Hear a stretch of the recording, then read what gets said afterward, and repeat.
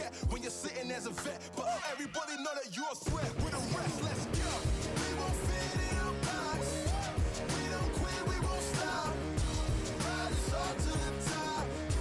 We won't fit in your, we won't fit in your, we won't fit in your box. No, we don't quit, we won't stop. No, ride us all to the top. Whoa.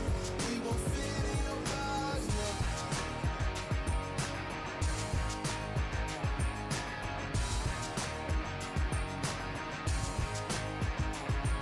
Look, I try to tell you we don't fit in your box. Why you try to box me and I got the key to unlock? I know the locksmith, optics, speak of the loss. I'm eating lobster, chopsticks, freaking the boss, you know. I'll never fit in where I go at. Ooh, boss talk like I'm Boaz. Ooh, why fit in when you know you can stand out still? They remember you more when you hand out deals. Let's go. We won't fit in your box. We don't quit, we won't stop. Ride us all to the top. We won't fit in your, we won't fit in your, we won't fit in your box. No, we don't quit, we won't stop. No, ride us all to the top. Whoa. We won't fit in your box. No. Don't box me in. I do my own thing. Spirit is right within. I got my own way. Violent is not within. Look at the way that I do my ops again. Oh, better let me loose. You know that I got the juice. Everything I got to do. Words that I speak out my mouth, I gotta move. Oh, oh, we can't fit in your box. We're too cold and you know.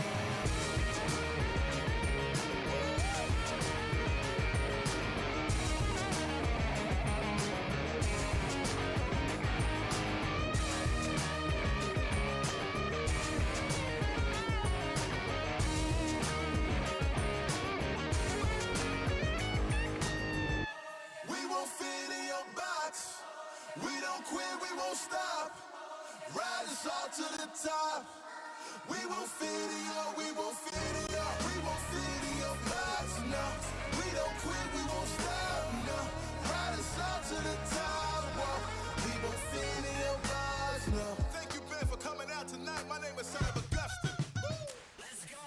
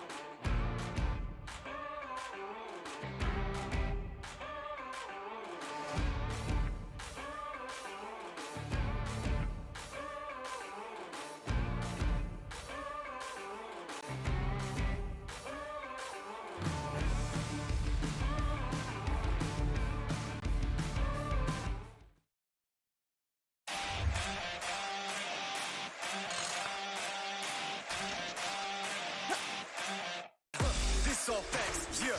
Where I came from and I can't go back now. Watch it all go black, yeah. Seen too much, can't forget about all that. It was really all bad. You don't wanna see the things that I seen, man. You should know that. And it's all facts, yeah. On top, we winning. That's how I'm living. Ain't no option, I gotta go get 'em.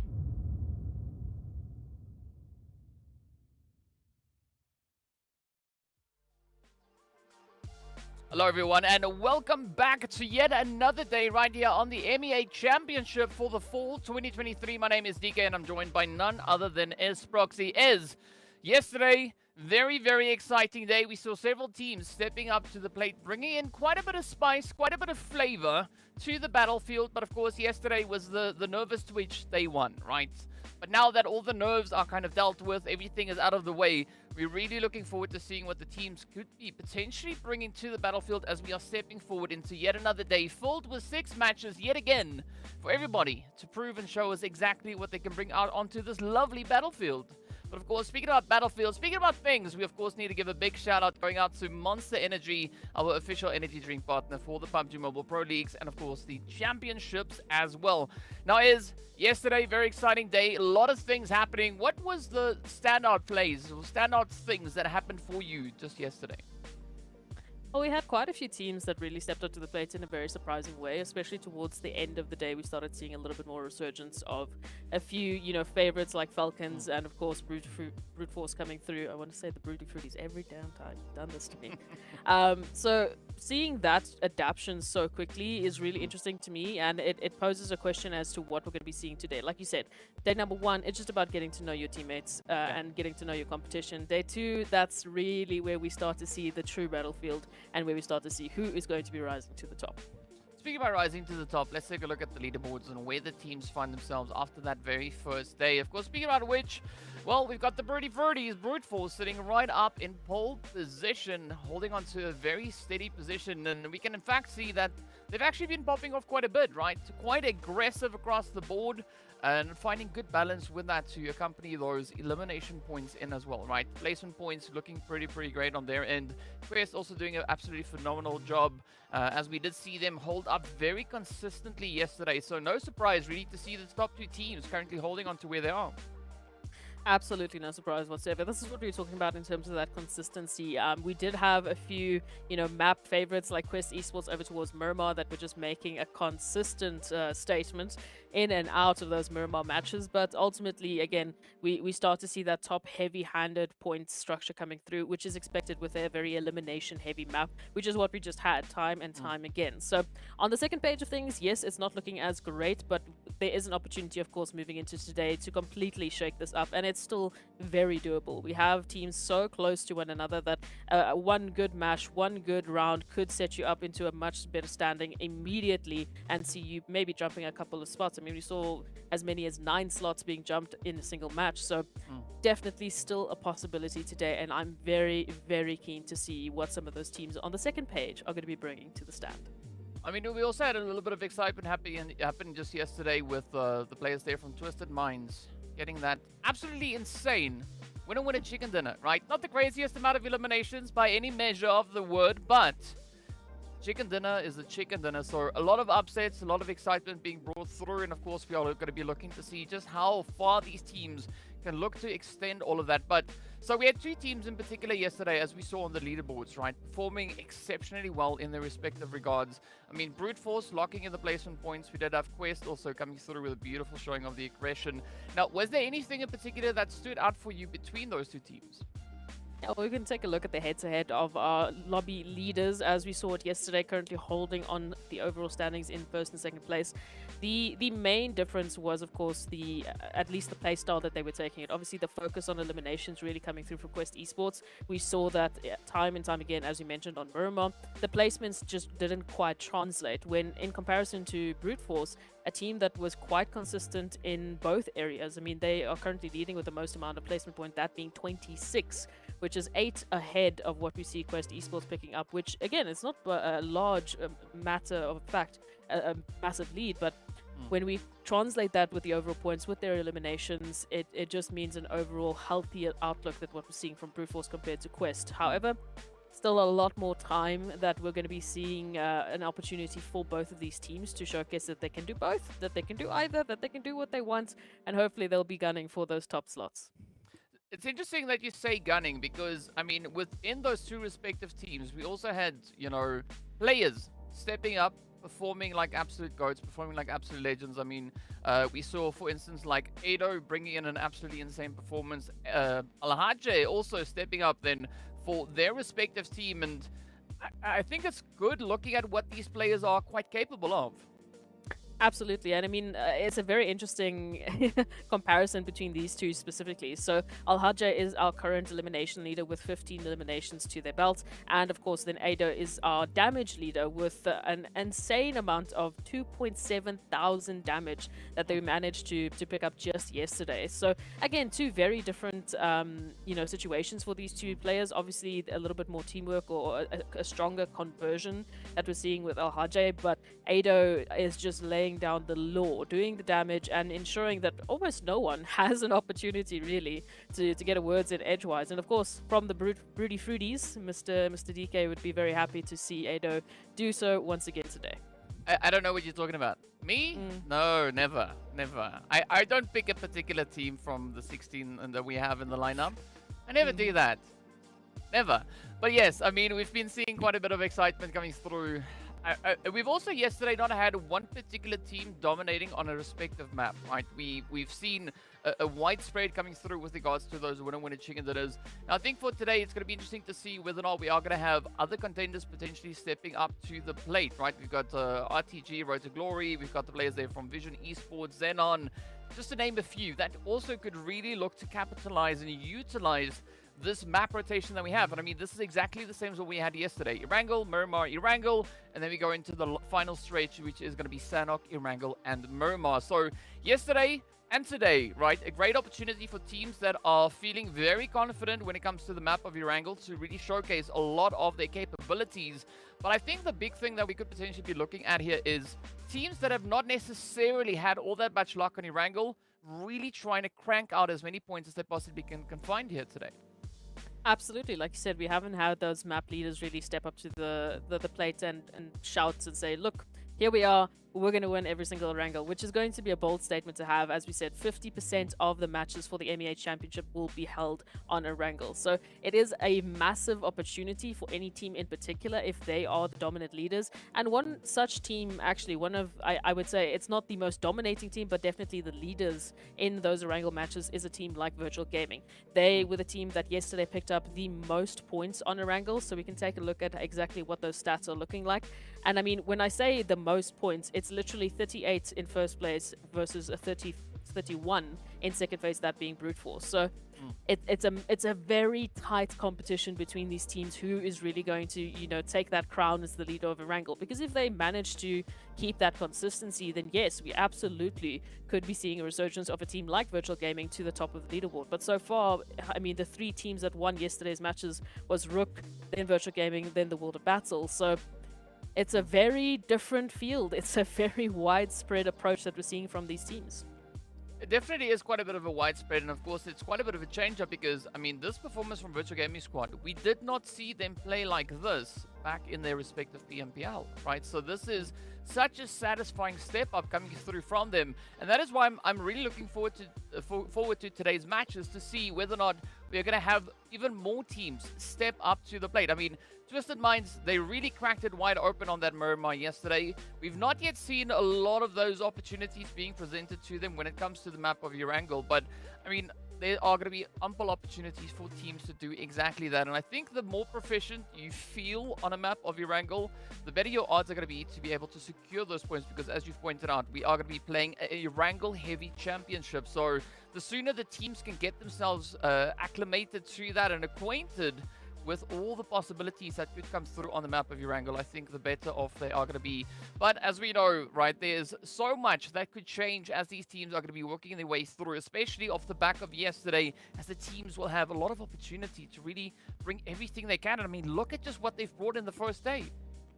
Absolutely. So, I mean, this is just a further talk about what we've seen so far across all of these insane maps, across so many games that we've seen already. It's been a stark reminder that the teams are really going for those eliminations. And just from that last map that we saw yesterday, of course being Miramar, you could see how difficult it has been for all the teams. I mean, look at the damage that Virtual Gaming were able to output compared to the eliminations that they were actually able to convert from that. Again, a very aggressive approach. Sometimes it can bring dividends, as what we can see with Brute Force, and sometimes it doesn't quite translate the way that you would want to. Even our Road to Glory, they had a bit of a tougher time yesterday really locking in those eliminations which does see that they don't necessarily get the points for all of their hard work and effort, but it does mean that they have the capabilities to make that happen. They just need those final couple of hits, and then they could be translating into massive points. But another interesting thing that that I'm also noticing is, we know GEEKAY obviously took the MEA Championship back in the spring split, right? But so far, currently, I mean, GEEKAY not necessarily sitting in the game, same kind of positioning as we saw them back in spring, right? Now, we find them positioned much, much further down that leaderboard, right? We got them all the way down in 13. So I'm a little bit curious as to what the approach is coming through from GEEKAY, because, I mean, last season, at exactly this point, they were sat in 5th position, right? Today, we find them in 13th, 8 slots lower. Now, is that potentially a strategy that they're looking to implement? Maybe, you know, keep something a little bit on the back burner, and then just when everyone thinks, okay, well, GEEKAY's not going to do it, then they just pop off and they just rip the whole lobby to pieces. Or is it maybe just an indication that the rest of the lobby has actually done a lot of, gone through rather, a lot of growth, and they've been able to implement so many different strategies as we've progressed from the Spring MEA Championship leading through Fall into this current championship? There's a lot of factors when you ask a question like that, because it's obviously quite a loaded question. There's many factors yesterday that we saw very obviously. I mean, the zones were just horrific, in all honesty. They really weren't a conducive opportunity for anyone yesterday to really showcase their true potential. Furthermore, of course, you are going to have teams that have stepped up massively with the break that they had moving into this MEA Championships. The prep, the VOD reviews that they've done, they will have changed their playstyle. They will have brought some surprises for teams and returning teams like GEEKAY Esports. But of course, day number one. It was day number one. The teams were getting used to each other. They were understanding, okay, this is the new framework that we're looking at. This is the landscape that we have to survive in and that we have to thrive in. So yesterday was information gathering day. Day 2, 3, 4. This is where we need to see that push coming through. This is where we need to see GEEKAY Esports or any other team that is in those second page from the 9th to the 16th really pack in those points as much as they can before the teams in those top slots start to run away from them. I think it's going to be quite important because, as we know, slowly but surely we're starting to run out of space. We're starting to run out of time. We're running out of the available points to come through. And, I mean, we did see that being pretty prevalent, you know, looking back at what we had coming with just within the finals of the PMPLs for the teams to get themselves into this position here. But of course, as we know, there's a lot of uncertainty and anything can essentially happen. And, you know, we're always trying to figure out who's going to be the next team to take a winner chicken dinner. Now, I think that is quite fitting because we do love to hear the feedback from the viewers as well. So head on over into the chat, write in the chat, tell us you vote and then the team, right? So let's say you vote for the Broody Fruities. You're going to say vote and then BF because, you know, it's the Broody Fruities and you think that they are going to be taking a winner chicken dinner, potentially even in this very first match of the day. So be sure to give your shout outs for your teams. Let's see if we can spam the chat. Not too much spam, but, you know, good supportive spam. With regards to the teams that you are going to be voting for. Let's see who's going to be receiving the most love. And of course, I'm pretty sure the teams are going to be quite appreciative of that, seeing all the support that they are garnering throughout, you know, this event. Absolutely. So please let us know in the chat who your favorite teams are, and if you want to get us a little bit more insight as to what you've been experiencing, what you've potentially been seeing that we haven't been seeing in the previous matches, then hit us up on the social media using the hashtag PMPL MEA Champ. Of course, you can take a look at YouTube, Facebook, TikTok to let us know your thoughts, and hopefully you can give us a little bit more insight as to what you think is going to happen today, who you think will be the next team to rise up on Erangel and potentially get themselves into those top slots. Yeah, and of course, as we know, only 4 slots available. So as we progress through today, we are going to be turning a little bit more of our focus towards the top 4 because, you know, we are approaching that line. We can see it off in the distance. We're not quite there just yet, but we are heading towards it, right? So also today's going to mark the halfway point. So I think whatever the teams haven't essentially been able to really utilize by the end of match number 6, they're really going to have to assess what the approach is and how they're going to be looking to play through those final 2 days. But as we know, anything can still happen. We could have a lot of surprises being presented across the board. And I think that is definitely something that I'm going to be looking forward to today, right? Because we've got our statistics from how the teams were performing in their respective PMPLs, how everybody performed in the previous MEA Championship.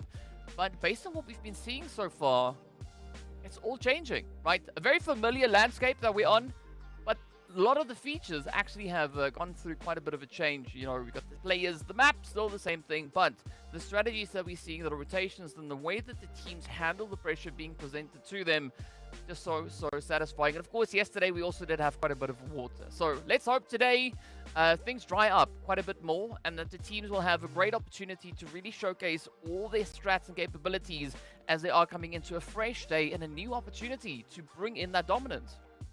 Absolutely. We also mentioned yesterday that immediately after those matches, we were expecting a lot of VOD reviews to come in, a lot of discussions between the team members to really delve into what worked, what did not work. I mean, for any of the teams that were playing that lost Miramar in an opportunity to potentially grab that winner chicken dinner, they're going to ask a lot of questions of how did Twisted Minds make that happen? How did we miss that? Why did we let that happen? And yeah, some tougher conversations than others. We saw a lot of 1vx clutches yesterday, individuals that were just stepping up to a whole different plate and being allowed to grab 3 to 4, eliminations just off of the bat. And that can't happen, not at an MEA champ stage. So I am going to be hoping to see a little bit of a tighter coordination from the teams today as we move through the maps. Of course, like we know, the rotations were horrible yesterday. It's not their fault that the map decided to go into the ocean. It happens. But moving into today, let's lock that down. Maybe there's a different drop site that we need to be looking at, maybe a different pathing. They have a little bit more experience now with that landscape, as we were talking about. And this is where it starts to get interesting, because those small changes, those small decisions that they're going to be making are going to affect those overall standings and are going to affect what we will be witnessing on the overall leaderboard. It's just a matter of who is actually going to make it happen first. And on that point, DK, I need to ask, obviously Brute Force is a potential favorite of yours, but is there any other team that you felt yesterday, you just have to admit it at some point, is there any other team that you felt had something left in the tank that we should be looking forward to today? Definitely, I would have to say RTG. I'd love to see something come through from them today, right? RTG, and I'm expecting a really good performance coming through from Virtual Gaming Squad, somewhere along our Erangels that we have here today. If it happens in the first match, amazing. But yeah, I'm definitely thinking it's going to be Road to Glory RTG looking to step it up, because, I mean, they were able to lock in our third highest tally with regards to eliminations on Erangel. So I want to see them build on that, but also secure a few more additional placement points to accompany that. Yeah, absolutely. For me, I mean, I'm right there with you. I'm right there with our top four, trying to see who exactly is going to be the leaders at the end of the day as well. Who's going to be grabbing that Erangel champion and hopefully leading the pack when it comes to that domination on this particular map, but also just what that second page of teams have in store for us. Like we mentioned GEEKAY, we mentioned NASR. I mean, especially with the show match we had with the fantastic zombie mode yesterday, we know that they are capable of picking up those wild elimination counts, and we've seen such great starts from them. Yesterday we saw a couple of pushes that they took that were really quite well executed. It's just those final few moments that unfortunately it went a little bit awry, that if they can lock that down today, we might have a completely different discussion. And of course, the Sly machine, I don't know, for me they are like the silent assassins of this MEA champ, because they just show up out of nowhere suddenly with 7 eliminations like it's nothing, and then they just continue. They also started cooking something very early on yesterday, so I'd like to see if they will be able to replicate that performance coming through into today. I feel like Slime Machine, they had like this stealth mode engage yesterday. Right. We can't They were see them. playing, they were there, they were doing things. You see it in the feed, you see it every now and again, and then poof, they just miraculously disappear. So I want to see them maybe look to capitalize on that ability a little bit more. Maybe there could be a little bit of something happening on that front. Because, I mean, they didn't exactly have a bad day, right? Really good day with regards to those eliminations. I just want to see them now use that strategy, specifically in a zone like this, to get themselves into placement point territory. Because we saw only 7 placement points coming their way. And I mean, comparing that to 24 eliminations, they just gotta balance it out. Absolutely. So it's again for all of the teams, we can pretty much say the exact same speech over and over and over. So it's so close, but there is a few adjustments that need to be made. There's a few small changes that could bring about a completely different result today, and I would love to see that starting today. But it's going to be up to the teams. We know it's not as easy as we make it sound. You can't just suddenly, switch on against some of the best in the Middle East and Africa region. So let us see what they will be bringing in store today. At least already we're starting off with a much more centralized zone. Well, I think the teams are going to be quite happy with this. This is going to be a great opportunity to really flex those capabilities. But, I mean, looking at the starting point, right, we've got GEEKAY, World of Battle, smack dab center. So if GEEKAY are going to be looking to make a bit of a bounce back, I think this could be a great opportunity for exactly that to come through. And, of course, speaking about our stealth mode squad, right, here we have them, the slime machine. I think it's actually quite fitting. A very sly maneuver, exactly like what the Fox would be. You know, you only spot them now and again when they allow you to see them. So I'm really looking forward to what Slime Machine could be bringing up here. But now it's going to be a looting phase. Everyone's going to be looking to get themselves properly set up and geared up. And, well, before they start moving forward into phase number 2. But Ez, where would you like to see the second phase move towards? For the second phase specifically, I really would favor a bit of more of a northern shift, just because we don't often go there as much as I would like. But alternatively to that, even just ahead to Potato Hill, because it's been so long since we've seen the likes of Potato Hill, it might just be a little bit of fun. It really does provide an opportunity for the teams as well to really get into those central positions. It is going to bring about a bit of a revenge in the works for a team like the World of Battle and GK, if that were to happen. But I feel like they could. I feel like they could hold their own. I feel like they could showcase a little bit of something today, especially the World of Battle after just such a late and surprising resurgence yesterday. It was really interesting to see. So I want to put them to the test, DK. I want to see if they can hold their own. Well, we're going to find out pretty soon whether or not they can hold their own, or maybe not just yet, right? And we've been seeing a very interesting approach coming through from the teams yesterday, but as we've already established, day number 2, all the nerves should be out the window. The teams now have a lot of information to utilize that they've been able to gather yesterday. So I'm curious to see exactly how they are going to be looking to implement everything that they've learned and how they're going to be looking to use all of that to take them that extra step further. For the time being, everybody is respecting their looting spots, right? We don't see any major hot drops happening, nothing out of the ordinary. But I'm looking forward to the point in which these teams start to rotate up. And speaking about rotations, of course, we do see the side of XENON starting to venture up a little bit closer towards that RUKH region. Yeah, just a little bit more of a split. It could be a very interesting one. Like we said, GK, of course, already in that position with their own 2-2 splits. So I'd be curious to see if they're going to tighten up and maybe go for a bit of a crossfire there. Depending on the timing of it all, XENON might just fly right on by, or we could see a bit of an oopsie happening there. But we'll wait and see. At the moment, everyone is just trying to get their loot up. And of course, information gathering is going to be the number one aspect that all of these teams will be going for. We know yesterday they picked up a lot of information on this specific map. I mean, they had three whole opportunities to do so. So right now, information is overflowing. I'm sure these teams have set up a concrete plan that is hopefully going to be bringing them some success. What's also interesting in terms of those positions, of course, we know Virtual Gaming was one of the few teams that we saw yesterday really capitalizing off of that military base island. And it worked out for them when we were heading there. This time around, of course, now it is time for rotation. So finally, we get a chance to actually see how those rotations are going to be going, you know, whether that east or western bridge is going to get a little bit of action, or if we'll just be seeing some quick rotations, nothing too wild, because Twisted has also joined Virtual Gaming on towards that military base island. Ooh. Yeah, I mean that could be quite interesting. I think at least for Twisted Mind, it is going to rely heavily on what Slime Machine are going to be looking to do, whether or not they're going to be hanging around in Malta or using the opportunity to get themselves situated a little bit further up in towards the zone. But as we return now back to the slightly more northern portion of the area, we can see the players there from RUKH Esports just starting to make their descent, moving out of Severny, approaching the zone. In the meanwhile, it's going to be GEEKAY looking to get right down to business. And they start with a bit of an opening play, reaching into the side there of XENON again, looking to just keep them at bay, right? Because both teams, they want to establish their compounds, at least for this time, until we see where the next phase is going to be taking us. Yeah, absolutely. They do have a lot more time now to just sort of gauge what the landscape is going to be looking like.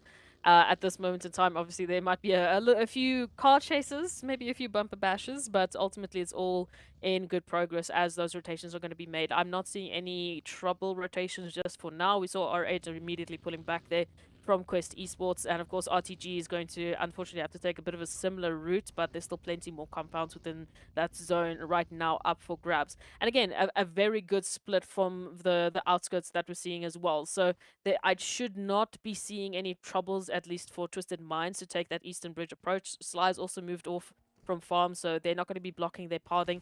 My only question is how Virtual Gaming is going to take that rotation, because if they will be joining Twisted Minds on the Eastern Bridge, again, a little bit of a potential action point there. Same for Falcons as well. A bit of a later rotation once again, because they obviously do favor the side of Promosk, but no trouble immediately what we'll see as soon as they get into the zone. It's only a little bit later that things will start to get a little tight. Yeah, I mean, as we can already see, um, Twisted, they've made a successful rotation across from that military base. Now it's going to be up to Virtual to see how they will be looking to play their hand. And of course, the Falcons doing the usual thing, just winging it in the back there, hanging around, waiting to see where the zone is going to be taking us. And, well, we can see it's now centered up in between School and Ooh. Pachinki. So a very favorable setup coming through here if we look over towards Enigma Galaxy and potentially even the World of Battle. But it is going to require a heavy defense. As you can see, a mass migration now heading right up towards them. Yeah, this this is going to be quite the interesting one. So, like we said, there wasn't really going to be a concern for the likes of Falcons and Twisted Minds. However, a little bit of a delay, and now this shift, we might see a lot more teams really favoring that southern portion of the zone, since that's where the few bits of space are still left. Already a bit of a clash there between Quest Esports and R8, resulting in R8 unfortunately losing a member almost immediately. So we'll have to wait and see. I'm expecting a lot more of the shoulder-to-shoulder rotations, just resulting in a few potential clashes. Hopefully nothing too major, because this is really where the team started to struggle yesterday with those last-minute rotations. We saw some trouble, so I'm liking that we're already seeing a lot more of a structured approach. Yeah, I have to agree with you on that one. And already we do see R8 facing a very similar approach to what we had from them yesterday back in the very first match. Oh, shame. Oof, as they are already one player down. So this might not necessarily cause too many problems for them, but it's not ideal, right? They want to try and keep those numbers up as best they can. And of course, surprisingly, we do see Pachinki looking quite vacant. So there is an opportunity for R8 to try and find some semblance of a bit of a, fortification. But they have to be quick about it, because RTG starting to move in as well. So they won't have all the luxury available to them for much longer. No, not so whatsoever at this point in time. Again, quicker rotations are going to result in some of those potential opportunities to gatekeep those better positions. But we'll have to wait and see how those resources are going to be working up. We already see NIGMA Galaxy picking away at GEEKAY Esports, so a lot of that action is happening towards the closest center position. And again, the fight for the center is always a little bit spicy, as everyone wants to try and get their best possible positions into that next phase. Falcons here towards that western side, also just managing to get themselves in zone right behind the likes of Vision. I would just want to make sure that hopefully they are going to be keeping a tight-knit rotation, because of course Quest is not too far off, also looking for that information or an opportunity to pick a little bit of a fight against Vision.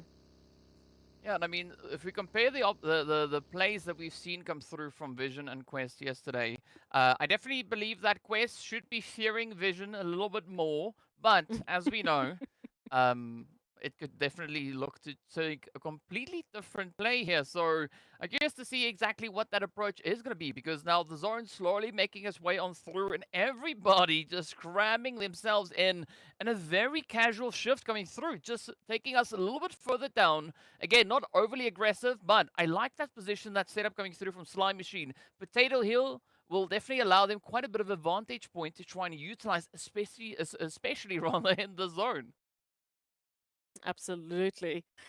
Well, let's take a look at this one. We are starting to see a few votes also come in for your favorite teams, so please remember to tell us exactly who you think is your favorite team, or who you think potentially is going to be taking it all. And remember to type vote with your team tag to let us know. We'll probably display some of those results a little bit later on. Already now, the world battle holding on to these beautiful, beautiful apartments, and Clear, well, they're going to just be seeing a few nades heading their way. Immediate rotation now is going to be triggered for them. Hazem is going to be backing off just for the moment, so they will have that opportunity to hopefully get on by quickly. It does look like they're also going to try and get a little bit of aggressive, get immediate oh, there we go. Immediate revenge for that one little nade. How dare you, sir? How dare you? I mean, they weren't even compartmentalizing anything at this point, right? They were just letting it all loose, just ripping into the side there of Hazem, and the World of Battle are going to have to fight their own few battles as, again, they're holding on to a little bit more of a northern approach, but they still have RUKH Esports within the vicinity, so again, a lot of caution needs to be applied here, but as we jump straight over into the lovely Pachinki, Quest finding themselves in a very similar predicament here. I mean, NIGMA Galaxy just trying to lock down the defensive angles. Yeah, it's going to be a bit of a fun one already. Just a few cheeky peeks that we're seeing coming through. Even Lazy Lion sticking around just to get a little bit more information here from Quest, which is going to be quite a bit of fun if they do actually action some of this information. But an immediate callback has been sent there by XENON, so they're going to be giving up that space while we wait to see what's going to happen here between Quest, Enigma Galaxy, and potentially Vision should they choose to get involved. Already, the brute force, the broody fruities, making a bit of a later rotation from that eastern side. Also something different than what we saw yesterday. We obviously know that yesterday they were opting in for more of a northern approach, even with those zone shifts coming through. This time, obviously opting for that eastern approach. So, again, these small little adaptations are so exciting because we have no idea how exactly they are going to affect that overall leaderboard when we get to the end of it. Ooh, yeah. Yeah, I mean, Brute Force holding on with a slight little smidge of a lead, as we can see at the top of the screen there as well. So it is going to be quite important for them to find the success they need. I mean, they're performing quite well in yesterday's Erangel, so they have already established quite a bit of a foundation to build off of moving forward into today's. Well, let's see, as things could start to shake up, we do see XENON also exploring a little bit around that Potato Hill. Slime Machine pretty committed, and now we are going to be venturing right down into the Pachinki fields. I mean, this is going to be quite a bit of a setup, but I like the approach coming through from XENON, really trying to set up a bit of a preemptive angle. Preemptive angle, just try and set up and get ready for the onslaught that is going to be all of these teams desperately rotating into the action. We can see already Muhammad just trying to get in before that car goes boom. But shots after shot, it is not going to be an easy rotation. Taking a look at this now, I mean, that zone shift just slightly towards the west is really going to favor the likes of the World of Battle, who've just made such a mad dash. But again, at the unfortunate loss of a few members, so it's not going to come easy to them either. We also have to take a look at what R8 will be bringing to the table. Enigma Galaxy in a fantastic position right alongside Quest Esports, so plenty more opportunities. Already NASR, ooh, trying to take on the silent assassins themselves in the form of Slime Machine.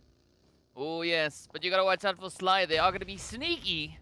As you can see, a great opportunity for a lot of that utility usage now to come through. But as we know, NASR, no strangers to a little bit of a challenge, as both teams are very well secured within the zone. But I think the team here to watch could potentially be the side of Clear Vision. I mean, they could hear all the noise and come through to inspect. But speaking about inspection, it is going to be RUKH Esports now also looking to play a bit of an upset here. They really have NASR pinned down, and now Busher getting traded as Sly and the rest of the teams start to approach the region. 4 teams now fighting for control of the lovely Potato Hill, and this is going to be quite a bit of a blood fest that we have right here. DBS is of course coming through, but Default going to get dropped right down onto their knees. Now Slime Machine going to try everything they can because they need to get themselves out of this pincer position. Oh, it is just pain. It's only pain, DK. There's only more pain to come through. I am glad that we got to give a little bit of love to Potato Hill, so hopefully we'll be seeing the teams really utilizing that opportunity here. Right now, all I see is damage numbers just flying up high. I thought yesterday was violence. Today is a whole different level of violence, and I'm here for it. Absolutely. Slime Machine now feeling the brunt of the action here. Brute Force taking a quick jump right on by. Unfortunately, it's not as easy for them to get into the zone right now. Very difficult situation. RUKH Esports also feeling the brunt of the action as NASR of all teams are finally stepping up to the plate. Loving this aggression from them, but they still need to get that final confirmation and then hopefully get that loot back up, get those HP bars back up as quick as possible. Oh, it's going to be a tough one, but as we can see, Fashe also now just narrowly escaping the initial pressure, but down they go as Evo Station locks it in. RUKH Esports also now going to be feeling a lot of that heat. NASR finding momentum, just digging deep and pushing forward, but now it's going to be reliant on Spec and the rest of their survivors to clutch it out. J7 not looking too great, and there we have it. Oh, Neos! Third party supreme as the Broody Fruity swoop on in, closing up the whole position here. Now they have possession of Potato Hill, but of course GEEKAY, right? They are not going to pass on an opportunity as we can see them coming through, and of course Santa looking to start a bit of a fight here. A bit of a fight indeed. Now let's take a look at that zone. Ooh, a bit of an interesting move. Now we still have a few of those compounds towards the southwestern side. So NIGMA Galaxy, they can still relax just for a little bit of a time being, but all those teams towards that eastern side, they need to get a moozy on and get themselves into the zone. R8 in particular, very open opportunity, a very open landscape that they're going to be finding themselves in. So I would be very concerned how they're going to hold those angles, especially with the rotations that we're going to be seeing from GEEKAY and of course Brute Force coming through from that eastern side. Yeah, I mean, these angles, DK, the cover is not so great, so it's going to be a very tough fight for the teams if the zone continues to center up in its current position. Yeah, but I think more specifically on towards the side here of Pachinki, NIGMA, Quest, Falcons, they've got a nice setup. Vision going to have a pretty tough time rotating out of this church, getting themselves repositioned back into a little bit of safety. And of course, XENON could potentially be one of those teams looking to apply that pressure. But fortunately for Vision, they are instead going to be looking to dip through Pachinki itself. Now, this is where they put themselves in a bit of a vulnerable spot, because it could be either NIGMA or Quest or the Falcons that are going to be looking to just lay into them, all dependent on how they rotate through that whole entire region. Very interesting position here now. Falcons White are going to be greeted by a nice little bit of a neighbor situation here from Twisted Minds. But P6, come on, we know what P6 can do with those nades. You do not mess with that man and a grenade. It is just asking for a lot of trouble. Well, let's see. Well, we see AZ maybe getting rescued by the rest of Twisted. I mean, a beautiful step up so far coming through from Twisted, already sitting with those 2 eliminations. And that is essentially what they had secured yesterday, all the way up to the very last match. But now, Falcons going to be looking to stop them in their tracks as they do deal quite a bit of devastation. Twisted, though, getting sent away in 11th place. Again, walking away with those 2 elims up. Now, GEEKAY and the side here of the Broody Fruities, Brute Force going to be looking to defend their honor up towards the north. I love this contention, the congestion coming through here. It is resulting in quite a bit of a share coming through with the lead. But XENON, a very held back play, very reserved, just waiting in the wing for Brute Force and GEEKAY to kind of conclude their whole altercation. Ooh, a lot more damage moving in as well. We can see that elimination feed just popping off left, right, and center. And it's not going to stop anytime soon. That zone continues just to apply so much pressure here to the teams. We can see even for GEEKAY Esports, I mean, they were looking so strong with that rotation, that 2-2 split.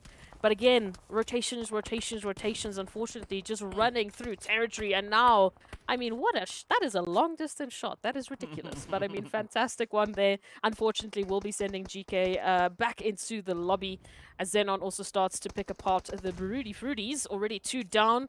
Ooh, but a nice return onto Marshall might make this a bit more... Ooh, potentially a third? Come on. Oh, yes, there we go. Senke is down, but there we have it. XENON crossing off the side of Brute Force. At least, though, 9 eliminations as they get sent back in 9th place. Love it. I mean, what a performance. But XENON just holding up so strong. Sitting with 7 eliminations.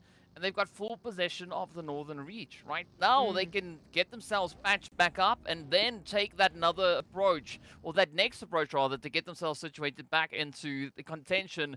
But meanwhile, as we look a little bit further down on towards the southeastern side, it is going to be RTG and Virtual Gaming Squad, both teams trying to pick up whatever they can find, but it does seem like Virtual are instead prioritizing their positioning, trying to get themselves just crammed up into whatever space they can find.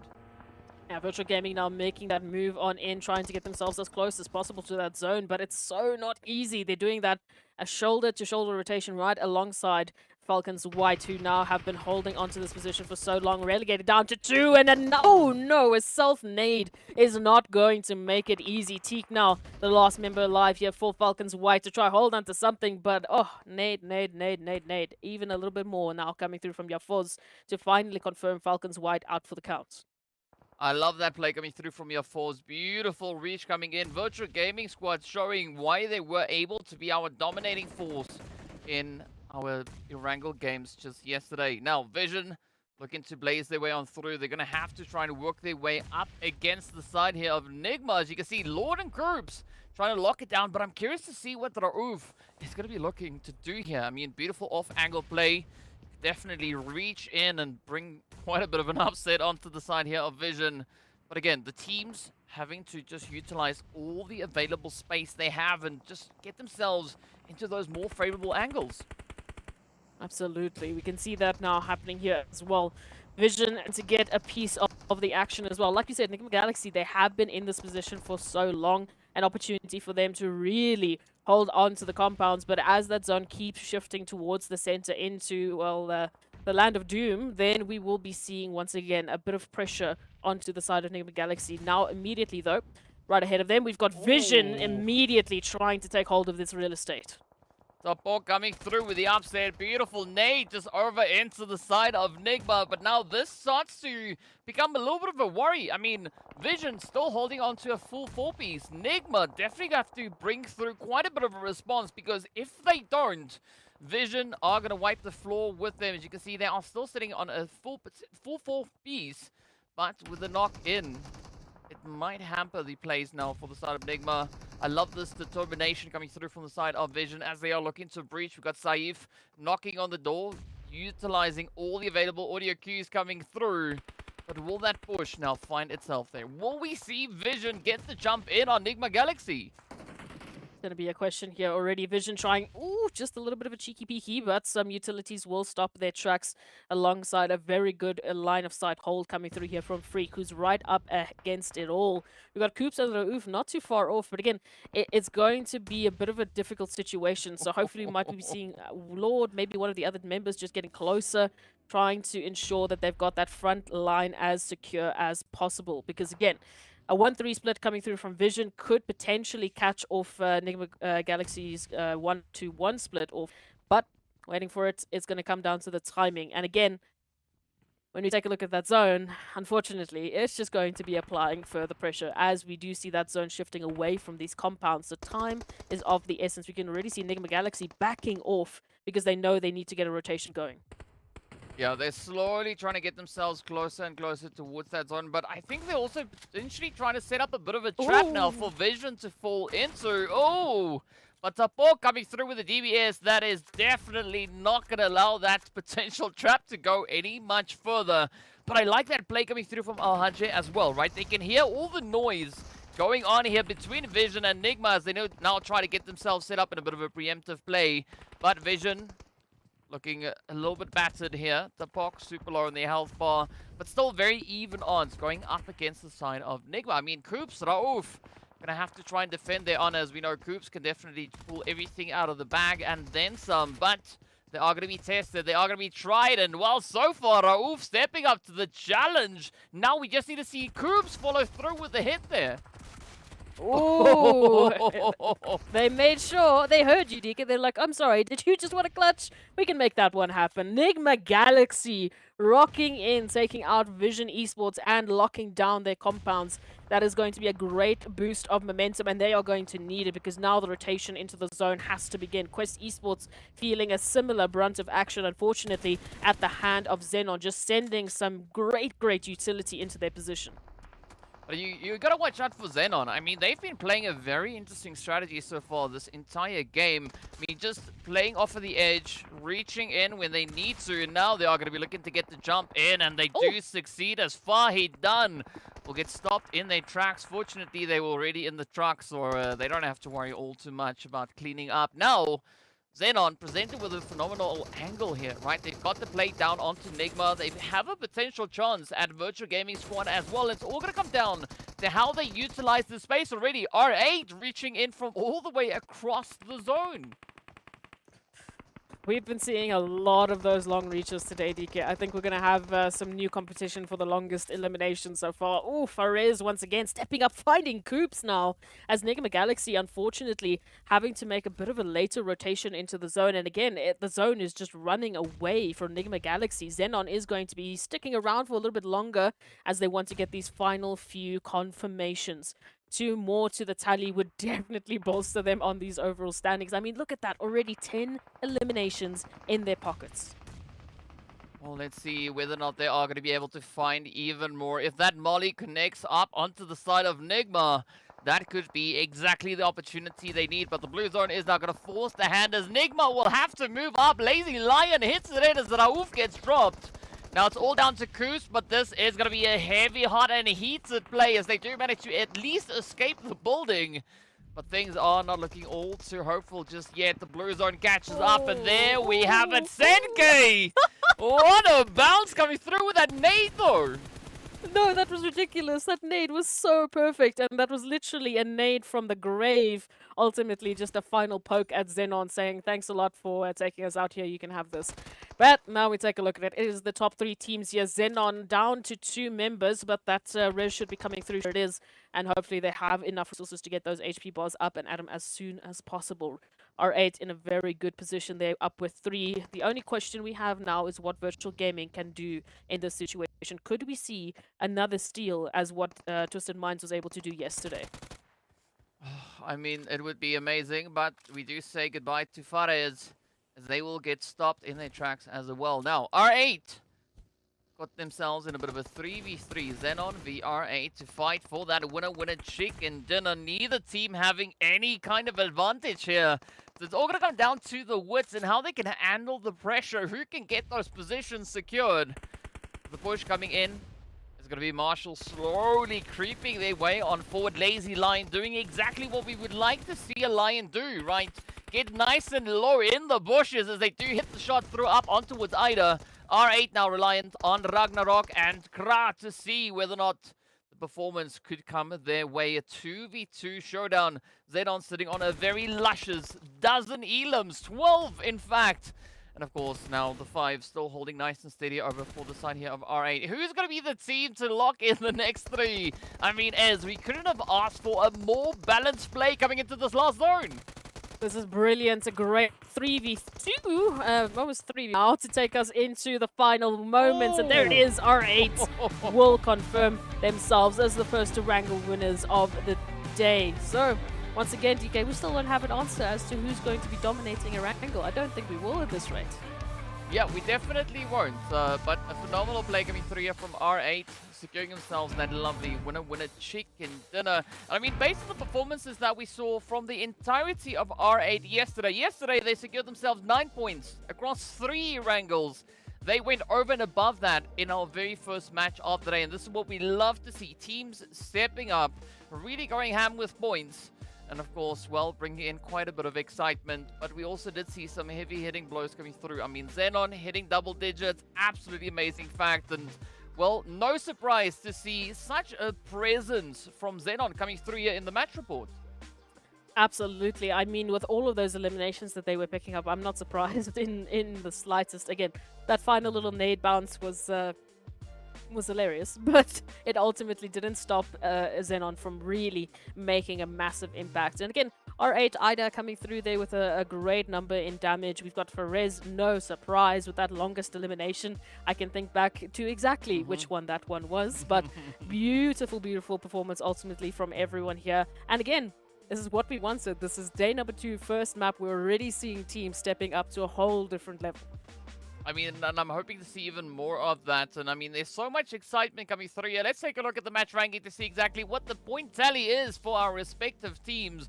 And of course, no surprise, right? R8 picking up those 8 eliminations along with the lovely winner Chicken Dinner does put them on a very comfortable 18 points. But XENON also then on 18 points.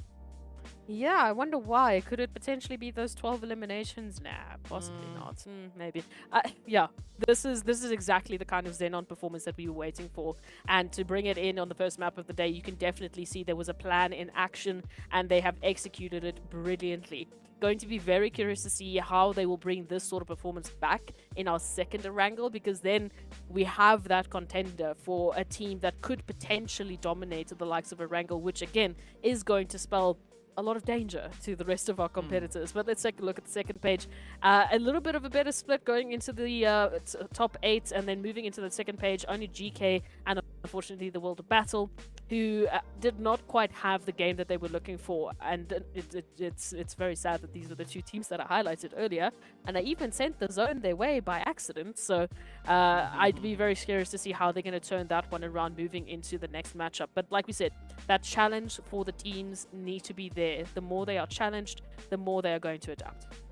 Yeah, I mean, GEEKAY still kind of playing on a very similar strategy from what we saw in the previous MEA Championship. So I can't necessarily say based just on the first match that I'm worried about GEEKAY, but we're definitely going to be looking to see them up the ante because, I mean, as we all obviously know, they won the previous championship, but we are going to be looking quite carefully at these teams to see whether or not they'll be able to improve the performances that we've seen previously.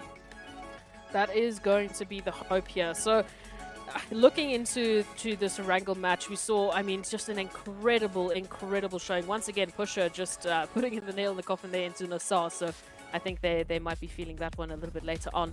Moving on into some of the other moments we saw, FALCONS did so well holding onto these compounds in Chinky. Again, I think if NIGMA Galaxy weren't the nail in their thorn, or I believe it was actually Virtual Gaming, we could have been seeing a very different approach for them, but a lot of action all the way around, and this is what I was highlighting as such a violent Erangel. My goodness gracious. I mean, we had so many third-party fights constantly going on, and it was just really good to see how the teams were handling all of these difficult situations just time and time again.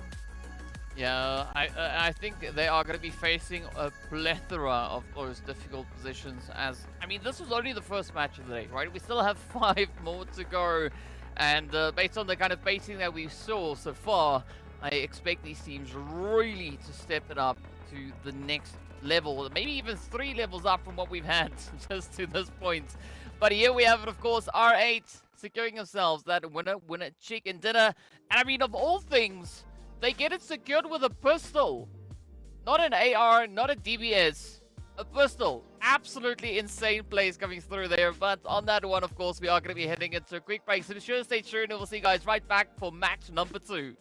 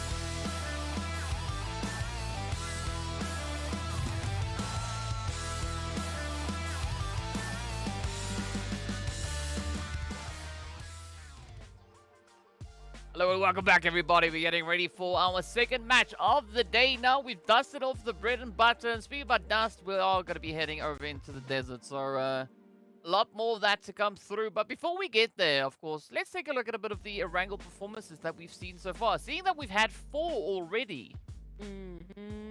So it starts, like we said, it's starting to paint a little bit of a better picture for us. I mean, moving after that incredible last Erangel, it's no surprise that we're seeing XENON move up in as the top 3 best performer over towards Erangel. So definitely starting to see some of that consistency. Virtual Gaming still holding on with those damage numbers, however, but there is a story starting to build as to who we should be looking for when we jump onto our relevant Erangels throughout the day and, of course, throughout this week. So very curious to see what we might be seeing change, whether or not RUKH and RTG can actually make a resurgence once again and hopefully climb to the top of the rankings. Well, we'll have to wait till the next one, but of course, what we'd love to hear in the meanwhile, while we get ready for our second match of the day, is who you are supporting. So be sure to put the word vote followed by the tag. Right, so either BF or Clear or FLCN or GEEKAY or, you know, pick a team. RUKH, that's easy because their name is their tag. Very simple. But of course, well, you can add in your vote. Pop it in the chat, right? If you're here to support NASR, tell us vote NASR.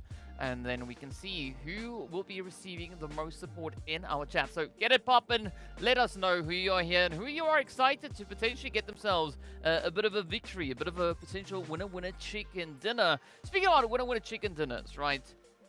What would your vote be for the team to pick it up in this next match? Ooh, in this next match, I mean, we have to give a little bit of love over towards Quest Esports. Yesterday, they definitely were the leaders on Miramar. I definitely want to see if they're going to be able to make something happen again. I also... you're putting me on the spot here.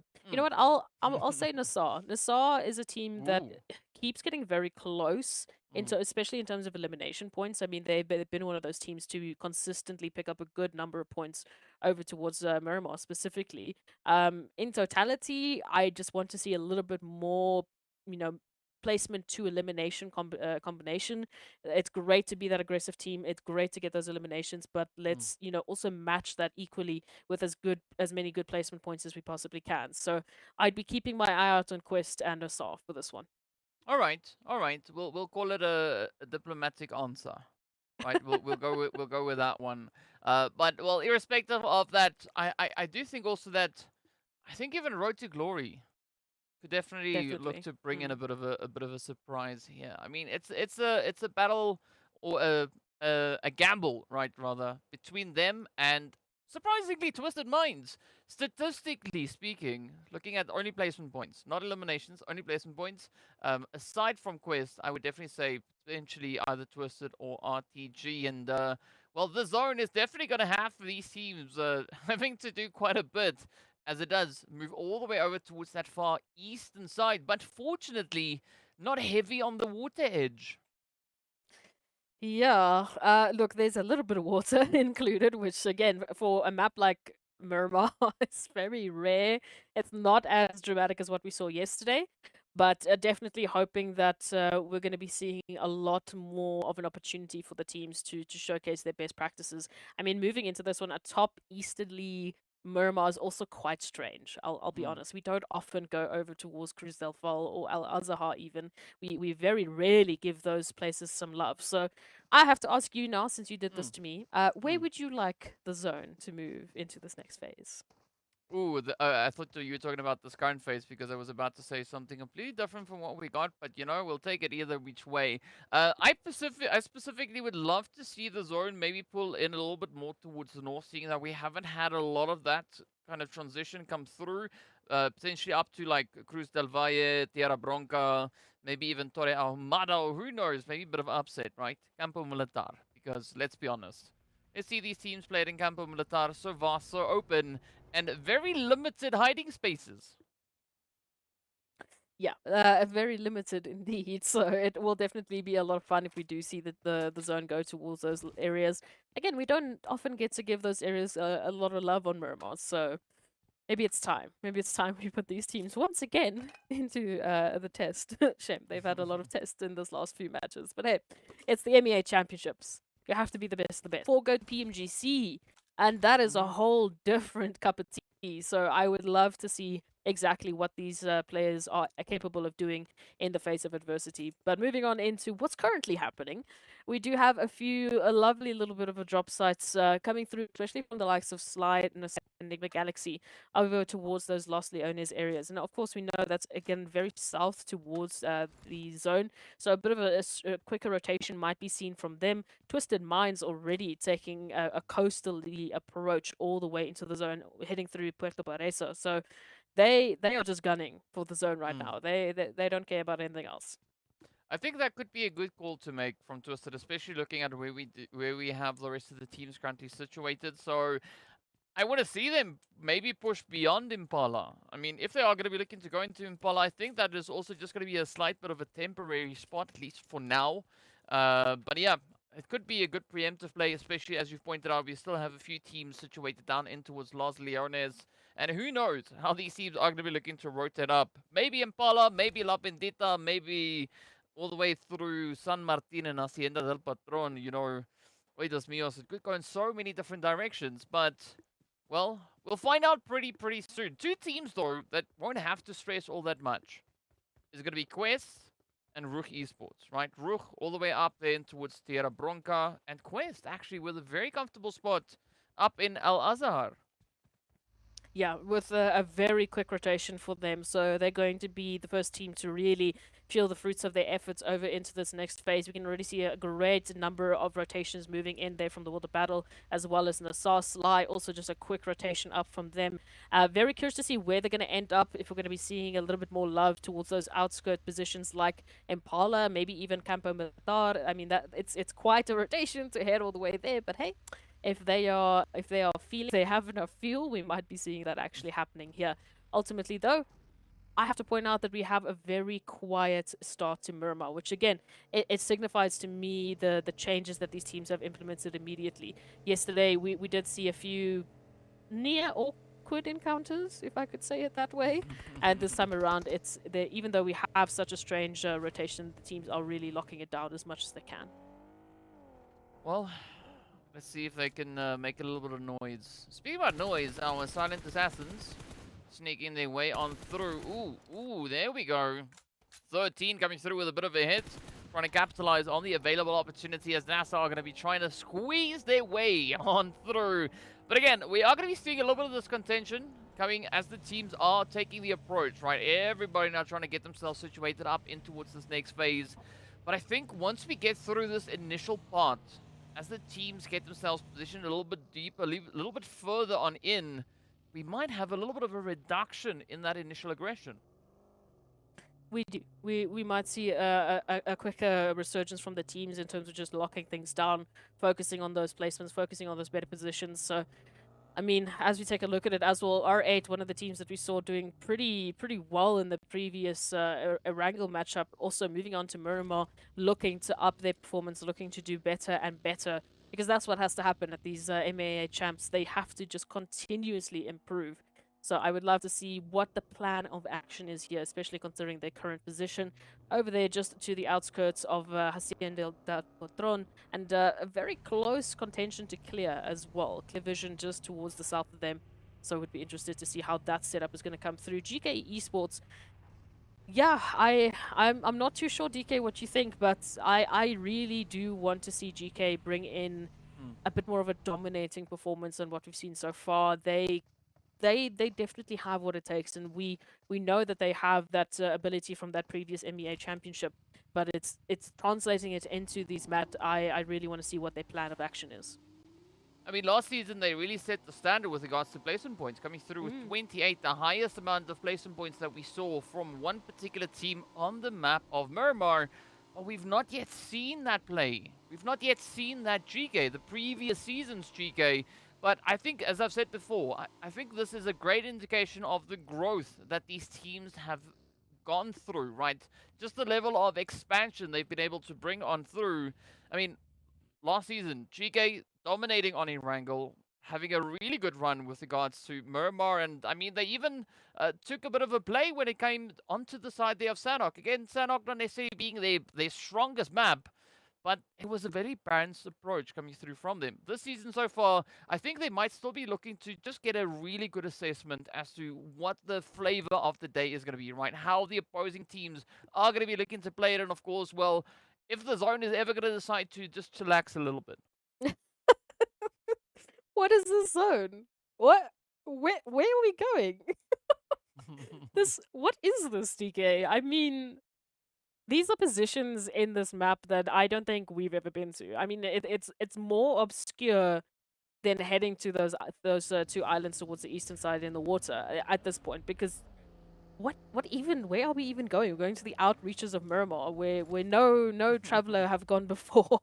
But yeah, absolutely, this is a very interesting situation that the teams are going to be finding themselves, as you mentioned, GK included. So it will be up to them to translate this strange rotation into a win. I mean, this terrain, once again, very similar to yesterday, is going to be quite a challenge when the teams are going to be taking those eliminations. We do have that very flat expanse over towards the northeastern side. You can see just towards the northeast of where NASR currently find themselves, there is that gigantic flat expanse. If we do see the teams heading towards those areas, we're going to have an all-out brawl for supremacy and for getting the best positions, because there's not a lot of cover in those areas.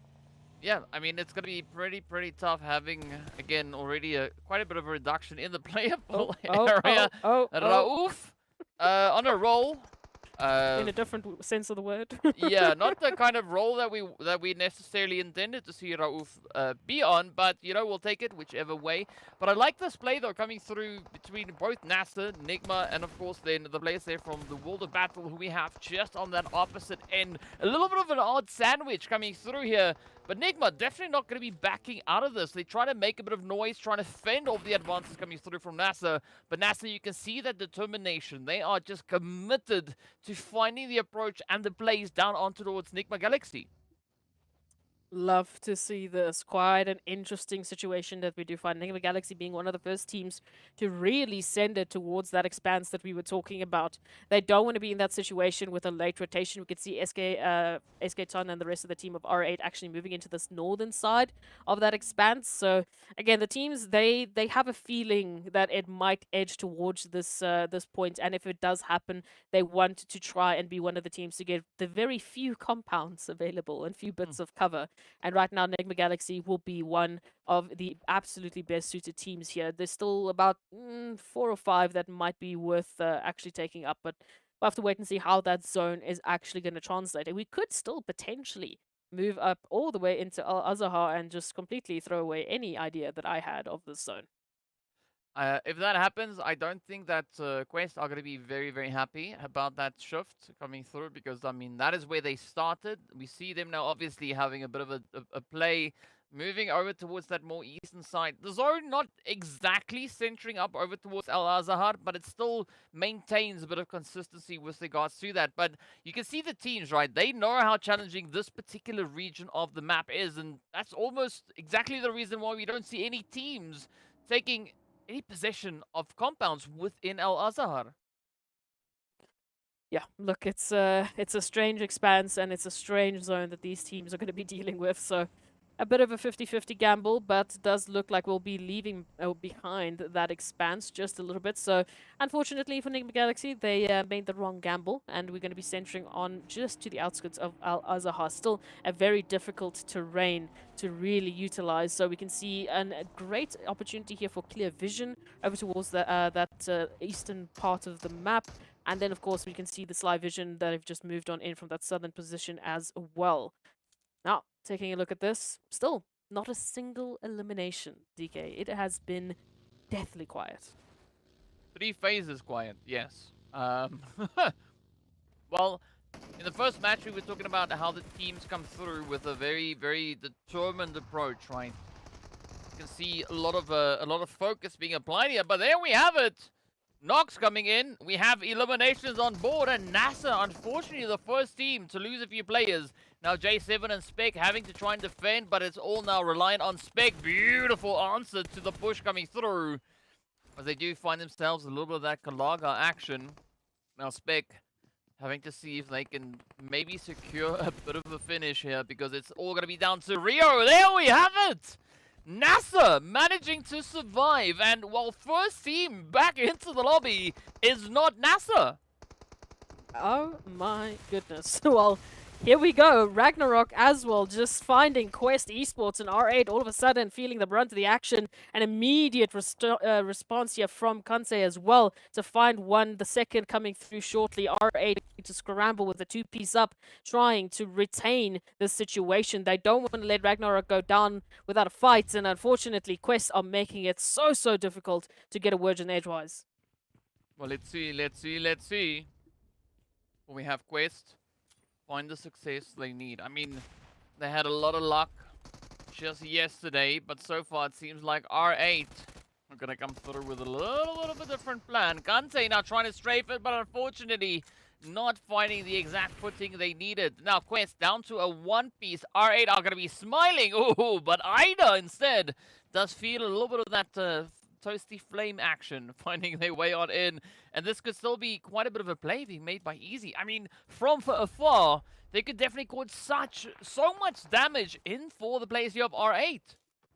I think they definitely would love to get some damage into R8 just for the revenge of taking their teammates.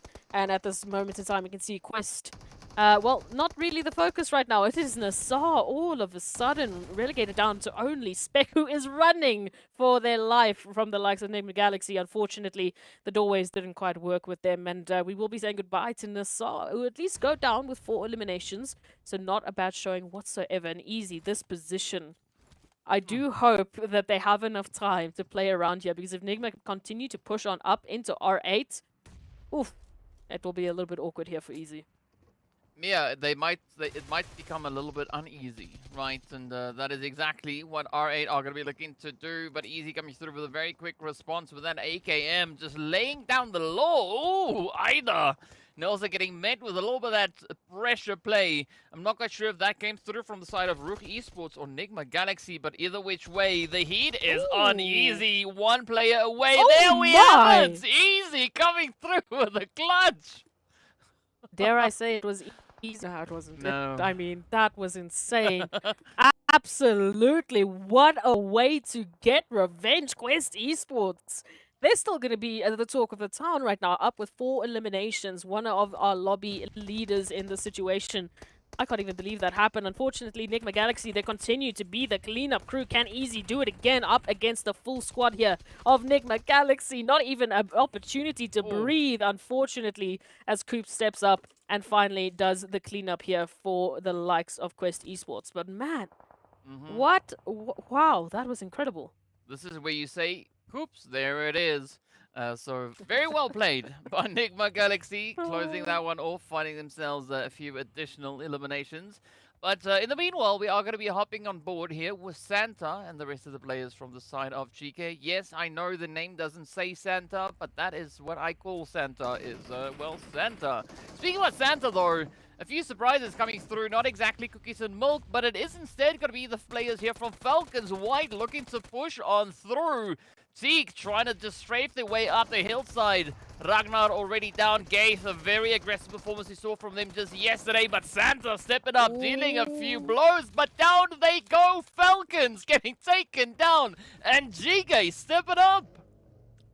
I am unaware. I'm unable right now to analyze any of these fights. None of these make sense, but alright, here is the step up. GEEKAY picking up 4 eliminations once again. No time to rest. The World of Battle immediately going to pounce that opportunity for a third party. Nade being sent out. No connection just yet. We see one going down. An immediate return from the rest of World of Battle as Hope steps on into the action. But Mohammed is doing the amazing work that they needed to do. The World of Battle picking up 4 eliminations. Ooh, nearly a second with a roll across slide. Mohammed! What on earth? What on earth is going on here? I mean, the World of Battle just strolling on into the side. You can't script this at all. You can't actually put these teams in a better position. No, I don't think anyone can be as creative, you know, to come up with something like this unscripted. This is just absolutely phenomenal. These teams taking things to unseen levels. Now, speaking about unseen, that is exactly what Rauf wants to be as they quickly make a hasty retreat, just looking to reposition themselves back into a little bit of safety, as we are going to be looking at a Another slightly southernly focused zone coming through. So for NIGMA and Twisted, neither team having to move all too much, right? They're already essentially positioned within this next phase. Essentially, yeah. So we do have to give a little bit of a question mark over towards Twisted Minds. Already one knock coming through. Enigma Galaxy still not making it easy for anyone to move up into this territory. We've already got Freak as well that are securing the compounds there for Enigma Galaxy should they need to rotate on back. So right now, that 3-1 split, it's just about a pressure, maybe even gatekeeping some of the teams. Going to just take a bit of a replay into this ridiculous. And I'm going to reiterate, ridiculous clutch coming through from Easy to pick up those 4 eliminations. I mean, just absolutely textbook. I mean, but this was chain fighting at its best, right? We had team upon team upon team just rushing into the same compounds. And speaking about rushing into compounds, that is exactly where Rami now finds themselves as they do await the cavalry to help fortify the push here. But they got to be careful and very, very swift about it because as we can see, Brute Force taking approach coming through from that northern side. And the moment they start making noise, Adar is going to pull up that handbrake and just pull into the fight. Let's take a look at it. Vision now in the compound here alongside RUKH. We know RUKH, they've had a bit of an inconsistent day yesterday. Started off so strong. And then they are still looking for a resurgence in that ability. XENON as well. Fantastic previous matchup. Looking to once again just get a few more points. But NIGMA Galaxy have been the talk. They have been the cleanup crew. Time in and time out. And now applying that pressure over towards Twist. AZ going to be going down almost immediately. Only one member remaining to keep Twisted Minds in the action. And it's almost as if it's textbook perfection. NIGMA Galaxy, they are not letting anyone buy them. And it looks like they found their next target. Yeah, one down, one more to go as they're now going to be taking their aim over onto the side here of Slime Machine. A very emboldened NIGMA. I mean, I love this play coming through here from them. But now, let's see how that is going to translate into the remainder of this match. Meanwhile, the Brute Force squad now taking quite a bit of a spread. Starting to encircle RUKH as well as Vision. This could be quite the strategy. And I'm not quite sure whether or not Vision or RUKH are even aware of Brute Force's whereabouts. Let's take a look at this now. Eugene just spotting on out, trying to get a little bit more information. Going to be a very interesting situation here. These are the only 3 teams we have towards this northern side. And again, the cleanup crew in the form of NIGMA Galaxy, Coops in particular, is just not leaving anyone alone. Getting a bit more information on Sly before moving up into joining the rest of the team.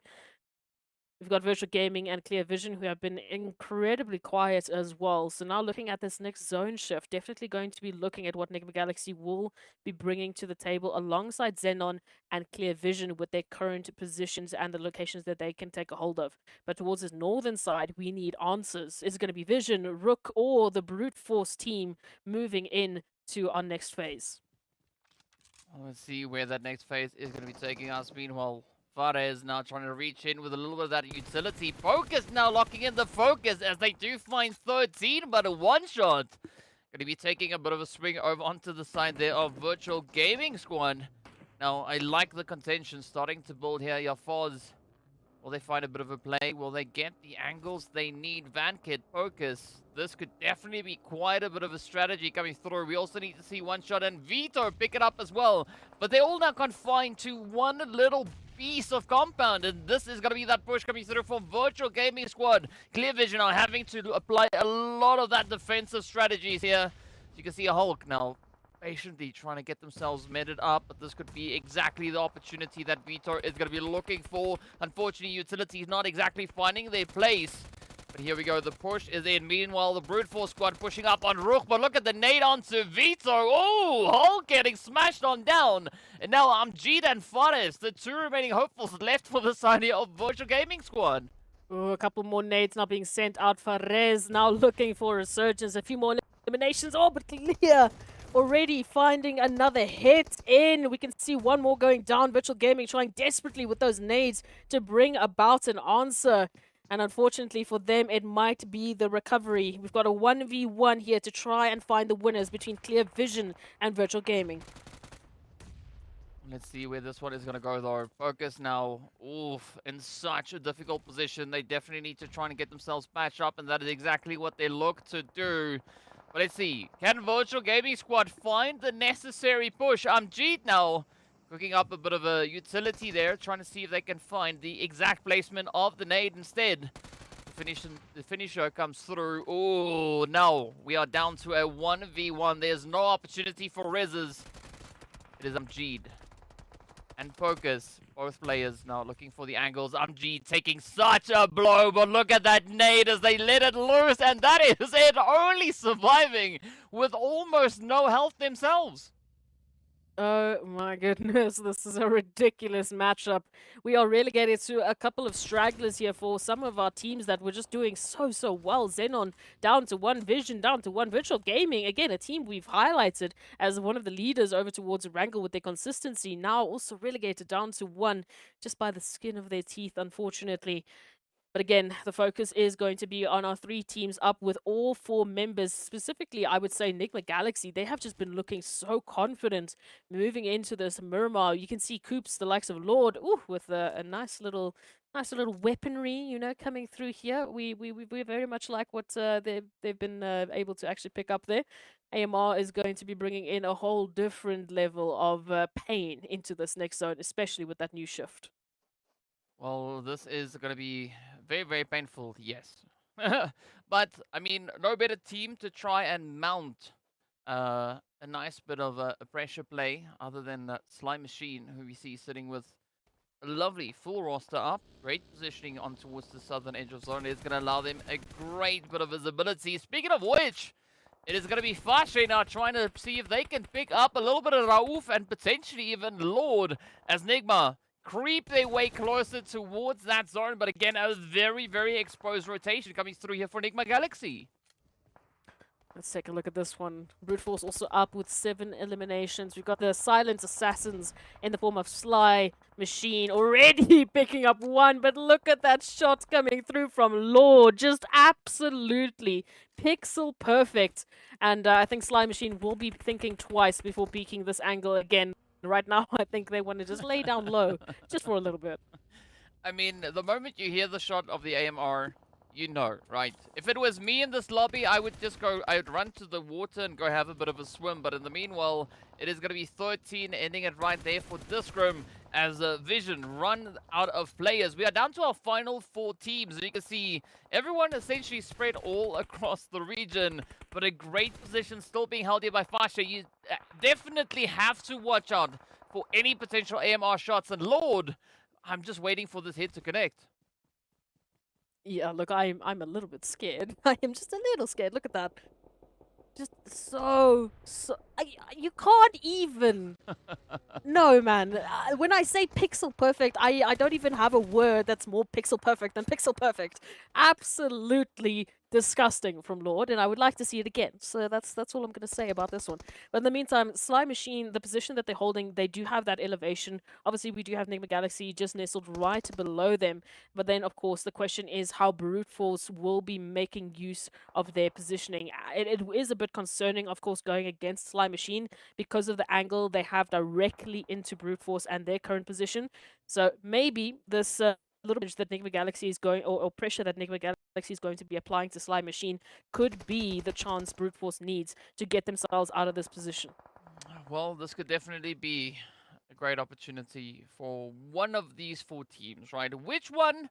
Well, we don't exactly know. But either of these teams could definitely look to capitalize on a golden opportunity, and it is just within their reach here. But it's still going to be quite a bit of a push, right? So out of our surviving teams that we have, this is going to be of the utmost importance, especially for Slime Machine, because they are the team out of this lobby, well, currently still alive, that could definitely benefit off of these points they could garner in this particular match. Absolutely. I mean, look, everyone is just looking to try and pick up as many points as they can to get themselves well situated. Slime Machine in particular, as the assassins they are, I just want to see them have a little bit of success. And then finding Neos could be the start of it. You can see so much damage now being placed over towards RUKH as well. So NIGMA just have to pull back for a moment's time. But look at this Mind with the rotation. It does look like Sly are aware. They are rotating over towards this area. They have heard the sounds. And look at the step up from Lazy Lion. The straggler that you weren't expecting. Well, it's always the lion hiding somewhere, right? That you least expect, that causes the most carnage. And now it is going to be NIGMA having to climb up the hill. But Slime Machine in an absolutely phenomenal position here. They can cause so much damage, as NIGMA will have to just dip their toes in and out, trying to climb their way on through. But so far, Coop's doing an absolutely phenomenal job. It is down to Steezy and 13, however, to try and defend the honor of Slime Machine. Doing quite a bit of work, as you can see, already 8 eliminations up to their name. But we've not yet seen all that much come through from the Lazy Lion, chilling over on towards that western side, right? We also yet to see a few additional eliminations potentially find their way over for the side of XENON. But now it is going to be go time, as we've hit that 9th stage. And it is going to be blue zone upon blue zone closing in, constricting the available playable area for our teams. Enigma, they seem to have the advantage. They've got the numbers. But will they be able to leverage that against the side of Slime Machine and potentially even XENON? Massive opportunity for Slime Machine as well. Currently tied up with NIGMA Galaxy, or at least they were a few seconds ago, in terms of eliminations. But now this is going to be the push. NIGMA Galaxy, they know who is at least the immediate threat. They don't yet have information on a Lazy Lion, so it makes sense that they are going to be pushing up into the likes of Slime Machine to take them out as soon as humanly possible. I mean, in terms of utility, the ammo that Slime Machine currently have is not looking so great, whereas compared to the likes of NIGMA, they have just been looting and scooting, and now comes through Lazy Lion. Good amounts of damage, but that blue zone will hit the final nail in the coffin for the likes of XENON. And with that, the Lion gets laid to rest. Now it is going to be Enigma, Sly having to face off. Krups getting picked up. Lord Freak and Raouf having to find anything they can get their hands on. But this could be a little bit of a utility showdown. Unfortunately, Freak not getting the exact reach they would have hoped for. But Steezy getting dangerously close. Good play, good strafing, but down they go. Now it's up to 13. Oh, the hits right on their heels. Up comes Freak, trying to find the final blow, the final hit to secure themselves that winner chicken dinner. And there we have it. Freak and the rest of NIGMA Galaxy walking away victorious, securing themselves the winner chicken dinner. Absolutely amazing play. Wow. Well, as we take a look at it, right, it is about time that we get to celebrate the likes of NIGMA Galaxy. We know there's a lot of fans that have been waiting for this opportunity to finally shout and scream. That was a brilliance, a textbook execution coming through from NIGMA Galaxy. I mean, you can see the confidence that they were taking. Coops just hanging around, waiting for anyone to move on in. Had the information on Sly 2 phases before we got even to this point. And for Sly, in that situation, I have to highlight, again, yes, it was a 2v4. They did get a little bit of that action coming through from XENON as well, taking a bit of their, focus away. But also, resources were so tight for the likes of Slime Machine. So it is no surprise why, though, looking at all the damage, they spent all of their bullets getting all of the damage numbers in that entire map.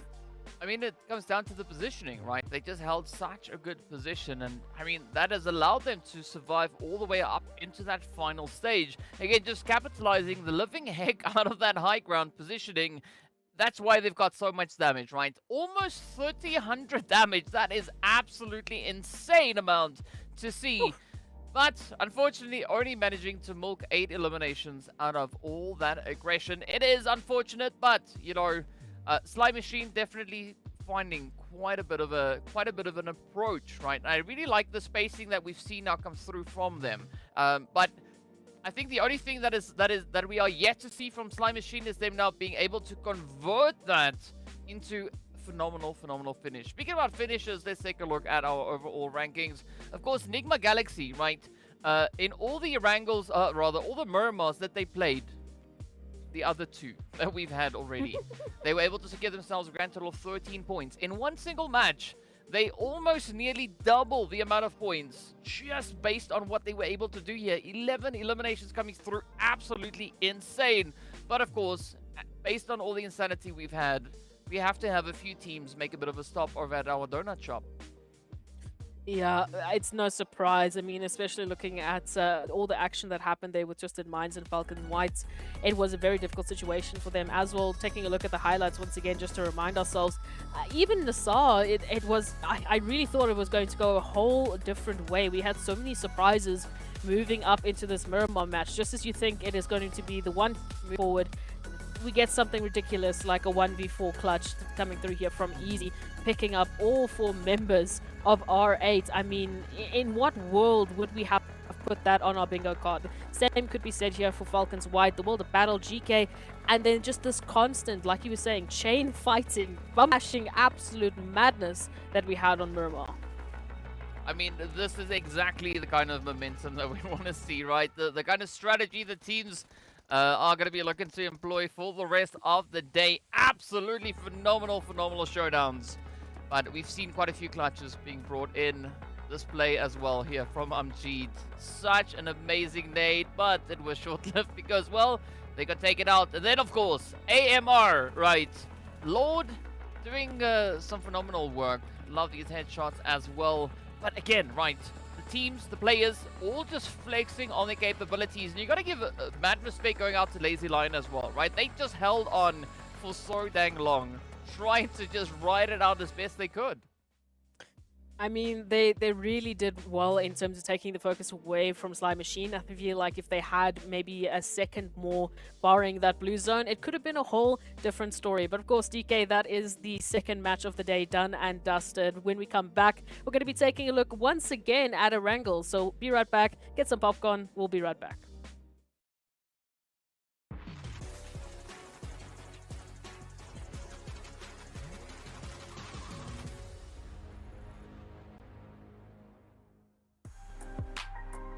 Freak, we are very excited to have you here, and I want to dive right in, okay? So I want to ask you something. When it comes to NIGMA Galaxy, we're talking about a team that was top 3 in PMGC 2021, top 3 when it comes to the EMEA in 2021 as well, and then when it comes to 2022, you guys kind of struggled. We didn't really see the best version of NIGMA Galaxy that we're used to seeing. So coming into this championship, what can we expect from NIGMA Galaxy, and how well can we see you perform? These down performances can happen to any team after playing good for a long time. We were pretty good, but then we struggled for like a year. But after adding Coops, we're definitely ready now. We're back to our real performance. Your team was known as the Kings of Arabia in the first couple of PMPLs. How does it feel to reclaim that title after winning PMPL Arabia again? I mean, we definitely missed it a lot. It was really bad when we were not performing so good, but actually this last PMPL was the best feeling when we actually won it. So when we're talking about PMPL Arabia, your consistency in the first week and the second week, and I mean technically throughout the league stage, you guys were very consistent and you overtook GEEKAY Esports. But when it came to the finals, the consistency just wasn't there. So can you talk to us and tell us what happened? I mean, we were pretty consistent in the finals, but I mean when it comes to the last day, yeah, we were not so good in the last day. I think I would say the reason was mostly me. I was underperforming in the beginning, but yeah, in the last 2 matches, we were fortunate to win the last 2 games. Speaking of those last 2 matches, you managed to get back-to-back winner-winner chicken dinners in the final moments of PMPL Arabia and be crowned the champions of the tournament. But what can we expect from you guys in the MEA Championship? Because it's been a while since you have secured one of those. Preparation for PMPL MEA, it would be to do what we do, but in a better way. We perfected playing edge and playing middle, both of them.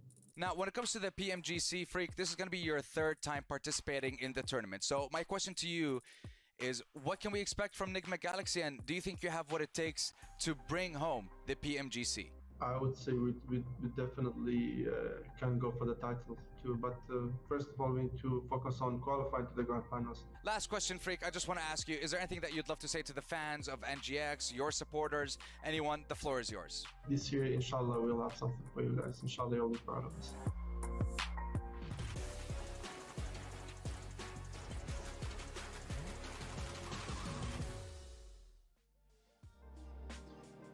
Always so great to see when they have interviews with the players. I mean, Freak looking pretty cool, calm, collected, right? We know there's so much coming through, but absolutely amazing play from the side that we've seen now from NIGMA, Galaxy, and Ez. I mean, 11 eliminations up. That is pretty hot and toasty. It's ridiculous, in all honesty. That's what I'm going to say. Especially considering, you know, Enigma Galaxy's performance yesterday, when we were taking a look at it, at the end of yesterday, they only managed to get themselves about 28 points. So now, when you take a look at that, just the thought of them only getting 28 points in the entirety of yesterday's match, coming through into this matchup, picking up, what an incredible match. I mean, they nearly got completely all of their yesterday points in one only map. My words are going out of my mind. So what I want to reiterate is, once again, we're seeing those adjustments coming with Galaxy, the damage numbers that we've been seeing, the pixel perfect accuracy, and the confidence. The biggest thing for me is the confidence that the Galaxy once again are bringing back. As you said, you know, they were crowned the kings of Arabia. Now they're bringing that sort of energy back into MEA champs, and if they continue, if no one can stop them, different story, man. Different story.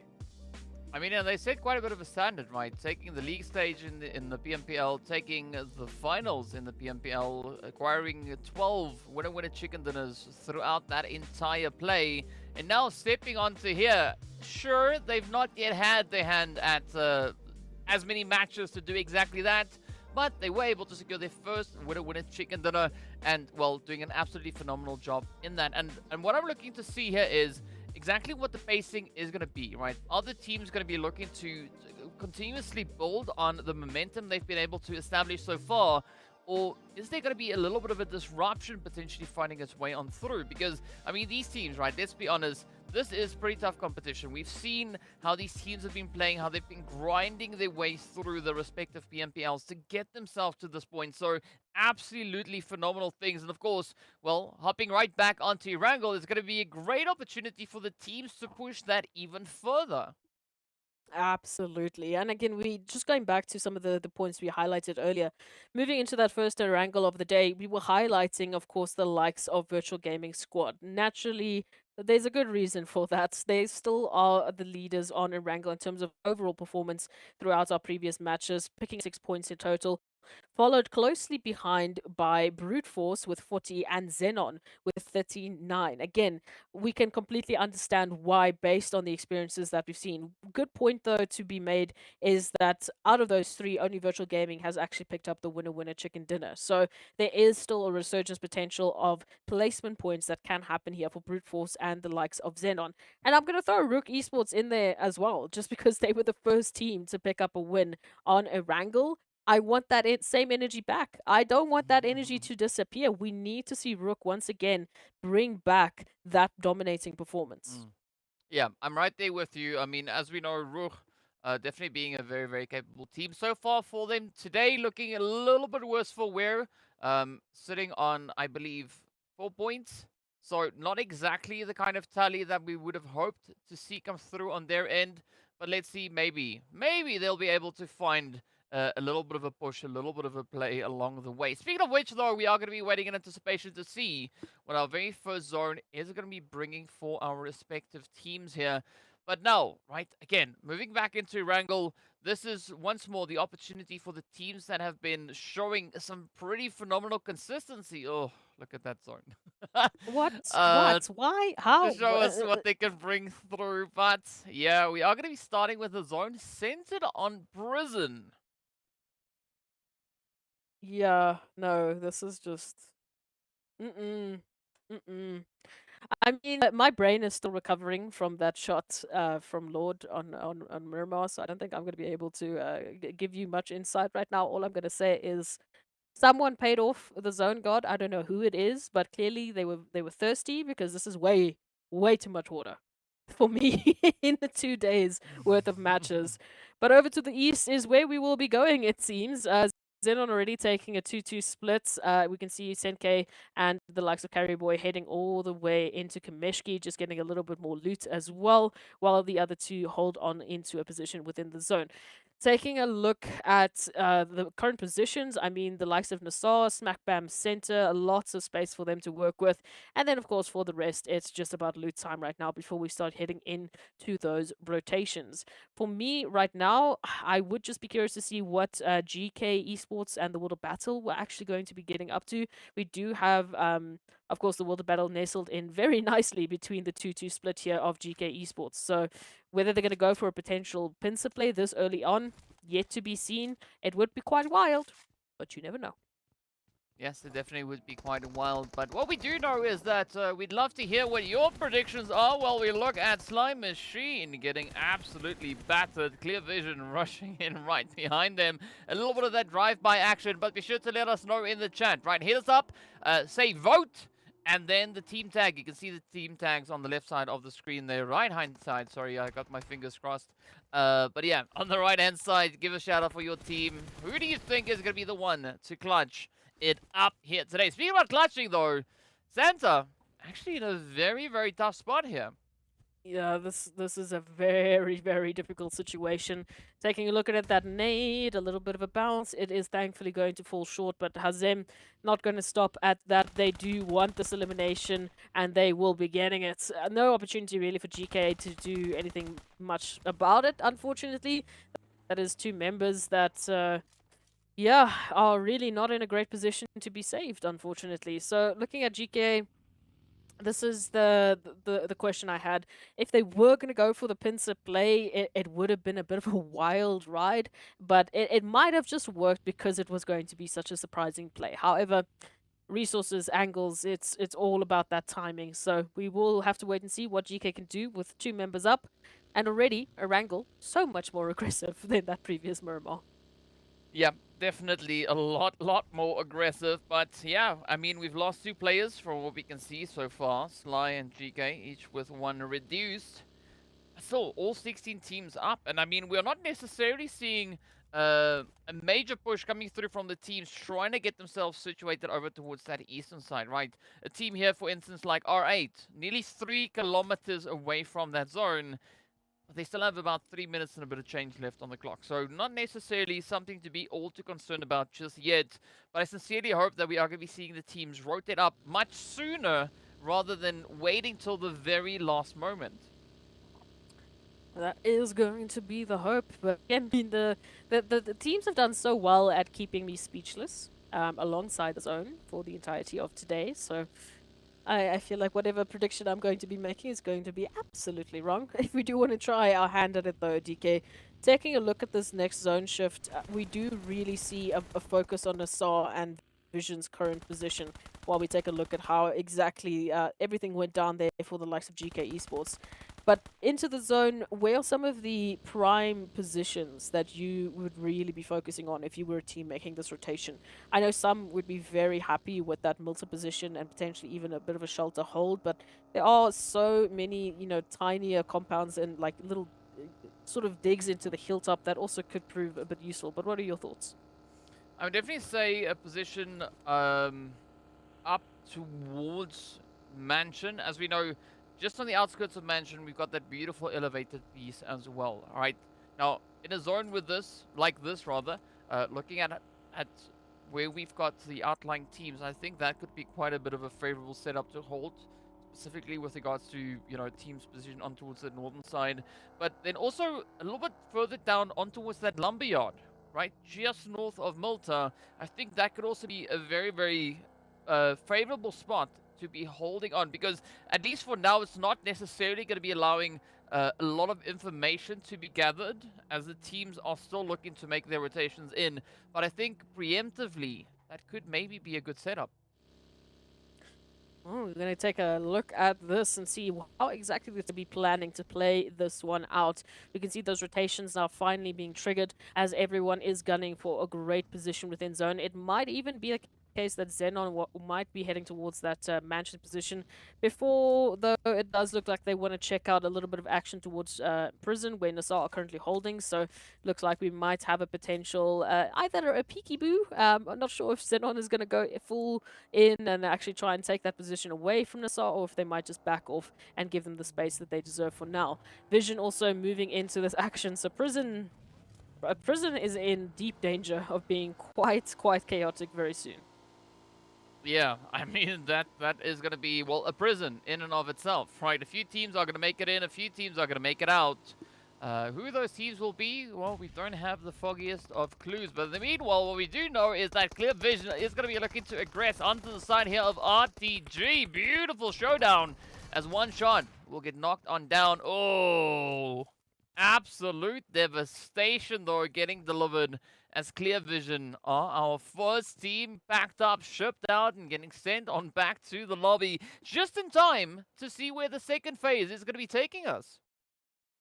Ooh. R8, Falcons, White, and of course, Virtual Gaming. I would say alongside the two-piece there of GK Esports. It's going to be a very interesting rotation for them, specifically on the side of R8. Moving through, we can see the World Battle. They are still holding onto that outskirt position there towards school. Over towards that northern side, though, RUKH and Brute Force seem to be fighting for the north. Again, back to ye old faithful rotations, but it does mean that Brute Force will actually be winning out a few eliminations before they head into Yasnaya Poliana, potentially even further into Mansion.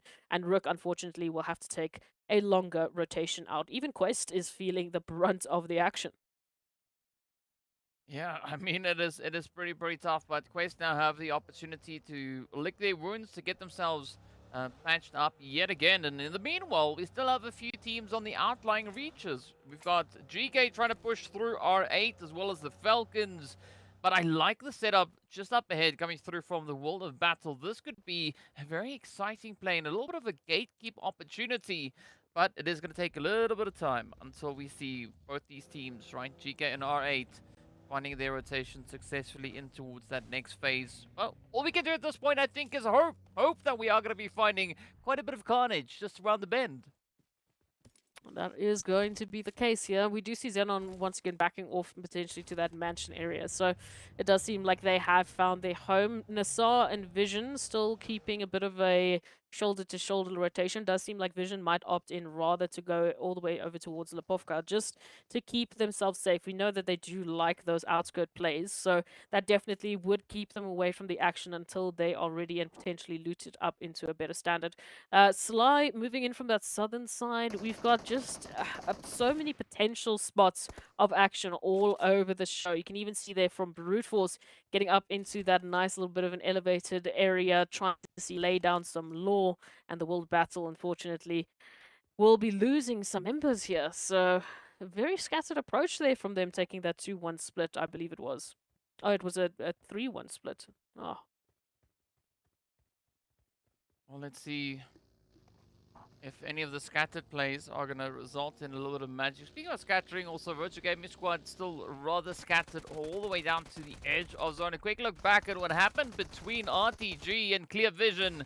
Absolutely a phenomenal push coming through, but of course third-party plays as well, and Rio trying their absolute best to just survive. Oh, but Al-Hajj had other plans in mind. Now, still, Virtual Gaming Squad, quite a bit of distance to go to get themselves properly and decently secured within this next phase. Yeah, very much. I mean, it's great to see that they've actually made it. It was a bit of a touch and go situation there, but they've managed to navigate their surroundings quite beautifully.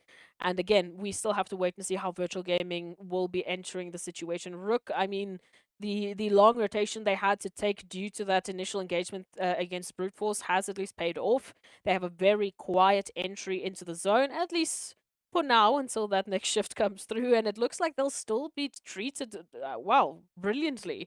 That works out so well and favorably there for RUKH Esports. So hopefully this could be the way for them to turn it around. Like we said, they were the first team to get that winner-winner chicken dinner on Erangel. So I would really like to see one team, at least one team, pick up a second winner-winner. Well, let's see who's going to be the one to find it as we yet again start to push on up here. I mean, GEEKAY, a very, very cautious approach, right? They have lost 2 of their players, so they can't exactly look to make any crazy plays. But who knows? They could be looking to head right into that bit of elevation that I was referring to slightly earlier. But in the meanwhile, NASR and GEEKAY as well. Or NASR and Quest, rather. Here we go. Oof, come on. Yeah, never mind. Alahaj is going to be ended right there as we do bid farewell to Quest. At least 4 eliminations up to their name. Yeah, it's just it's a strange it's a very strange situation for Quest. They've been very consistent in getting those 4 eliminations, whether by a 1v4 clutch or by the team, doing a good amount of damage. But then it falls short very early on for Quest. I really would like to see a little bit more from them. We know that they have, some of the wildest eliminations than what we saw yesterday. So hopefully, once again, just lock it down. Let's see a little bit more from the likes of Quest Esports. But hey, moving on into the rest of the lobby, we can see the World Battle now heading towards that western side. Maybe just making a stop by that lovely little care package before moving on into the rest of this territory. Brute Force, they're still holding that elevation, so it is becoming a bit of a deterrent towards the northern side. R8 might actually be the cheeky team that actually tries to take this elevation away from them. They're taking a straight dash into the action, but for now, it just looks like they will settle for being neighbors. Well, I mean, sometimes you have nice neighbors, other times you just have neighbors. So let's see how this one is going to play out. Brute Force definitely going to be looking to utilize all the opportunities they have coming through with this 2-2 split. I mean, this is a phenomenal angle to play off of, right? But R8, they have the hard cover, so it's going to be, a bit of a give and take between these two teams. And Brute Force definitely have to get a little bit more creative if they want to get that push over into R8. Let's take a wait and just see how this is going to be working out here for the likes of either team. Even towards that southern portion, again, we can see just a very scattered approach from the teams as they're trying to hold on to some real estate, at least into this next zone before that constriction comes through, and we once again see the shift into madness. And this time it is actually going to focus on the likes of Brute Force. I mean, the team here we've got from Virtual Gaming, of course, the duo from GEEKAY, XENON, RUKH, you and name it. All of them have a massive opportunity, and it does look like the PUBG Mobile gods we're listening to, DK, Mansion is going to be the focus here, so everyone will be fighting for the best opportunity and best position in the next couple of seconds. Well, let's see. I mean, Virtual Gaming Squad, right, already pushed. I know there's a name for the spot that Virtual Gaming is in right now, the spot that I'm referring to, the one with the elevation. For the life of me, I just can't recall what the name is. I also can't. Right, but my brain. That spot, that place. I know it's like Sky Castle or something like that. Something along those lines. Yeah, but whatever, it is what it is. In the meanwhile, we'll be looking upwards and onwards as our teams start to make their pushes, looking to get themselves resituated. And now Slime Machine, with a surprisingly comfortable rotation, I say that, and then Lord comes through, having me swallow my words. But of course, well, we've grown quite accustomed to all these different strategies. But a good setup coming through here from GEEKAY. I mean, they are really just there on the edge, ready to welcome whoever in. And then, of course, whoever escapes GEEKAY finds themselves at the mercy then of RUKH Esports. Well, this is what we were waiting for. I did say I want RUKH Esports to do something, but they're going to have to make it happen against the full force of Sly as only a 2-piece. So at least they do have the high ground here, holding that second floor position, just having to keep an eye out on the stairs. A good nade connection was made on that entry. So there is an opportunity here for them to make a little bit more happen. And sorry, just a correction, it's a 2v3 obviously, but it's going to come down to the timing here. Again, a lot of utility being not necessarily wasted, but again, just immediately deployed to stop Sly from having any initial ideas before the likes of Pusher and Eugene have a plan in action on how they are going to tackle this 3-piece of Sly Machine. Let's see how this one is going to plan out, though. Plan out, yeah, I guess that also works as a word. But in the meanwhile, Sly, they have a slight bit of a number advantage here, but they're going to have to be rather quick about it. As you can see, XENON starting to creep up. We got NASR. They seem to be close, but actually, well, we have them all the way off on the far edge of that zone. But the heat is definitely going to start to build up. Pusher just narrowly being in a spot where the utilities can't exactly reach, but 13 is going to double down, and the nade is on the money, and that is it. Beautiful reach coming through from Slime Machine. I love that. Just continuing the momentum that they got from that Miramar matchup. So please, let's it continue. At least I was going to say so. But then XENON decided they wanted to spoil the party. Unfortunately, one nade immediately going to be finding its target. Attacker going to be going down. And now the question is how Sly will be handling the situation. Because unfortunately for them, well, they don't know this yet, but GK Esports is just around the corner as well. They could get involved with this, and now we have to wait and see.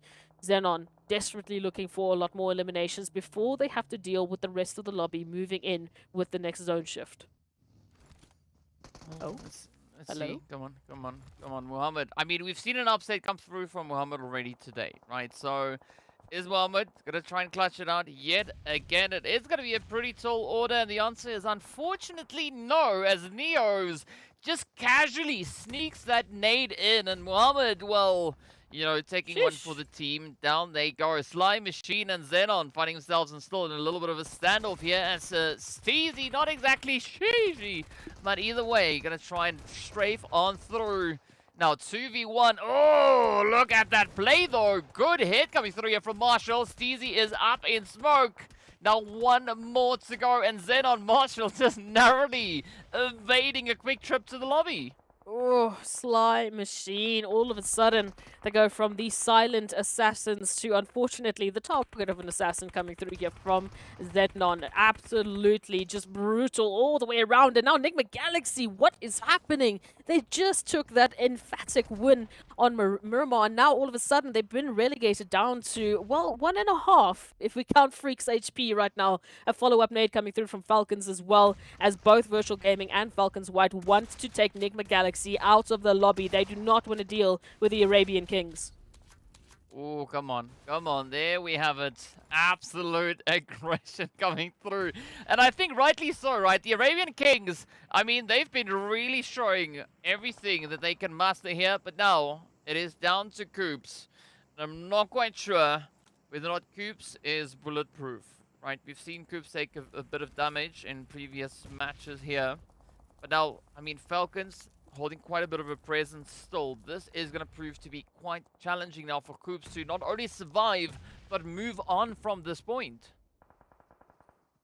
Oh, FALCONS White. They want a bit of a resurgence as well. An opportunity to pick up a lot more eliminations before dealing with the rest of this lobby. And they're currently taking a little bit of a split as well before moving into this engagement against NIGMA Galaxy. We can see, I mean, with their current full 4 squad, they did take a bit of a 3 split on just to get a bit more information. But here it comes through. Puncher King already on the roof. Coops being absolutely surrounded by a sea of green, moving in and fully equipped with those shotguns, and just has to duck and dive out the window in the corner. But the shotguns are reigning supreme. UMPs in hand as well, and that will be, unfortunately, the end of NIGMA Galaxy, going down with 3 eliminations. So, yeah, I mean, it's a stark difference from Miramar. It is so wild to see. Yeah, and I mean, that just shows you how the gameplay, how the strategy differs from map to map, right? A team that flourishes on one might not necessarily be able to replicate those efforts on the other 2 maps. So always a little bit of a potential surprise that could be waiting just around the bend. Speaking about surprises, though, and bends, I mean, we know we are in a circle, so it's already bent. But I'm curious to see which side that zone is going to be looking to take us. Is it going to take a northern shift, a southern shift, and essentially maybe center up on towards Mansion itself? Yeah, there's a lot of interesting terrain that we go. We're still going to be including that little portion right there by Brute Force. So this is where things start to get a bit interesting. Again, the terrain is going to be providing quite a bit of a tough time for the remaining teams. I mean, just looking at the position of, we can see Vision taking the position of FALCONS, now having to move in closer to zone. It's going to be tough. I mean, you can even just look at this compound stack that we can see, the 3-way piece between XENON, GEEKAY, and NASR, just absolutely stacked rim with teams, and even R8 and Vision towards the outskirts fighting for supremacy to keep themselves in this one. Just nade after nade, playing a little bit of a catch the nade. Yeah. I mean, the best catch you can make is catching it with your teeth. You know, that garners you mad respect. You know, it's just next level respect coming through on that. I mean, you could maybe even call it a little bit of riz. Yeah, I don't know. Maybe not push your luck. But either which way, right? Only apply that in game. Please, only in game. I don't know if, I don't even think there's a feature like that. But either which way, right? R8 still going to be trying to bombard their way back into contention here. They have found a bit of an opportunity. As we can see, Vision Saif is on their knees. But now, oh, NASR also trying to step up to the plate. Tapok definitely has to watch out for those headshots. But NASR absolutely now getting pressured on down, and is up to Starch and XENON to try and uphold their name. Let's take a look at this one. Bolt stepping up to the plate, but ooh, what a jump up here coming through from Starch. Already a turnaround here from NASR as well as R8 step on up. They would love to get a little bit more. NASR have been so good at getting eliminations up until this point, but now they stare down the barrel of a 1v3 situation. Down to the ground we go, and ooh, you are met with a grenade. Like we said, you have to catch it, man. Yeah. Instructions not clear. Unfortunate. You gotta smile. That's it, right? You just gotta smile. You see the nade, Smile and smile, wave. smile, catch it, throw it back, easy peasy, right? Yeah, it's not. Either which way, it is gonna be R8 now still keeping the heat up as they are gonna try and push their way on forward. Oh, but RUKH will get knocked on down. It's up to Ida, and I'm not quite sure if Ida is gonna be able to survive it, but of course, then it is Mind switching over to a red dot Uzi to reach in and play at range. I'm not quite sure how this works, but we've seen it work time and time again. I guess if you're out of ammo, you gotta do what you gotta do. XENON also still looking to do whatever needs to be done, as they can just almost taste those few additional eliminations coming their way. So close. Brute Force have just been on something else. A fantastic rotation has given them these beautiful cleanup opportunities, and they've been making use of it to perfection. Like we said, one of the first teams to really take a hold of that elevation. And now we take a look at this. XENON, once again, as we said, one of the few teams still with a compound in control. But FALCONS feeling the brunt of the action all the way towards those outskirts. And these long-distance bullets are just hitting the mark. Already one knocked. Oh, and a return onto R8 from XENON as they say, hello, how you do, goodbye, and go back to the lobby. XENON still holding onto these compounds. GEEKAY with the duo still keeping quiet. So for now, the focus is really on what Brute Force and XENON are going to be up to in the next few moments. FALCONS, in the meanwhile, they just need to find a way to get in, DK. But I mean, just look at this expanse that they have to travel across just to get into the zone. I mean, I think this match is going to be between XENON, the one purple team, and the other purple team that we can see a little bit towards the north, right? That's what I'm kind of thinking. I think the FALCONS and GEEKAY, they are going to be looking to wrap this one up between themselves. As we know, Ragnar Gaith can definitely mount quite a bit of a defensive play here, but Puncher looking to potentially just punch through the defenses, and so far, things are looking to pay off for the side here of GEEKAY. But I mean, again, right, this could take a completely different twist, a completely different turn, as the teams are going to play this exactly the way that they want to play it.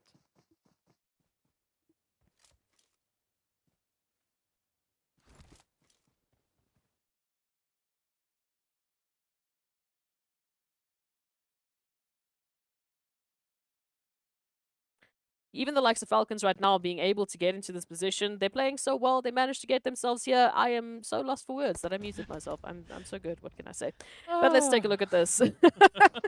Absolutely, it is going to be up to the teams in terms of the strategies they want to employ. We've been seeing such good textbook examples of how the teams have been taking these executions, especially in these sorts of situations. So I do need to just poise the question, what exactly the plan is for the likes of GEEKAY Esports. They have been so incredibly quiet into these compounds, naturally so, because they are very much outnumbered as the only team with a duo up. Now, sitting and waiting for their position, waiting for their opportunity to actually make something happen here is going to be so incredibly difficult as XENON gets pressured first. They need that distraction from Brute Force to come in to give themselves the opportunity to step up. And then even in that situation, lo and behold, they get sandwiched between themselves and, of course, the likes of FALCONS. So, tough situation right now for GEEKAY. We can see that here just with the overview, and it's going to come down to the timing for them if they are going to be able to make something happen.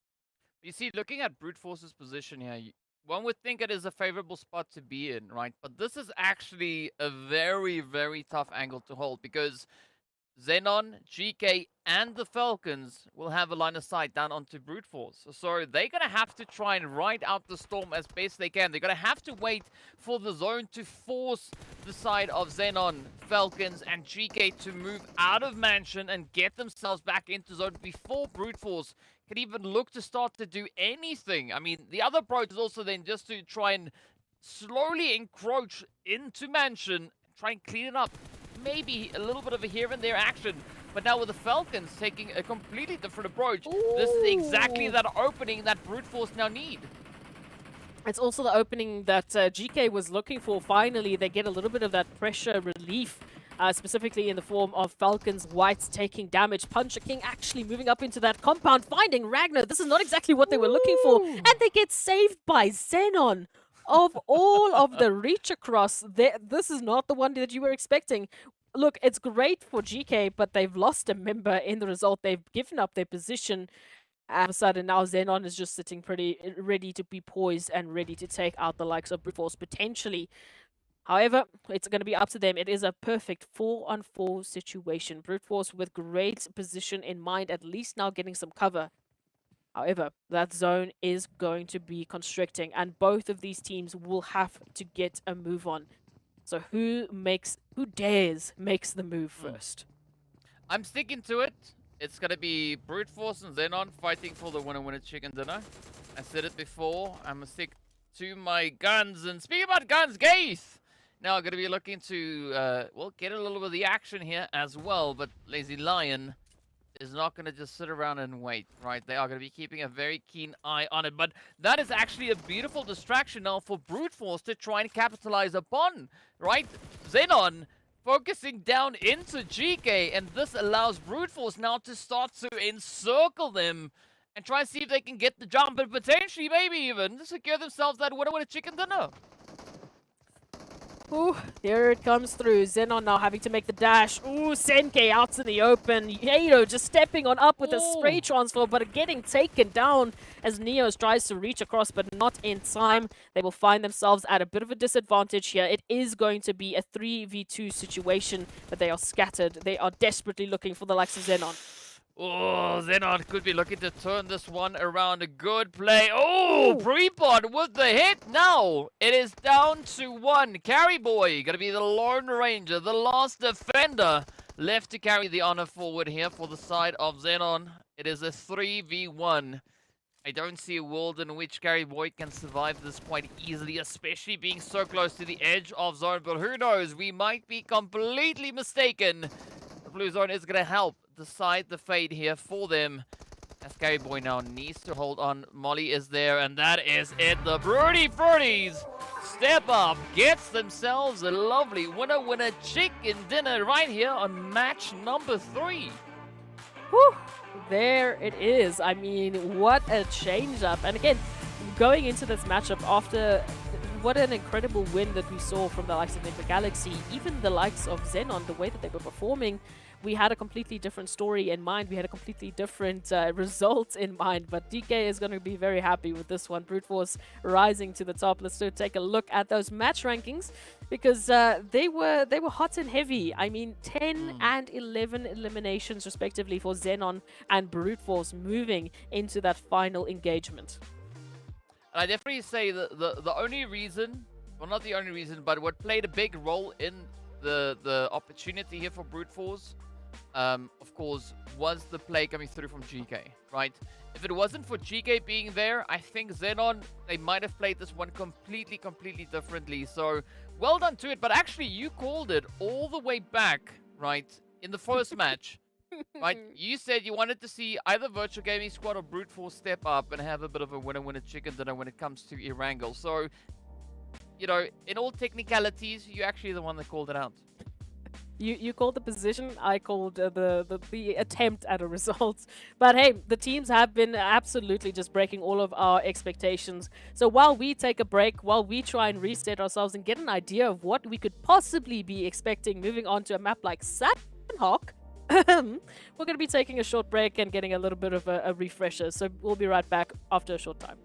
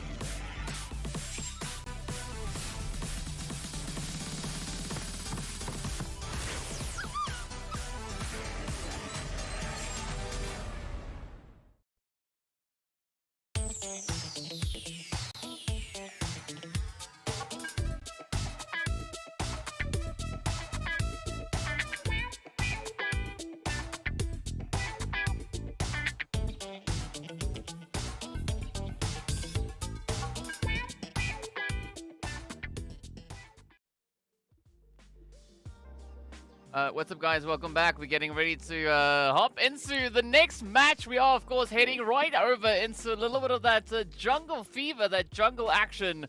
Of course, it is going to be time for Sanhok. But before we even get there, right, we have a few things that we need to take a bit of a look at. And of course, well, our top damage dealers. It's just pain. That's all I see. I only see pain. Brute Force XENON, my goodness gracious.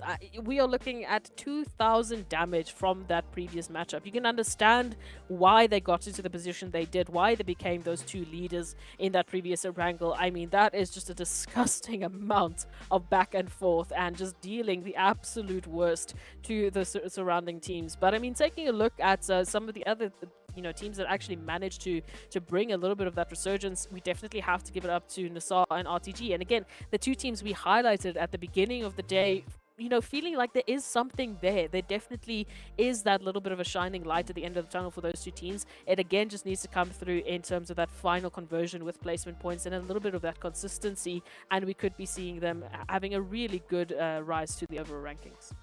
Yeah, I mean, there's definitely not much that you can fault with what we've been seeing so far here today. And of course, Sanhok is going to be that golden opportunity for the teams to secure even more of an upset, even more opportunity to just go absolutely crazy, maybe even go a little bit ham.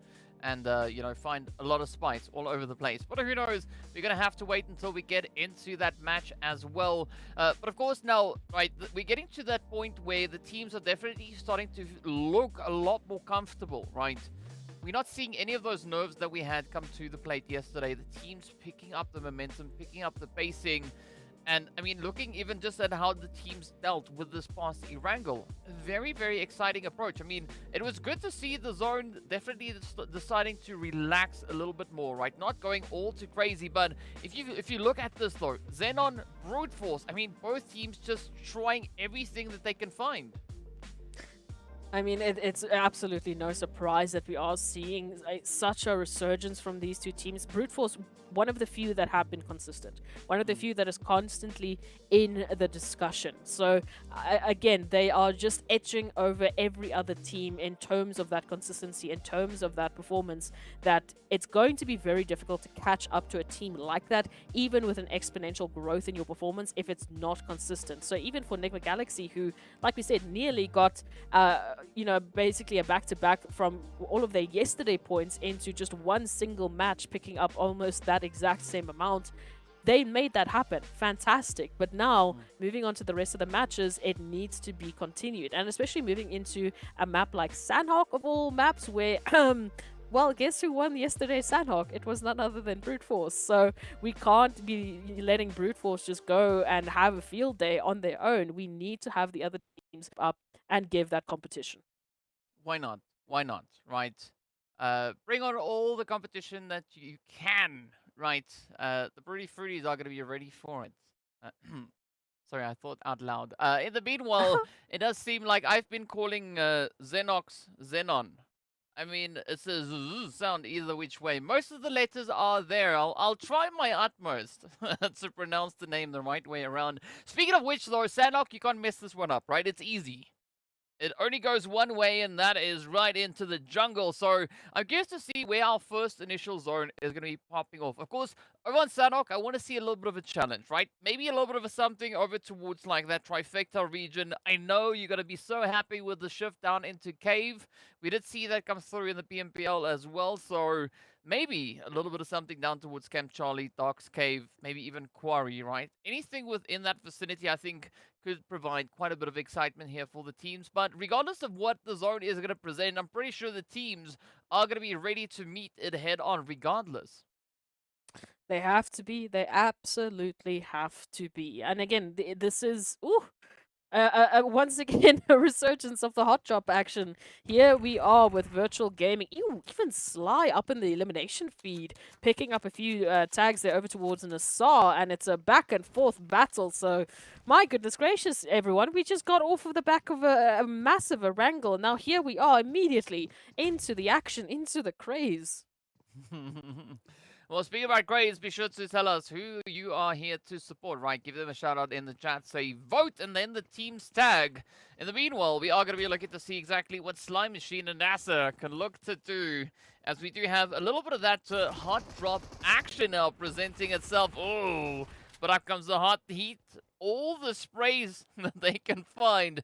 And NASR dealing absolute devastation into the side of Slime Machine, but it's not going to stop there, as GEEKAY and Virtual Gaming Squad are now going to be looking to go at it as well. I mean, no surprise to see these teams really fighting for possession of Bootcamp. It is a very decent setup, especially being on the southern side of this current zone.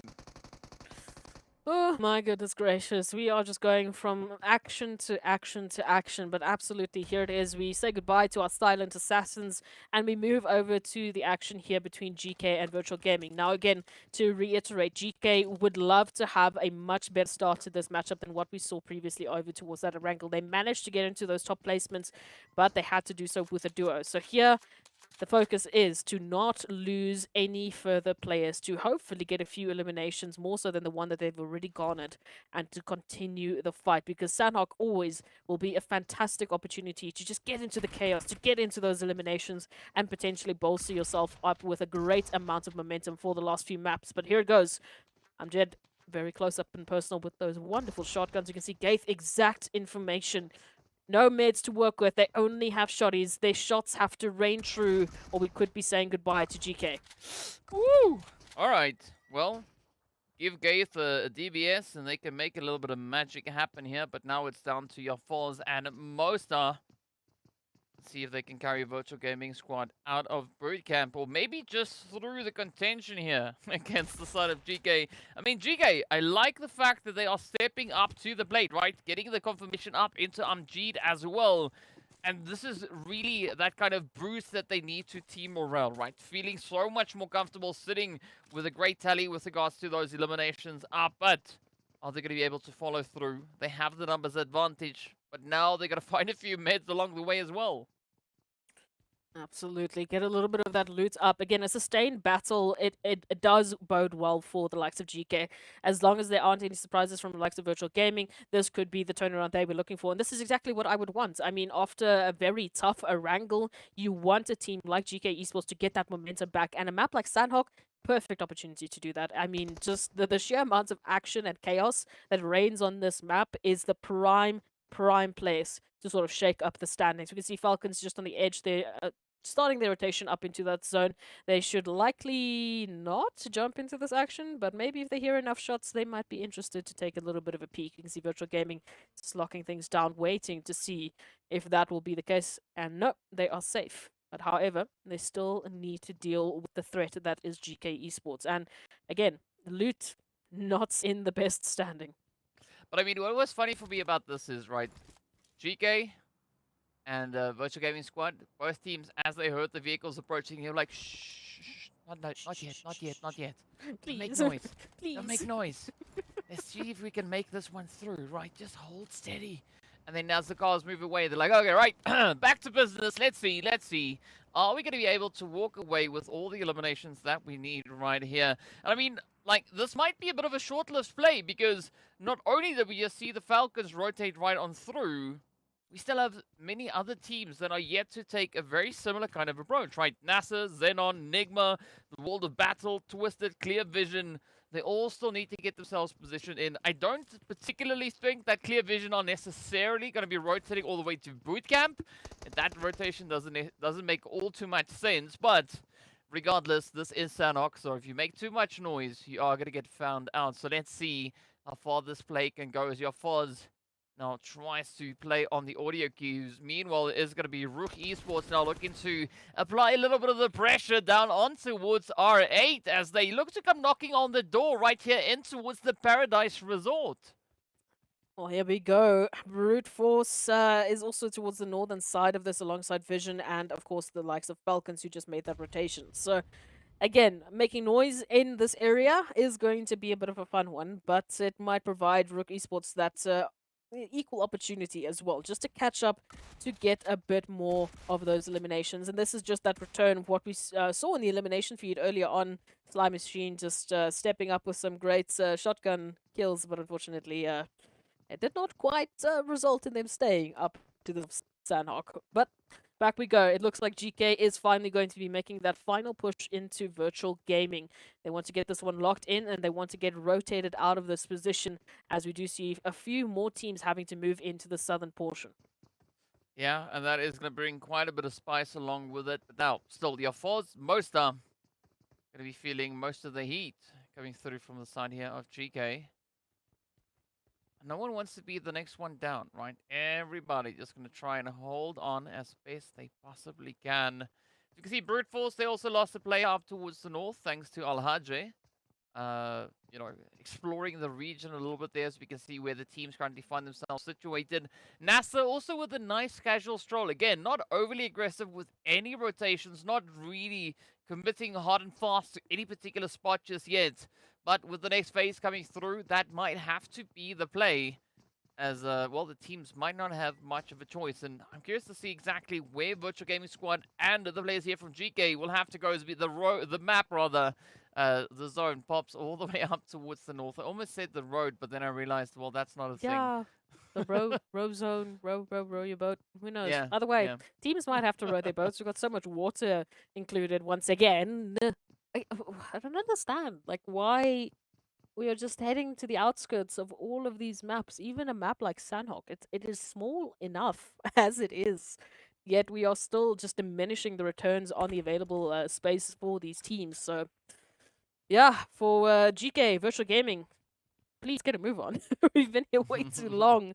Boot camp is stale. There's no more loot. Let us leave. But again, the approach the GK are taking, understandably so, they need to be tactical and they are being as careful as they possibly can. They do not want to have a repeat of that previous Erangel.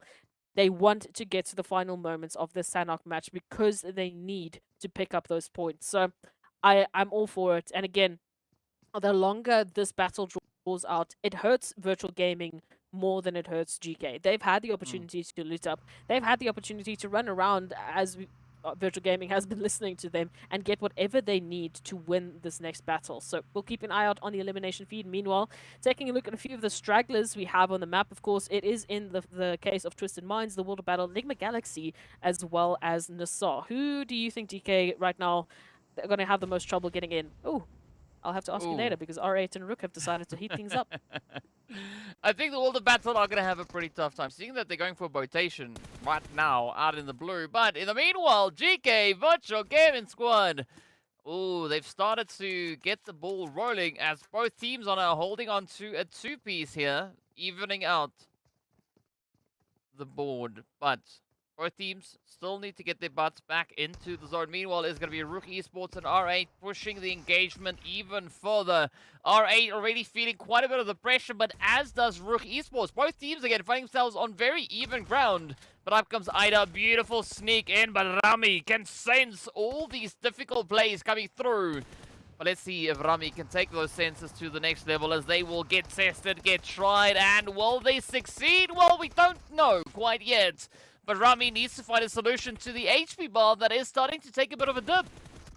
Oh, let's take a look at this Rami trying to hold on desperately.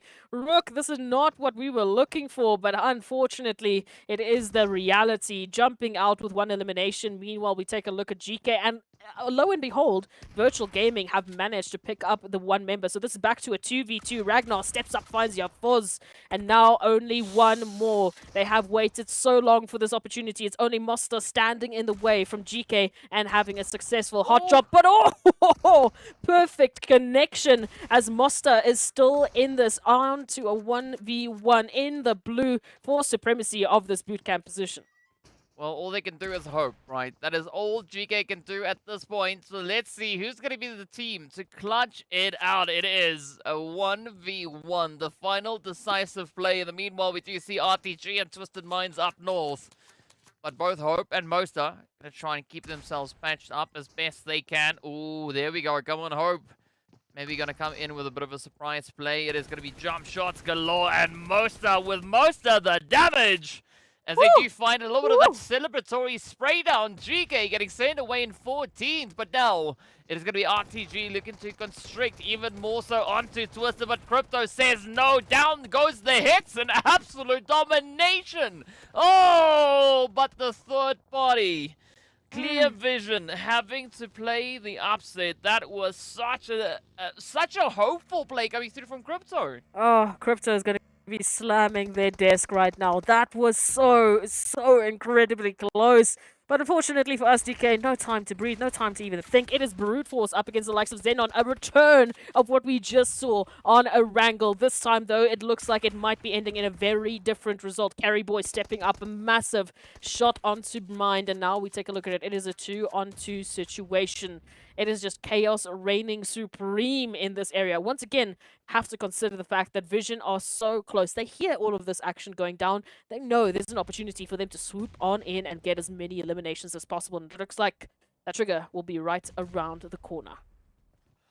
Well, let's see, do they have their hands on those triggers as well, right? Up comes the Brutes, trying to find a bit of reach. It is down to Prepod and Neo's. Not necessarily the kind of approach that they want to be taking, but we do also then see the end there of XENON, as they will get sent away in 12th place. Now it is going to be up to Vision, looking to assert their dominance right here into the lovely, lovely cow. But brute force, clear vision. There could be a lot of opportunities on the edge. And the Wall of Battle also now, surprisingly, managing to survive the damage coming through from the blue zone as they come out with their boatation, wrapping all the way around from down south where we saw them hop in the boat. And I don't quite know how they do this, but they've managed to make it all the way back in towards the zone. You gotta love it. I mean, we've had so much happen in a matter of seconds. I mean, still just even going back to that engagement there from Mosta, managing to clutch it out from Paul Virtual Gaming, right into a whole battle between Brute Force and XENON there. It's too much. It's too much. No, it's too much. But hey, we take a look at it now. We've got a few potential great upsets here. Clear Vision up with 3 eliminations, which is something that we've been waiting for the likes of Clear Vision, finally having that opportunity. And look, here it is. Look for an opportunity here for the cleanup up against Brute Force. They will have to immediately, unfortunately, face the likes of Vision. So careful, careful. But let's take a look at this one. RTG, a little battle with that botation onto the coastal line, and we still have Mosta just lurking in the corners out in the blue right behind FALCONS. So there is so many opportunities, DK, yet the zone still continues to take away the land. I mean, it's going to happen, but, well, RTG, as we saw, very, very eager to get their hands on a little bit of that upgraded loot out in the drink. But is that potentially going to be a play to bite them in the butt, right? We don't quite know just yet. Meanwhile, Clear Vision looking to expand as they now feel primed and ready to roll. They are one of the few teams still left with a full squad. And again, right, numbers definitely allowing the teams a lot more flexibility moving into these later few phases. Speaking about flexibility, right, let's see just how flexible NIGMA and the FALCONS can be when both teams are contesting for that entry point into the next phase. Take a look at it now. NIGMA, just a little bit of a peeking and prodding, trying to find an opportunity here. Lord, once again, trying to get those pixel perfect shots this time, though. No AMR in sight just yet. We'll see. Maybe a surprise care package will give us a surprise. But hey, R8 also making quick work potentially there of Clear Vision. A knock and a half coming through with their late rotation. Clear Vision unfortunately focusing on the rotation and the zone to not really be in a position to hold off that defense line. Even, I mean, for the likes of Brute Force, they've had to split up in a 1v1 with Prepod taking a swim in the water, just trying to keep an eye out on that survivability. But here it is, FALCONS moving in for the cleanup. Well, let's see whether or not they are going to be able to get a clean sweep. So far, it's looking relatively okay-ish. I mean, RUKH coming through with a beautiful defense as they do find Puncher King. And now, FALCONS not having a lot of options remaining. It is down to AXA and P6. But as we know, P6, well, a little bit further off. And up comes the pushes, the plays. FALCONS white looking to bag the eliminations. RUKH, Coops holding up as much of a defensive here as they can possibly manage. Oh, I love these jump shots. But it's all going to come down to the very wire. Enigma Galaxy secures the finishing blow, sending the FALCONS back with only 1 elimination to their name. Oh no, we take a look at this. What is happening? Clearshot have just abandoned all hope and faith and jumped in water. No opportunity for them to hold on to the land thanks to all of that action from Vision and R8 respectively. As we saw, Prepod already into the water as soon as the opportunity arose, already looting that wonderful care package. But what can it do for them in this situation? Zone at least does finally favor the land, and we do see the World of Battle in a prime position now, center zone, to hold on into this next phase and potentially turn this into a win. I don't know. We'll have to wait and see. Meanwhile, rotations is going to be the name of the game as we wait to see how these teams are going to try and get themselves set up. Ooh, now this is going to be a very important play coming through here for NASR. Let's see if they can get the breach secured. Oh, there we go. NASR gets the sweep, and down goes NIGMA Galaxy. Down to the final 8 we are. We still have Mosa there from the side of Virtual Gaming Squad, holding strong and steady. R8 also going to be meeting their end up on towards this northeastern side. But now the World of Battle looking to step up. They are yet to find any eliminations. They still have a full squad up and able. But they've got a golden opportunity over on towards Clear Vision as well as Freepod. And of course then Riva coming through there from RTG. I do. I'm just worried about the timing of this opportunity now. We can see, again, the angles are in favor for the likes of, let's say, NASR, as an example, right? But they still have to move into the zone. As they do that, the World of Battle and Quest immediately open up an opportunity to take them out. We can see that Mad Dash moves in. Muhammad, thankfully, does go down, so it does open up an opportunity here just to get settled. Clear Vision now trying desperately to get onto that coastal line, having been thwarted here by the likes of the World of Battle. So much damage now being dealt. And RTG and the likes of Prepod there from Brute Force hasn't even attempted it due to the sheer number of damage and the sheer block that they are going to be experiencing as soon as they even think about getting onto the mainland. Yeah, Rio are definitely starting to run out of options and potentially starting to run out of health as well. As you can see, that HP bar being extremely low. But now, Clear Vision trying to bring themselves back into contention as we do say goodbye to Riva, not managing to survive. And that is Clear Vision also in a world of trouble. The World of Battle, though, looking to be an absolute nuisance at this point in time. 2 players up, having to try and piece themselves back together. Is going to be up to Vision, also looking pretty confident at this point. One of only 2 potential teams left on 4 players. I mean, the World of Battle, they are going to be trying to get those reses secured. But if they can't pull it off, that is going to be dealing quite a blow into their survivability. Absolutely. But I mean, for NASR, this is, again, such a great resurgence. We've been waiting for it. I mean, it's been so close every time. You know, a few little bit of eliminations here, a potential there, but then those placements just don't quite translate. Here, they find themselves in the top 7. It's a massive opportunity, but let's wait and see. Meanwhile, it's going to be Vision and the World of Battle to duke it out here for that eastern side. Ooh, Tapok with a very cheeky approach. Ah, Muhammad with the defense, though, and that is going to be Vision trying to seal the fate of the World of Battle. Krona! Oh, beautiful trade!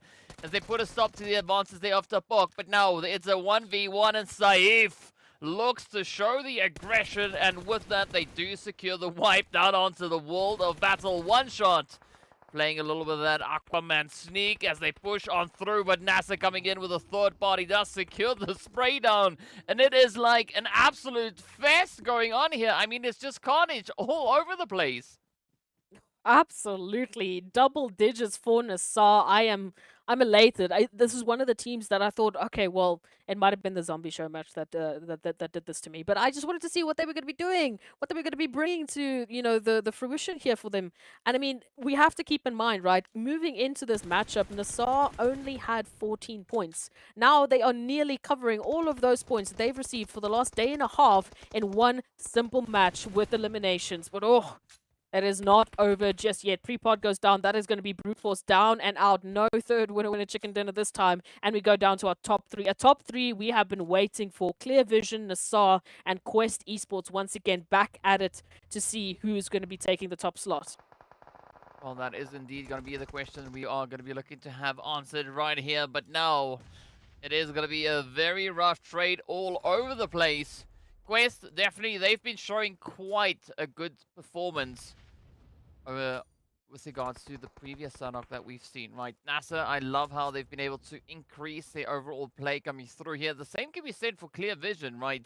So far, this is the best Sanhok we've seen come through from Clear Vision and NASR within this championship. So there's a lot of pressure now riding on the shoulders for the side of Quest to see whether or not they can hold true, whether or not they can step up as the absolute dominating force, just being able to just whittle their way through the opposing teams. But of course, still quite a bit of an opposition here. Quest, though, they do have 4 players on their feet, and this is exactly the kind of numbers you need to push for that winner chicken dinner.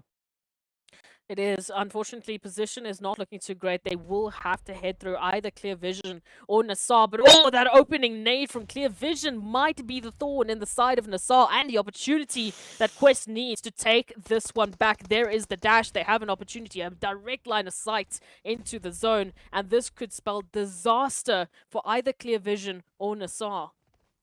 Well, let's see how this one is going to unfold. NASR down to 1. Clear Vision holding on to 2, but a very cheeky hit onto RUKH as Vankid steps up, just laying in 3 for 3 so far. Now it is just Kante standing between Vankid and a very, very strong finish. Just those double-digit elims are waiting on the edge, but Kante does secure the finishing blow into the side there of NASR, and now it is a 1v2 contention. As you can see, Easy getting picked up. Kante now having to do whatever they can to secure the finish here. Kante, I don't believe they've got any meds left, so this is going to be a golden opportunity for one shot. And Vankid, Vankid gets dropped, but a one shot lands the finishing blow to secure the winner chicken dinner. Clear Vision coming out of nowhere. I mean, in the previous match that we had on Sanhok, Clear Vision secured only 1 point. Just 1 point. Now they walk away with, 18, 19 points, right? Absolutely phenomenal performance coming through here from Clear Vision. And this is exactly what we are looking for, right? This is exactly what we are waiting to see within this championship. That is a Sanhok I couldn't ask for. I couldn't even script how well that went. I mean, the idea that NASR are picking up such a great amount of eliminations, getting themselves into the top 3, easily doing better than what they have in the last day and a half of play. I mean, just massive. They Clear Vision as well. I mean, an exact copy-paste performance nearly, and bringing in the best performance we've seen from them so far. This is a brilliant Sanhok. Quest Esports, I mean, I think they have secured themselves as the top performer in Sanhok since we've only had 2 of them. You know, it's not really that many. So either way, they're also going to be celebrating. It was a fantastic matchup, but just look at that. Clear Vision, NASR Esports. I mean, it is about time we get to sing their praises. Yeah, I mean, rightly so. So, you know, big congratulations going out to the side of Clear Vision. NASR, amazing play. Quest doing what they could. I mean, the only team that could beat them yesterday was Brute Force, and they only beat them with 2 points, right? And that came through with the winner chicken dinner. But Quest was the most aggressive team that we had on Sanhok, picking up double-digit eliminations. Today, things taking a slightly different play out here. Of course, as we know, not exactly hitting those double digits, but still a very satisfactory performance nonetheless. And unfortunately, Twisted Minds, the only team not being able to secure themselves any points within this match. So, yeah, Twisted Minds, we definitely want to see a lot more coming through from them. I mean, of course, we've got 2 more matches to go, so let's see, maybe that could still change up. Yeah, well, I really do hope it will. But let's go take a look at a few more positive stats, like the likes of head-to-heads. In a comparison that I really am very curious about, it is going to be Quest and, of course, NASR. So, I mean, yes, understandably so, why we are looking at these 2 teams, it is because we haven't had an opportunity to really delve into their performance so far. And this has been the start, hopefully, of something great and hopefully of something consistent. Clear Vision, I have to highlight the way in which they were making those transitions. Again, massively difficult transition. I have to remind you, they had to swim around to the coastline just to get into safety, and they managed to still turn that one into a win. For NASR, it was that consistency, that aggression, and again, just the beautiful spray downs that we saw moving into the great elimination count. this breakdown between GK and Virtual Gaming was so weird. So weird. It took so long, and the result, not at all what we were expecting. Yeah, definitely not the result that we were expecting, but we did see a few things also happening with regards to the leaderboards, right? There's been a team that has hit the triple digits. Well, we won't name names just yet. We'll wait until we can talk about that on screen, but a very exciting Sanhok coming through here. I mean, the teams, right, it's like they took the zone upon themselves. Normally we see the zone be quite a bit of a menace, but instead this time around we had the teams being the menace all over the place. I mean, Clear Vision, as we said, having a very tough time getting themselves secured back onto the island, trying to find themselves on a bit of that dry ground. But what a turning point though, because I mean, looking at the approach coming through from the side of Quest, right? They had the numbers, they had so much leaning in their favor, but Clear Vision just managing to turn it on its head and step up and claim themselves that winner chicken. Did an absolutely amazing play. And of course, while we process everything that we've just looked at, we are also then going to be taking a very quick break. So be sure to stay tuned and we'll be back in a very short few moments.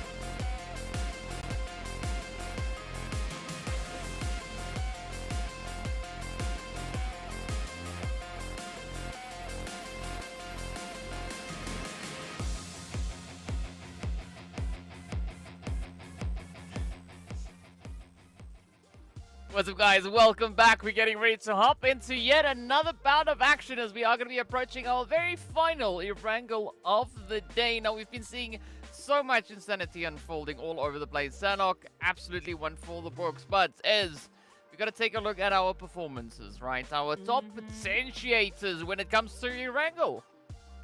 Yeah, moving into the last Erangel of the day, we're starting to get the picture. I mean, XENON Brute Force, my goodness gracious. Even in this previous Sanhok, the odds of them finding one another and just having to go toe to toe is it's ridiculous. There is still the question being posed to the likes of RTG and R8. I think they have a very similar approach in terms of that early aggression that has both yielded good and bad results. I mean, we saw the likes of RTG also picking up some great eliminations, even on the likes of Miramar. R8, surprise, surprise, in Sanhok, they were a force to be reckoned with, but consistency is still going to be key if we want to beat the likes of Brute Force, who right now are going to be our focus moving into this last Erangel. Are they going to be the dominating force? Because we have to remind ourselves, they're the only team right now with double winner-winner chicken dinners. I mean, And look at those points. yes, right? 109. Our first team to hit over a century, but they already did that a little while ago, before we even made it up into Sanhok. But it is what it is, right? Now, of course, we are going to be looking to see what these teams are going to be doing coming into this match. And, I mean, a nice flight path. Very, very close to center, but still allowing the teams some pretty strong accessibility to a big majority of this map. Well, yeah, it's just going to be the question of where this zone is going to be going, because I am just concerned, but I'm not going to say why. We'll have to wait and see. I would like a bit more of a center zone. I don't know, like I feel like we've missed so many areas of the west of Erangel for so long. What do you think? I mean, if it's going to be a Western shift, that would definitely add another layer of complexity to these teams, right? And the challenges that they'll have to face pushing through this Erangel. But essentially, I mean, this is kind of a Western zone. Not exactly, but it's close enough. It's kind of there, it's kind of not. But what we can say, though, that it is beautifully centered up onto the Sunken City. So whoever's going to be looking to get themselves situated up into the Sunken City ruins, or even the Headshot Hills, that is going to be an interesting play to come through. But yeah, I think it's going to be a little bit of time before we see anyone really committing to any particular rotation, at least for now. Because, of course, it's looting stage. And the zone is nice and centered. So it does give us a lot opening here into this Erangel. Hopefully a bit of a change, but we'll see. Looking at some of the positions that we're seeing, no surprise towards Promosk, Quarry side, and of course Virtual Gaming over towards the military base islands. We have seen a bit of a change in some of the earlier positions, but it might just be a case of rotations. Brute Force heading still towards Yasnai Poliana. So I will be keeping my eye out on what they're planning to do here, because they have zone, they have such great looting opportunities. They've been left to their own devices. So again, potential prime opportunity for them to bring in a different kind of play. And Slime Machine, it's been a bit of an up and down roller coaster experience with Slime Machine. I don't know what our Silent Assassins are planning, but I feel like there should be more from them. I feel like they have that ability to give us a dominating performance, but it's again, I don't know if it's their silent ninja tactics that are working against them, but there's something lacking here that I just can't quite get my finger on. Well, I don't know. It's difficult to say, right? We're gonna have to really pay close attention to the side of Slime Machine to figure out exactly what that could potentially be inferring. But in the meanwhile, we are gonna be looking over to the side here of XENON, as they are taking an interesting spread. We do see Carryboy and Senke now pushing up in towards North George, and we've got Marshall and Co pushing into South George. So a very broad spread approach coming through from the side of XENON. I mean, it's risky, but you know, maybe it could work. Who knows? Maybe it could work. Yeah, look, it's again that case of we have to wait and see, because we don't know. We really don't. We've been trying our best to get these predictions in, and yeah, the teams have just been going against what we've been saying. Even for the likes of XENON, right? A team that is so close and contentious to the likes of Brute Force, our leaders currently. Just it's so close, but they haven't yet converted this insane performance that they've seen today with a winner chicken dinner, which to me is ridiculous. How are they sitting in the top 4 slots without a winner chicken dinner? Well, eliminations, great close placement points as well. But Yeah, it's the exact same position. I thought Sly Machine also would have had that previous matchup in that position, and then we just saw wild shotgun kills. So hey, it will be an interesting one. Meanwhile, taking a look back at what's currently happening on this Erangel before we get ahead of ourselves of what could happen, we do have a center position for GK and the battle going to be joined alongside Enigma Galaxy, and that is going to be the trio that currently holds our zone. Again, it's that Ruins to Rezok to, you know, a little bit lower of a southern position for Enigma Galaxy that could see either of these teams having a resurgence in points, especially for the likes of GK.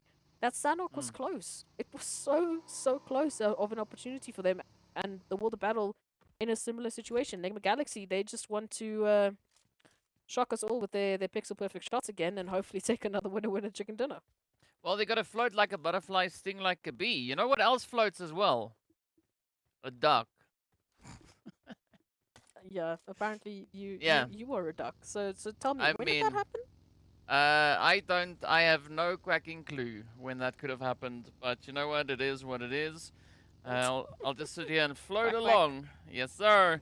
Speaking about ducks, though, I mean the teams could potentially be looking to duck and dive their way through a few of these sprays. I mean RTG getting a little bit closer towards NIGMA, but I think for NIGMA this is an absolutely phenomenal spot to hold. Right, that church.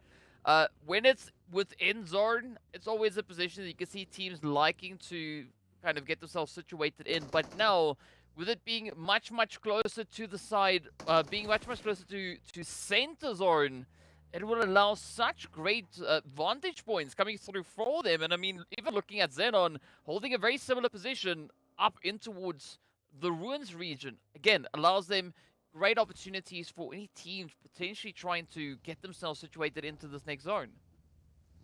It's going to be a tough one. And again, the pathing that you're going to be taking for this to get yourself situated, it's a 50-50 at this point, right? I mean, even Clear Vision right now giving a little bit of love over towards Potato Hill, which I really like, but lo and behold, right up to the north of them, it's none other than NASR, who, again, was their competitor in that previous Sanhok. So I find it hilarious that these two are just rotating shoulder to shoulder. But hey, talk about shoulders. Yeah, NK is having a bit of a shoulder bash up against RUKH Esports, and unfortunately, it's not going to be working out. I think their shotguns just had a few bit of bullets, but here we go. A rotation now comes through from RA to take their distraction away. So the two of XENON now having to do a little bit of math here, how they will be able to survive the situation, because they are currently very split up.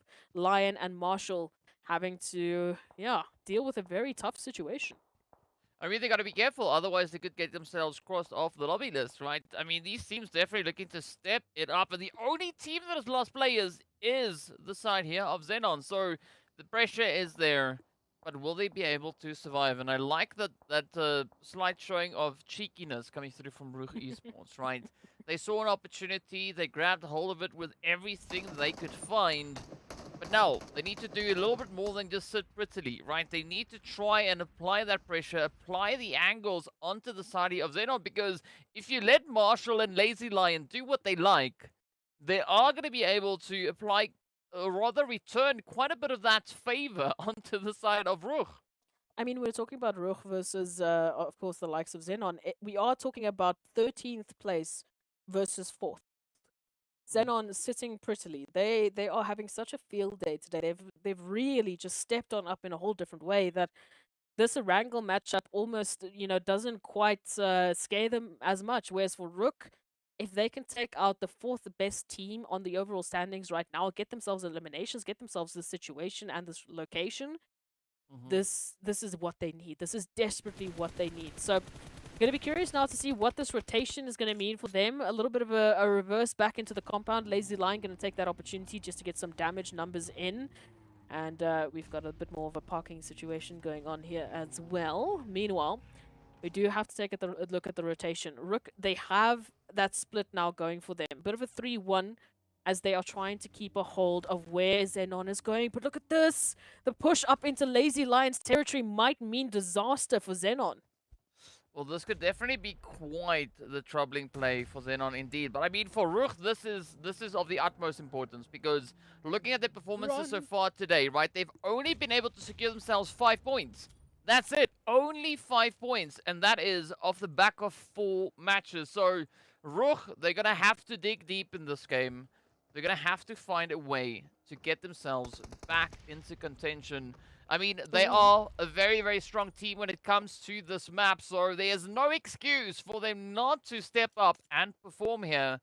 But will they be able to get it done? There's only 2 players left for the side of XENON, and I think that could be a phenomenal boost to the overall team morale. And I like this position that they are trying to play, look at just this. absolutely bombarding Lazy Lion with utility from all over.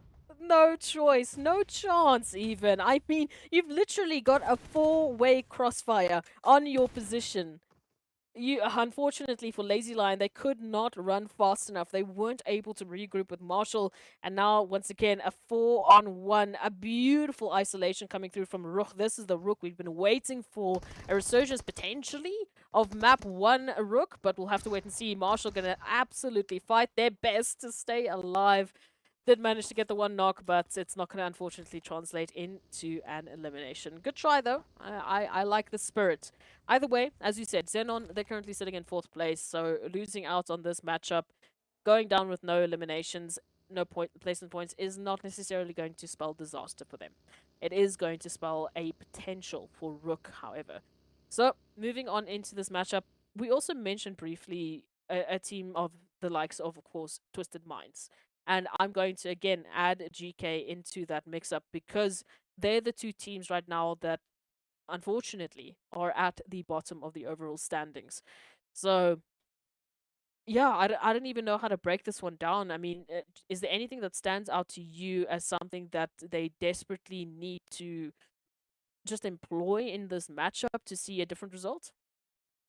I don't know. It's going to be pretty tough, right? Because we've got so many factors to try and take into consideration here. I mean, we still have 15 teams left in this lobby, and we are pretty deep with regards to where we are in zones. So there's not a lot of space left for anyone really to try and wiggle their way around.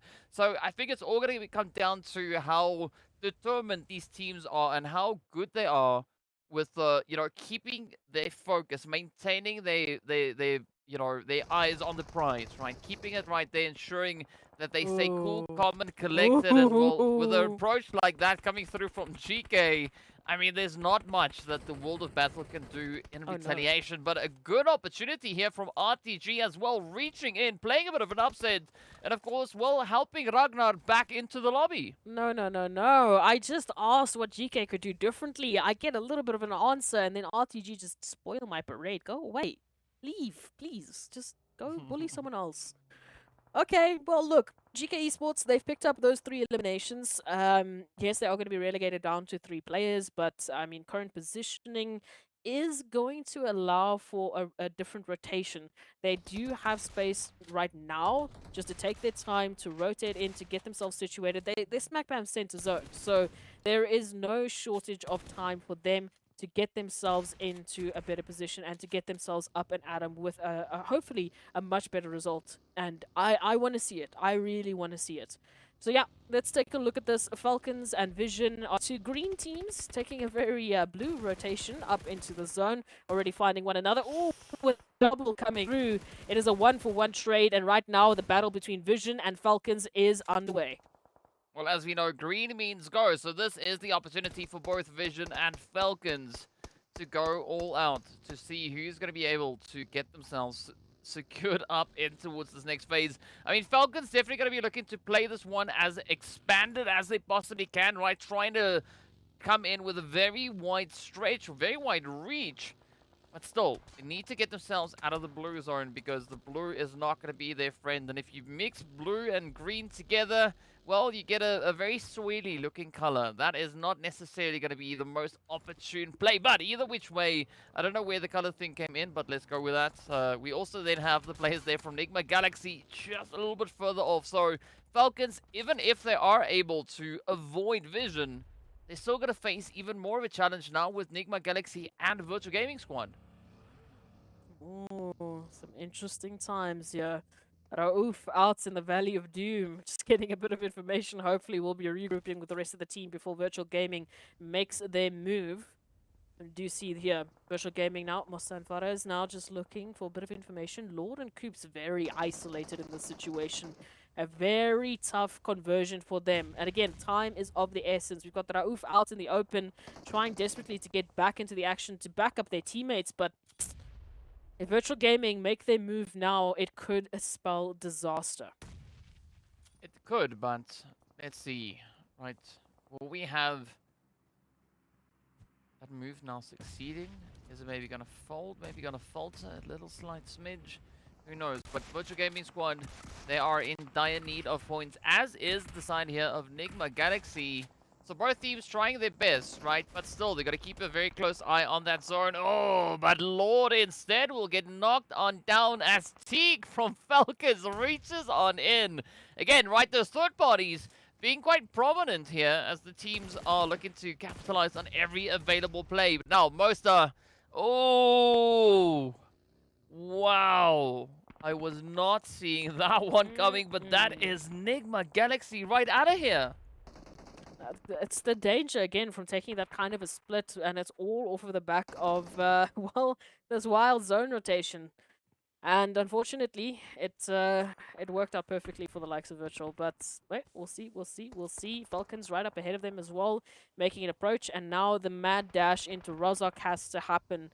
Oh, we can see Fares now feeling the brunt of the action. Again, I mean, it's chain fighting. As soon as they get a little bit of success over towards the likes of NIGMA Galaxy, well, welcome and behold, it is going to be FALCONS, and right up ahead of them, it's Clear Vision. So they really are just not getting a chance here.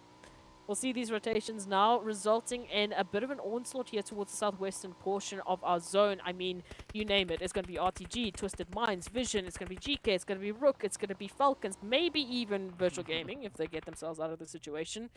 And they're all going to be battling it out for this position. Just look at that stat. Yeah, I think we need to rebrand RUKH as RUKH, because that is essentially what is going to be happening right here. So much heat and contention going to come through. Brute Force also going to be cleaning up the northern edge of that zone. But here we go, R8 now getting found out in the drink. Ragnarok is down. It is now reliant down to, well, Kra to see if they can survive. Al-Hajj playing troll. Approach under the bridge, looking to be an absolute menace. Now, FALCONS also going to be testing and trying their hand to get themselves a bit of a foothold moving up in towards this next phase.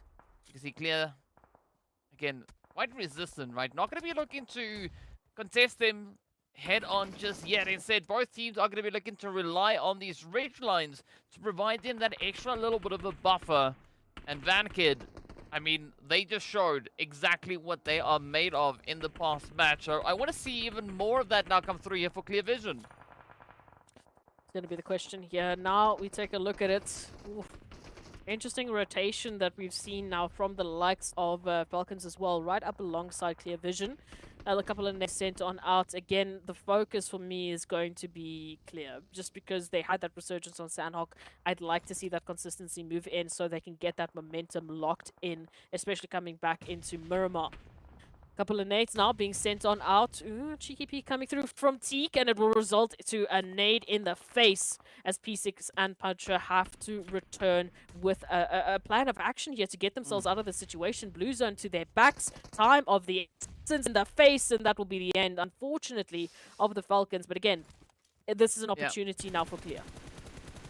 I mean, we were talking about how you should catch a nade, right? And I think that is exactly what they tried to do. Yeah, I mean, and you said nade to the face, so it makes sense, right? But either which way, let's take a look at what is going to come through here in RUKH as the teams are going to be looking to push on forward. The zone taking a very casual stroll, a little slight bit further up north. But we did see in the meanwhile also a little bit of something brewing in the meanwhile, right? Brute Force really starting to expand their reach up on towards that northern side of the waterway, while the rest of the lobby is essentially pinned down right here in the lovely RUKH. It's going to be a pretty tough time. I mean, Clear Vision, as we can see, they still have quite a bit of ground to cover to get themselves secured into the next position. But RTG going to be looking to just blaze their way on through, trying to find the approach in towards Tapok, but instead Discrim sends the nade out. They do find Rio, and this could be a bit of a turning point. RTG could definitely now start to feel quite a bit of the pressure starting to mount against them. Ooh. This is not going to be easy, but let's take a look at it. What can we see happen here? Sly Machine down to 2 players, as we will see that confirmation there, thanks to Xenox. Is it Xenox? Yeah, it's Xenox. That's we're not making that same mistake again. Brute Force coming in as well with a sudden resurgence. Hey, Sly Machine. I mean, as soon as they lose one, they get an immediate return on the next. Brute Force will be saying goodbye to Neos, and Sly Machine will be taking that, holding onto it for dear life, as they do need to. Smack bam, center zone, all eyes on them, and all eyes on what's happening here towards the south. As you see, Visions, RTG, Twisted Minds, and Clear Vision holding on right alongside GK, Virtual Gaming, RUKH, Quest. Everyone is here, just trying to find an answer to see who will be moving up into the rest of this game. Well, speaking about moving up, right, Quest still being pretty committed to that bridge. I think that is an absolutely phenomenal setup, at least for the time being. But the rest of the teams, right here in RUKH, it's not looking very, very hopeful, if we're being honest, right? I mean, Twisted, they are within the zone. The same can be said there for GEEKAY and, of course, Clear Vision. But it is going to be a very, very tough play. Once this next zone has revealed itself, I don't see the teams necessarily going to be looking to make a break for it. I think they are going to be looking to close out whatever contention still remains up in towards RUKH. And that could either go one of 2 ways, right? It could go quite successfully for them, or it could actually be quite devastating. And we could see several teams now getting dropped and sent back to the lobby. It is the expectation. I mean, you cannot look at this cluster of teams and expect anyone to get out unscathed. I mean, even taking a look at Sly, I mean, mollies, nades, everywhere you look, the silent assassins, unfortunately, will be silently bowing out and saying goodbye to Brute Force. Perfect molly in hand, and that is just the unfortunate joy of taking position in a Wizard Tower. But with that wonderful joy for Brute Force could come a... We can see J7 just isolating the likes of Ado here with that rotation. A 1-2 split. It does look like NASR will just be letting it slide as Brute Force managed to recuperate and regroup in the center. But now, well, other than NASR potentially going for Brute Force, all eyes are on that zone. All eyes are on Quest, who can literally gatekeep majority of our lobby. We have 10 teams left, and well, guess what? 6 of them could be gate kept in RUKH. Yeah.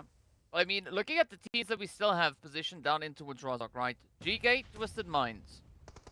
Both those teams need to try and survive. They need to try and make it out of this absolute chaotic position and get themselves secured back up into a little bit of safety, because both of them are in dire need of points, right? They are occupying a less than favorable spot with regards to that leaderboard. So I really hope for both of them they'll be able to get exactly that accomplished now. And so far, things are looking to be turned quite positive here. I mean, GEEKAY already sitting up on 8 eliminations to their name. And of course, if we look over on towards Twisted, yeah, they've got 3, but they are finding a little bit of difficulty getting themselves out of RUKH and back in towards that next zone. So it is going to be of the utmost importance. But GEEKAY, they came in here with one objective, and it is pretty clear, right? Play the best possible bit of PUBG that they can right here in game number 5, and already hitting double digits. This is going to catapult GEEKAY up that leaderboard. Oh my goodness, it is about damn time. I have been waiting for GEEKAY to make a move, and now, unfortunately, it is against the other team I was waiting to make a move, so I don't like that, but it's okay. Twisted Minds, Miramar, okay? We're gonna keep you on Miramar. I'm waiting. GEEKAY, though, picking up a wonderful amount of eliminations, now feeling the brunt of the action thanks to Brute Force. We do have RUKH as well, making a quick move in R8, sneakily trying to get them their spacing within this next zone as solidified. But look at this. This is that danger. Brute Force all of a sudden cannot really be focusing on the south, because lo and behold, it's NASR moving in from that northern side. Brute Force actually getting a taste of their own medicine. It is the north that is coming to bite them. Yes, and winter's coming too. So a very tough spot to be in indeed. Speaking about tough spots, the two teams that found themselves in 15th and 16th position moving into this match, now having a bit of a showdown, a 2v2, as you can see, Gaith and Santa. Going up against the side there of Evo Station and Dadino. Ooh, but up comes Dadino trying to find the opportunity, the angle, but it's going to be Gase now having a slight bit of an advantage, looking to see if they can clutch this one out. Meanwhile, NASR absolutely relentless, applying as much pressure as they can down onto the side here of Brute Force, and this could be a bit of a golden ticket coming through for NASR. As we know, coming into this match, they were sitting all the way down in 8th position, contesting the team currently holding on to the lead, but this is the opportunity. This is the play they need to make. And of course, well, is it going to turn out favorably? So far, things are looking pretty good for them. It is FreePod and Mind super low with those HP bars, but XENON and Starch not looking too great themselves. But there we have it. XENON gets the jump, and that is Brute Force getting packed up and shipped out of here. Oh my goodness gracious. And now it's GEEKAY versus Twisted Minds. My heart actually cannot handle this. Please, guys, this is too much. So, oh my goodness. All right, we take a look at it. GEEKAY at least still up with definitely 1 member, but definitely now 2. Unfortunately, Twisted Minds will be bowing out. RUKH Esports will be taking Quest down. What is even happening? I'm shaking here. But anyway, R8 also jumping into the action. This Rozhok play, oh, it has just been the thorn in everyone's side. Perfect nade coming through now as well from CR7. And yeah, though this is pain. This is only pain. The only team that is up with a full lobby, it is NASR. There is a potential for a NASR chicken after a resurgence on Sanhok. It would be the story of a lifetime. They only have 2 solos to deal with to lock this one in. Whew.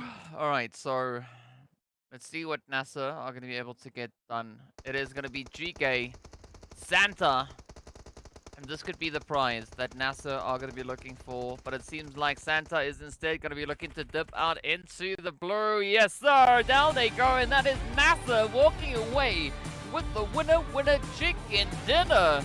I mean, they knew what was at stake. They knew they had their objective set. And I mean, NASR stepped up and just showed their commitment. I mean, the perseverance paid off at the end of the day, right? Securing themselves a beautiful finish right here on Erangel. That is exactly what we want to see for NASR. I'm pretty sure there are going to be quite a few happy people in the chat as well, a few happy NASR supporters. But I mean, we saw so many teams as stepping into this match that were in dire need of points, right? And so many of them actually stepped up, accomplishing those goals, securing those points. And I think we are going to be seeing quite a bit of a shift coming through with regards to our overall standings. I am going to tell you now, the people in chats are going to be losing their mind. There's so much to break down here, but let's just start with what's on screen before I lose my way of words. Gay, my goodness. Yeah. Could you leave something for the rest of us? What is going on here? Most eliminations, highest damage, grenade eliminations, the best and longest elimination. Stop it. Stop it. All they had to do was just run a little bit more, and then they could have had this entire match report. I mean, absolutely congratulations to Gate. What a resurgence. And absolutely to GEEKAY, this is what we wanted. We needed a little bit of a light at the end of the tunnel. We needed them to step on up. Now we only need Twisted Minds to do the same, and we could be having a whole different look at the second page. I mean, to put this into perspective, right? GEEKAY, up to this point, after the first 4 matches, they've only been able to secure themselves 16 points, right? And now, they just look to beat that approach in one single match. So, again, it is it's just mind-blowing what these teams are capable of doing, how they can pull, you know, hats out of rabbits and just make some phenomenal things happen here. And of course, yes, because rabbit out of a hat, everyone knows that's possible. I mean, we got to go the other way around, right? So it's like the tables turning and the turning of the tables. Yes, okay. Indeed. And I mean, GEEKAY though, 12 eliminations up. Not a winner chicken dinner, but pretty dang close to it. 18 points in total. Amazing finish coming through here from GEEKAY. I'm so lost for words. I can't even try and put a sentence together right now. So all I'm going to focus on is the donuts, and it's very shocking donuts actually. I mean, NIGMA Galaxy and XENON, like you said, going back into the lobby with nothing to show for it. it's not the worst case for the likes of XENON. I mean, going into this matchup, they were sitting pretty in 4th place. For the likes of NIGMA Galaxy going into this matchup, they were also sitting very close into the top standings. So first page, not looking too bad, but let's go take a look at those highlights of this absolutely just insane Erangel matchup. And it started with this incredible setup here from RUKH, hunting down the likes of XENON. No mercy whatsoever. I mean, this was a merciless performance from so many teams, right? Because, as I said, right, they understood the objective. They knew this is going to be one of their final opportunities for today to secure themselves at least a decent position moving into tomorrow's matches. And as we know, time is running out. But we've seen so much coming through here, and I mean, it was absolute carnage up in Rozhok. Quest playing a good game, RUKH playing a good game, GEEKAY playing an absolutely phenomenal game. It was one of the best games that we've seen come through from them so far within this entire league. But it is, you know, just such a testament as to the capabilities of these teams. I mean, they can choose to jump, to just start popping off at any point in time. I mean, even just taking a look at those final few moments with NASR, I mean, Star's just taking a swim. Why not? I mean, their entire team was alive to back them up into those final few moments. So, yeah, no, absolutely. I need a break just to recap and to understand how to English once again, because that blew me out of the water. So we'll be right back after a short few moments. So get ready with us for the last match of the day.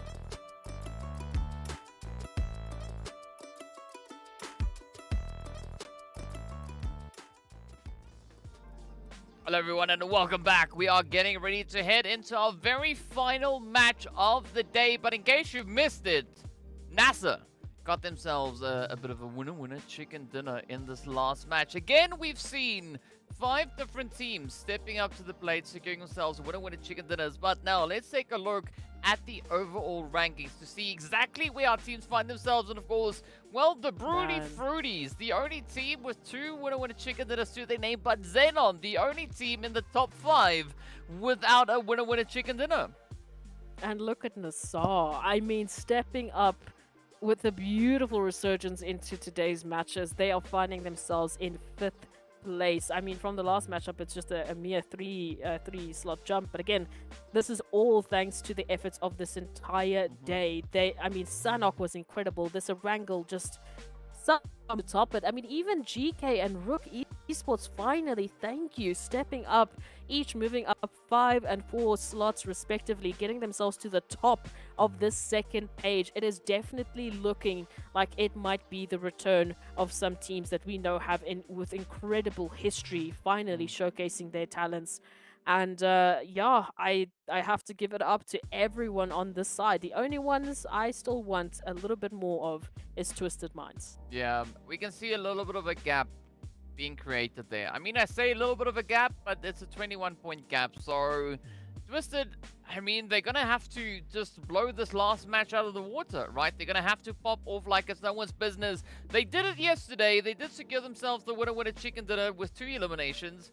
But I think if they are going to be looking to push for that chicken again, they definitely will have to add on double-digit eliminations, at least, at the very, very least. So there's quite a bit of an expectation now being created for Twisted Minds. And I mean, if they don't start picking it up from this last match of the day, tomorrow and the day thereafter, the last day, is going to be proving to be exceptionally challenging for Twisted. Absolutely. And I mean, look, we do have to keep in mind yesterday, just alone, we had Twisted Minds just stealing away a gorgeous winner-winner chicken dinner. Again, yes, it wasn't with those eliminations, but the placement points did make a difference. So moving into this last one, can they make it happen again? Can we see Twisted Minds giving us a surprise for the end of the day? It will be all down to this last match. Well, speaking about the last match, of course, no better way to kick things off other than a beautiful, beautiful flight path. Nice and centered. I think the big kicker here is, of course, what the zone is going to be bringing in, right? Could we be looking at a center zone, a zone potentially going into any of the extremities? Is it going to be complementary to this flight path, right? Where could it potentially go? Oh, goodness, I mean, what's happening? So many options. Sorry, I'm running a little bit low on English airtime, but you know, it's fine. It's fine. I'll just top myself up back again. But I mean, another thing that we also are seeing, looking at the leaderboard, is Brute Force.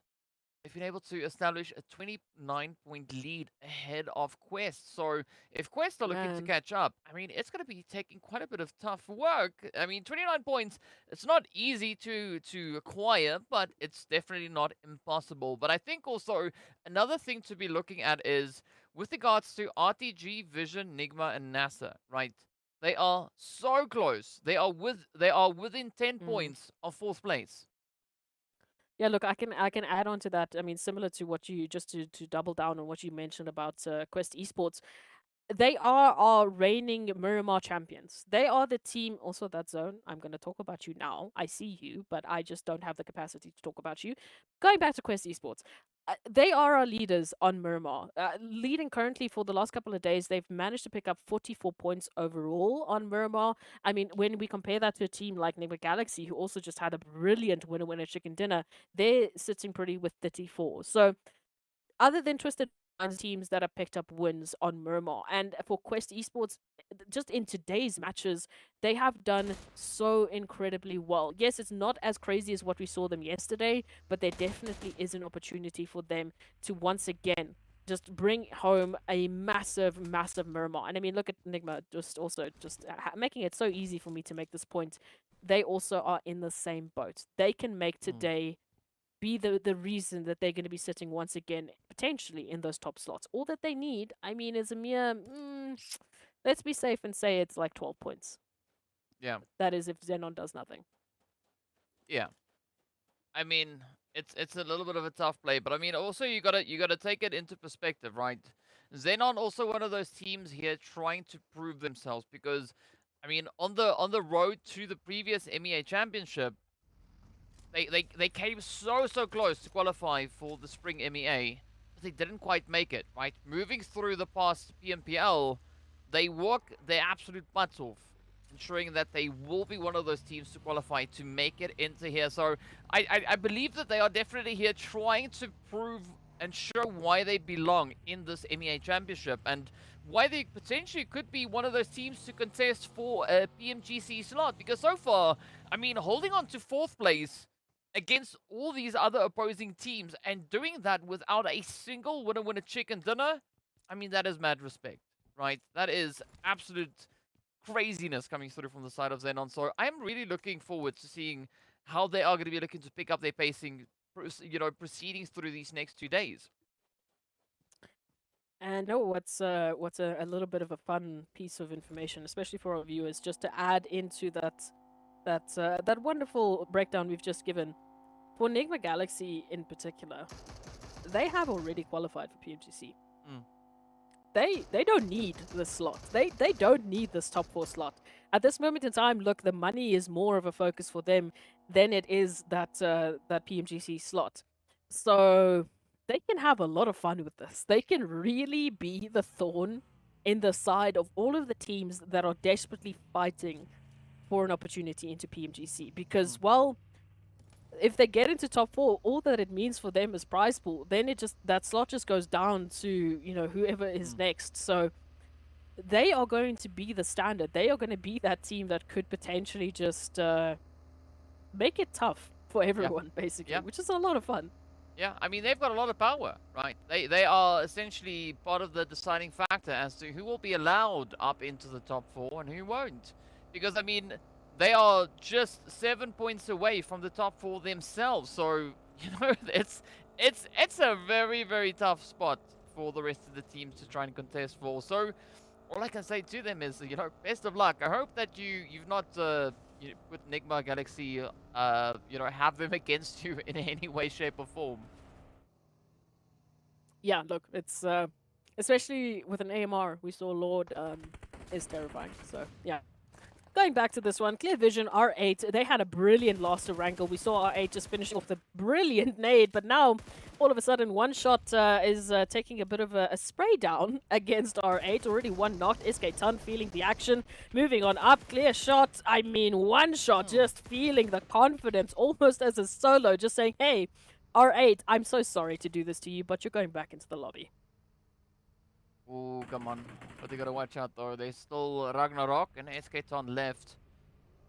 I mean, this could be quite a bit of a showdown, but Clear Vision, I mean, the last time we saw them on this match, right, on this map, just a few mere moments ago, they were so confident. And I think this is the point where they need to kind of keep that confidence in check ever so slightly, right? Not get too overconfident, because that could end up costing them quite a bit. But let's see, maybe they could still turn this one around, as we do have VanKid, a very capable player, about to find themselves in a little bit of a hot spot here as XENON comes rushing on forward, but the Overwatch is there, the defense is there, and now it's gonna be R8 down to potentially 1, but still, I mean, GEEKAY, it's like they've caught their second breath, right? They are just looking to bounce back, and I mean, they could also be an absolute menace right here. Absolutely. We take a look at it once again. GEEKAY, where's Gaith? Are you planning to take every single match report standing again? What you doing? Gonna be keeping an eye out on them, of course. Moving into this one, it was this. Okay, on that previous Erangel. I want to say the same for R8, the same for Vision, if they weren't going up against RUKH, who's just taking everyone down, apparently. But hey, now it's RUKH versus One Shot. And it looks like Gaith and Hope might even join the party as well. So this is just going to be a disgusting battle. But here we have it. It's the 1 from R8, it's the 2 from Clear Vision up against the entire team of GEEKAY, who have set their sights on these potential eliminations now. I need to wait and see what might happen. R8 looks like RUKH will be able to duck and dive out of this situation, which I would be doing the same if I had all of this. Well, I mean, there's so much to play for here yet again, right? We are looking at a different few teams now that are going to have to try and step it up. I mean, Clear Vision being one of those teams that are yet again finding themselves in a bit of a position where they could do with a few additional points. They do have 49 points, so that's not a bad amount of points to have by any measure. But based on the kind of pacing that we have within this lobby, I mean, so much can change in just one successful match, right? Just one single game, that is all we need to see. And we could have a completely different lineup when it comes to our overall ranking. So the team still having quite a bit of capability and flexibility between them. I mean, all the way from 4th place down towards 15th, there is single digits separating the teams from each other. Single digits. Whew.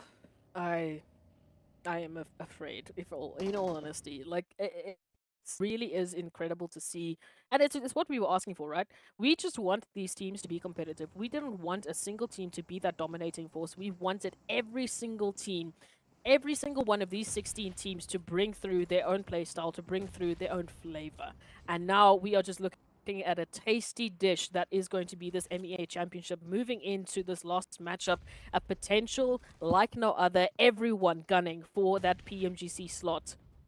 That I literally have goosebumps just thinking about the idea. But hey, let's taking a look at it. GK, my goodness, how dare you? Vito goes down with a nade to the face. They caught it with their teeth, and they will be saying goodbye. We are down to only one shot here, unfortunately standing for the likes of Clear Vision, raising that banner and hoping to make something happen here, maybe get a couple of eliminations. And I mean, it's a tough play to come through, but, you know, it's absolutely insane to think of it. Any team currently in this lobby has the capability to qualify themselves for the top 4. Any of these teams have the capability to do that. And I mean, the leaderboard speaks for itself, and we of course can see it at the top of the screen. But I think at the end of the day, it comes down to how hungry these teams are to get themselves into the top 4. Because, I mean, NASR, right? We've seen them just kind of, you know, start to surface out of nowhere, securing 47 points so far today in just the previous 5 matches. If they continue on this trend, we could very well see them make it up into the top 4 just after this match. Well, let's take a look at it. Teams now setting themselves up for a bit of an interesting change here. So the World of Battle, we know they had a bit of a tough time there over towards Erangel. They were one of the teams that didn't quite pick up the points that they were looking for. And by that, I mean they got a donut. It was a delicious donut. But now we want a few of those elimination points, maybe even a taste of the chicken. Slime Machine as well. Similar position. I mean, just the wild change that we saw. In terms of their slight consistency, they have fallen off a little bit for me towards the end of these matches. And it hurts my heart because, like I said, they, for me, were the silent assassins. And I still believe that they can be that. It is now just going to have to come down to whatever it is that they were working with, that spice that they had in the first couple of matches yesterday. They need to bring that one back. So let's see, maybe this late, very outskirtly rotation that they're going to be taking in the form of Slide Machine, maybe going into that western side just behind Vision, could be the change they need. But let's avoid NASR, please, because they're on something else. Yeah, they definitely are on something else. And hey, one of the few instances where I'm not going to be voicing what I want to see within the zone, but it is going to a spot that I've always wanted to see in competitive. Same. Right. Like we have wished for this since you and I started casting together. For the viewers watching, that is a few years that we have been waiting for something like this. So just please send your energy right now into the stream because we want to go there. Yeah, we're not gonna name names, but it's that spot. We want to go there. We want to see what these teams are going to be doing, and we've got several teams now starting to get themselves situated, starting with the rotations, pushing on forward. FALCONS actually pushing up behind the players there from Brute Force. Quest very close to the edge of zone, but we can see GEEKAY, they've rotated around Quest, now just trying to get a little bit of a leapfrog play going here, but Santa is exposed along with the rest of the team as they start their ascent up the hill, trying to get themselves just over the top, and of course, securely positioned up in towards this next phase. Again, it is not going to be easy, right? Especially that position towards that spot over there, because we can't be very specific as we know how PUBG physics works, right? that is going to be absolutely challenging for these teams to fight through. It's a very bad time for me right now to be a caster because I literally just want to sit and watch this match unfold. I can't even put a sentence together right now because this is extremely exciting. I don't know how else to say how excited I am. I'm kind of shaking at the moment, so I'm gonna sit up, all right, and we're gonna focus on what's happening in front of us. Brute Force right now going to be opening up this wonderful location for themselves right now, just taking out R8. We've got, of course, the likes of XENON. I don't know how they keep doing this, but they're going to be finding Brute Force here up towards that northern side as well. I don't know if they've got a tracker on Brute Force. What is it? If they had a discussion and they just like, look, let's be friends and let's, you know, just take each other out every single match, back to back. Here again. Yeah, here it is indeed. But now it's going to be up to Brute Force to see whether or not they can assert their dominance. Speaking about dominance though, Pusher with a beautiful nade into the side here of GEEKAY as they do seal it up for Ragnar. And with that, right, GEEKAY now going to be down to Gaith. And, well, that's it, right? It is just Gaith. But we've seen what Gaith is capable of in just the games yesterday. Meanwhile, the World of Battle and the Virtual Gaming Squad going to be lurking on the edge of NASR. So they're going to have to really watch that position as a beautiful nade gets delivered. Krona goes right on down. Up comes the push now from Mostar with a DBS in hand. One down, looking for one more. Oh, but instead, they will get dropped to their knees. Now, Mohammed coming through with a beautiful clutch yet again, looking to save the World of Battle. And, well, now all their hopes and dreams rely solely on Mohammed's shoulders. Of course, in the meanwhile, the zone has taken a slight little bit of a shift even further on towards that western edge. Again, not necessarily going away from the spot we would have liked to see, but we do say goodbye to the World of Battle and Mohammed. I can't even deal with it. The World of Battle, I mean, a great effort there to get at least those 2 eliminations. And again, it was so close, but that blue zone is painful. It is terrifyingly painful. But hey, let's take a look at this quest. Esports as well, as we know, trying to get themselves to the top of those Miramar leaderboards. And they've well at this point, but now they have to face the likes of NIGMA and a few others that might stand into their way. FALCONS, again, another team similar to what we've seen with Sly Machine. They've unfortunately fallen off a little bit. I mean, even with the likes of this incredible lineup, who, again, I personally am quite biased to, so I have to watch what I say here. They have what it takes, but it has been such an incredibly difficult, and I can't stress that, difficult lineup that they've had to deal with. Now, this position against NIGMA, this could be the turnaround. Yeah, I mean, this could definitely be that turnaround opportunity, but it is going to require quite a bit of focus and determination still, right? I mean, NIGMA also going to be trying to find their way through. I don't think Lord is going to make it. No, unfortunately, Lord is going to bleed out. But Zeke, if they find that extra bit of reach, NIGMA, very, very tough spot to be in. Oh, there we go. That is going to be Senkei securing their fate. And I mean, 3 teams, well, essentially actually 5 teams, all held within this vicinity. It is going to be a very hot and heated play. But who will be the one to rise to the occasion? RUKH Esports also going to be doing their thing up towards the northern edge of the zone. But a lot of contention and congestion coming through as the south is not going to be letting up anytime soon.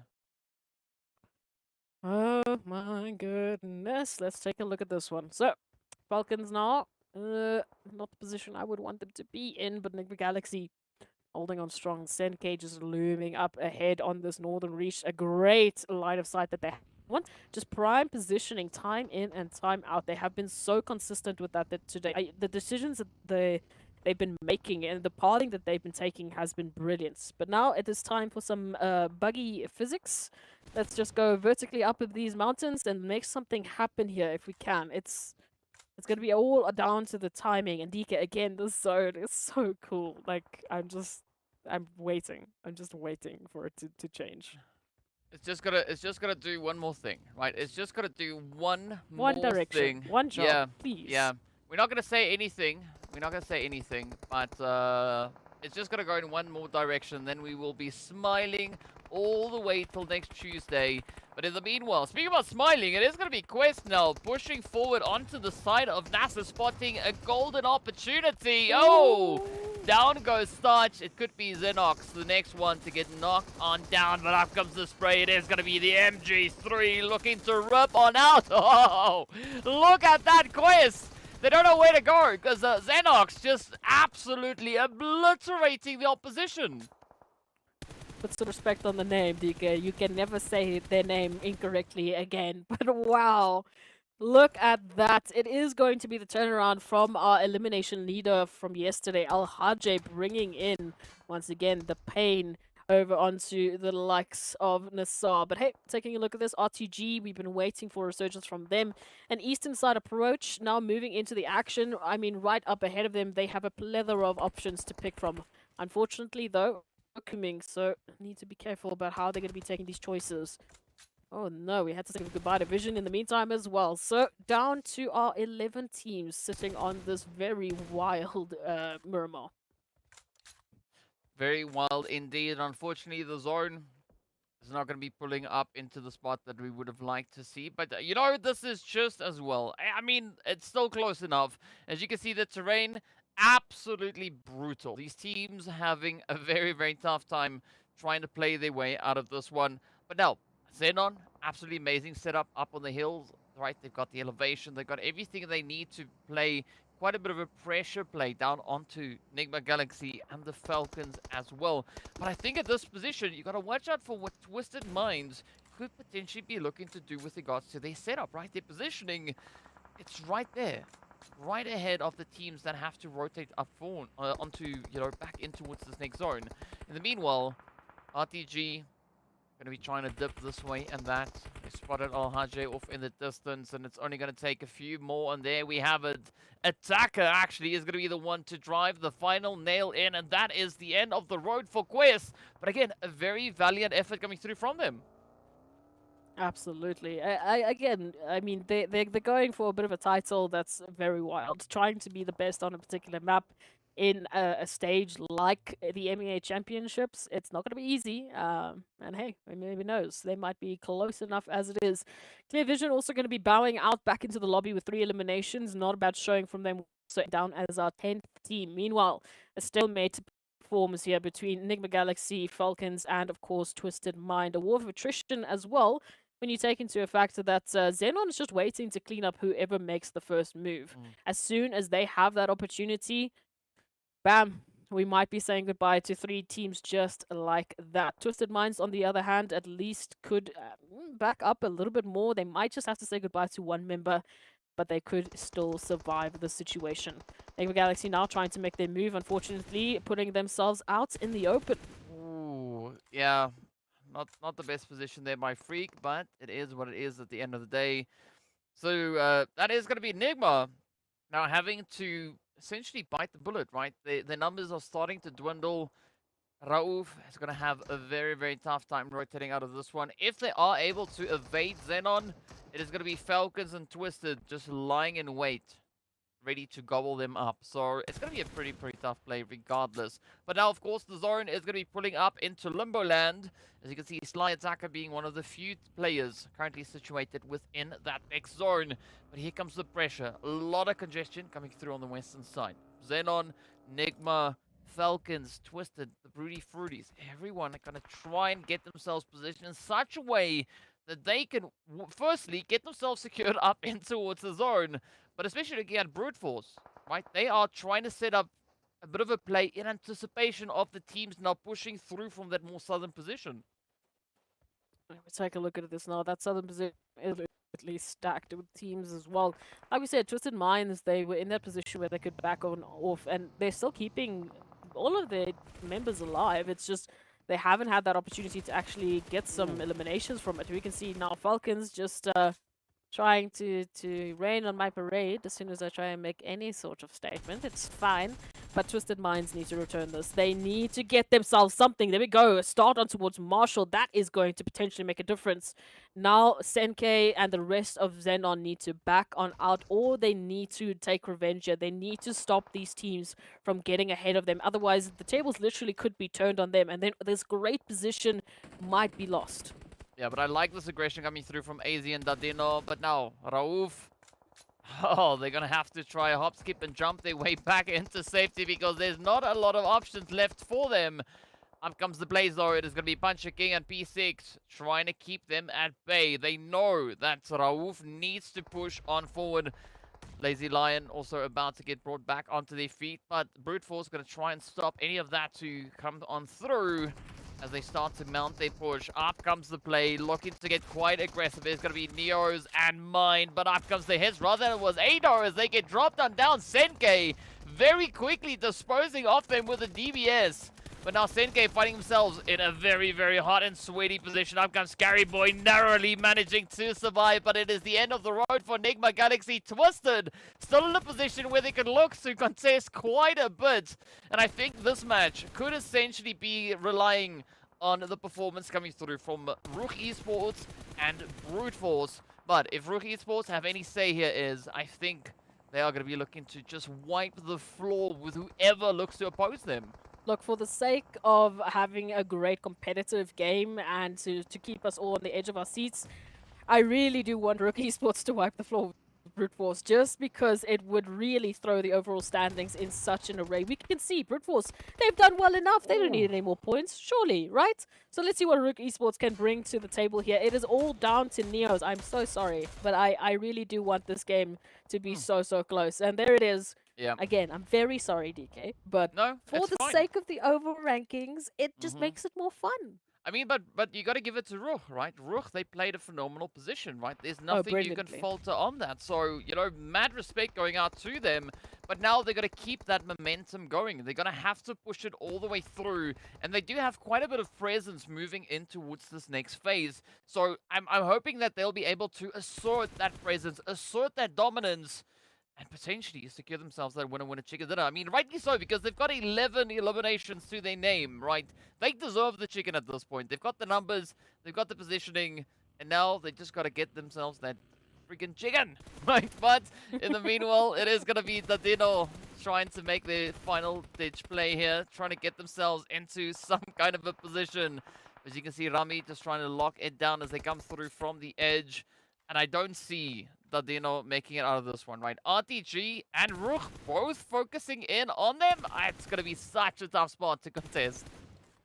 Absolutely. And again, it hurts me to say that, because for RTG, I mean, just look how well they're doing at this moment in time. 7 eliminations up.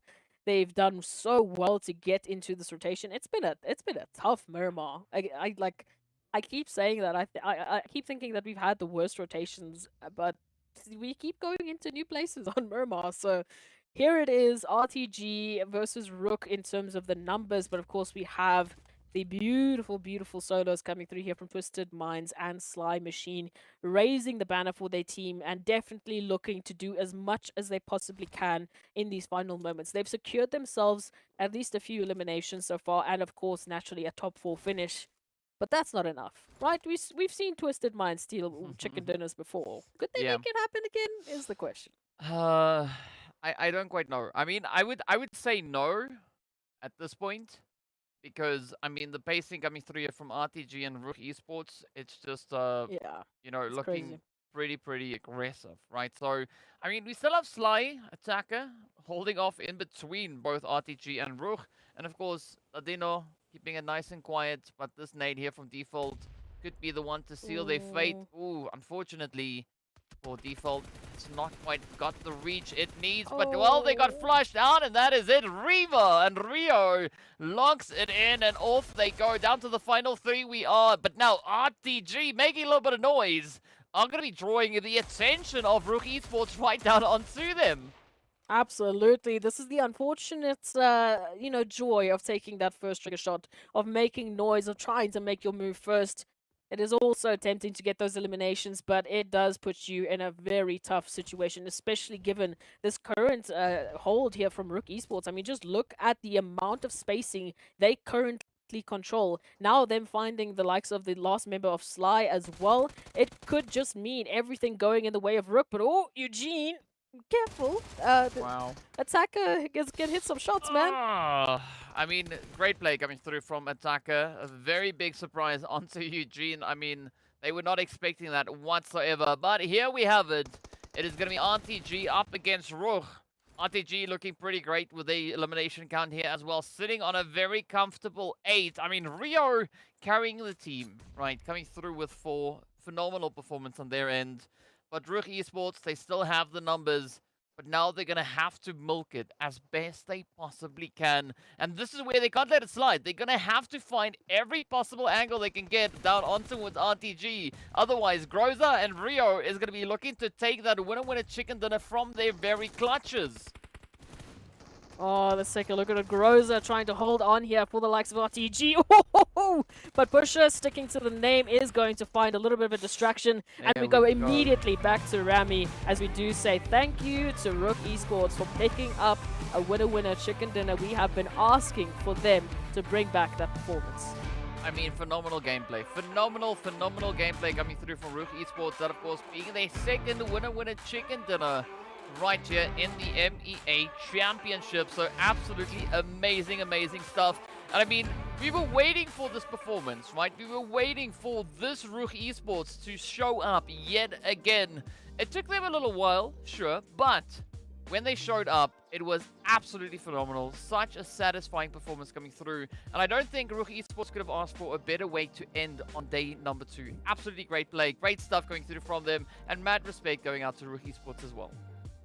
I have to say, DK, every single person, every single team that we have asked to step up in one way or another, they have brought it to us today. We've been absolutely treated, not only in terms of these very cool zones, but also just the absolute performance that we've seen from these teams. RUKH Esports, obviously no exception to that rule.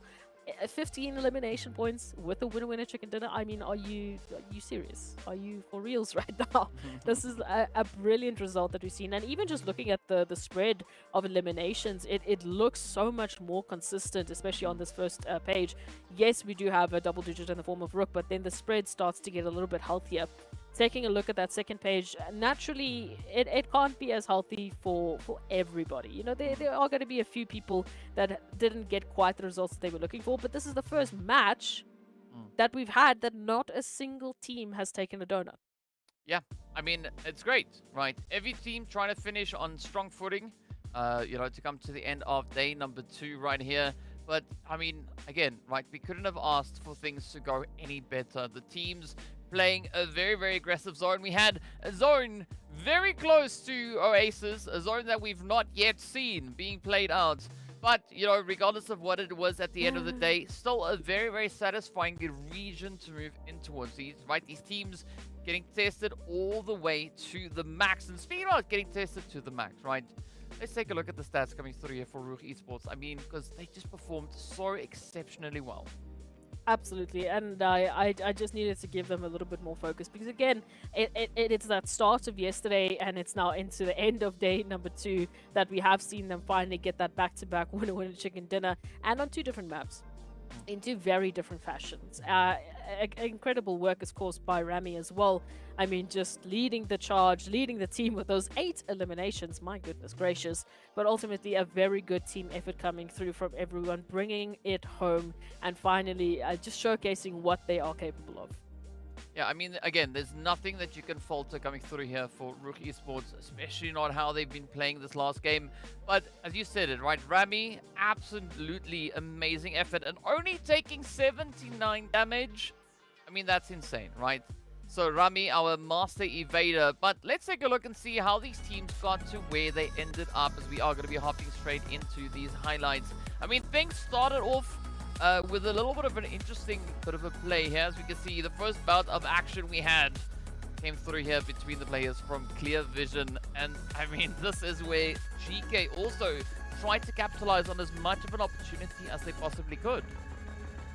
Yeah, look, it really has been a bit of a catch-22. We saw so many highlighting moments from different teams really showcasing, oh, was it going to go this way?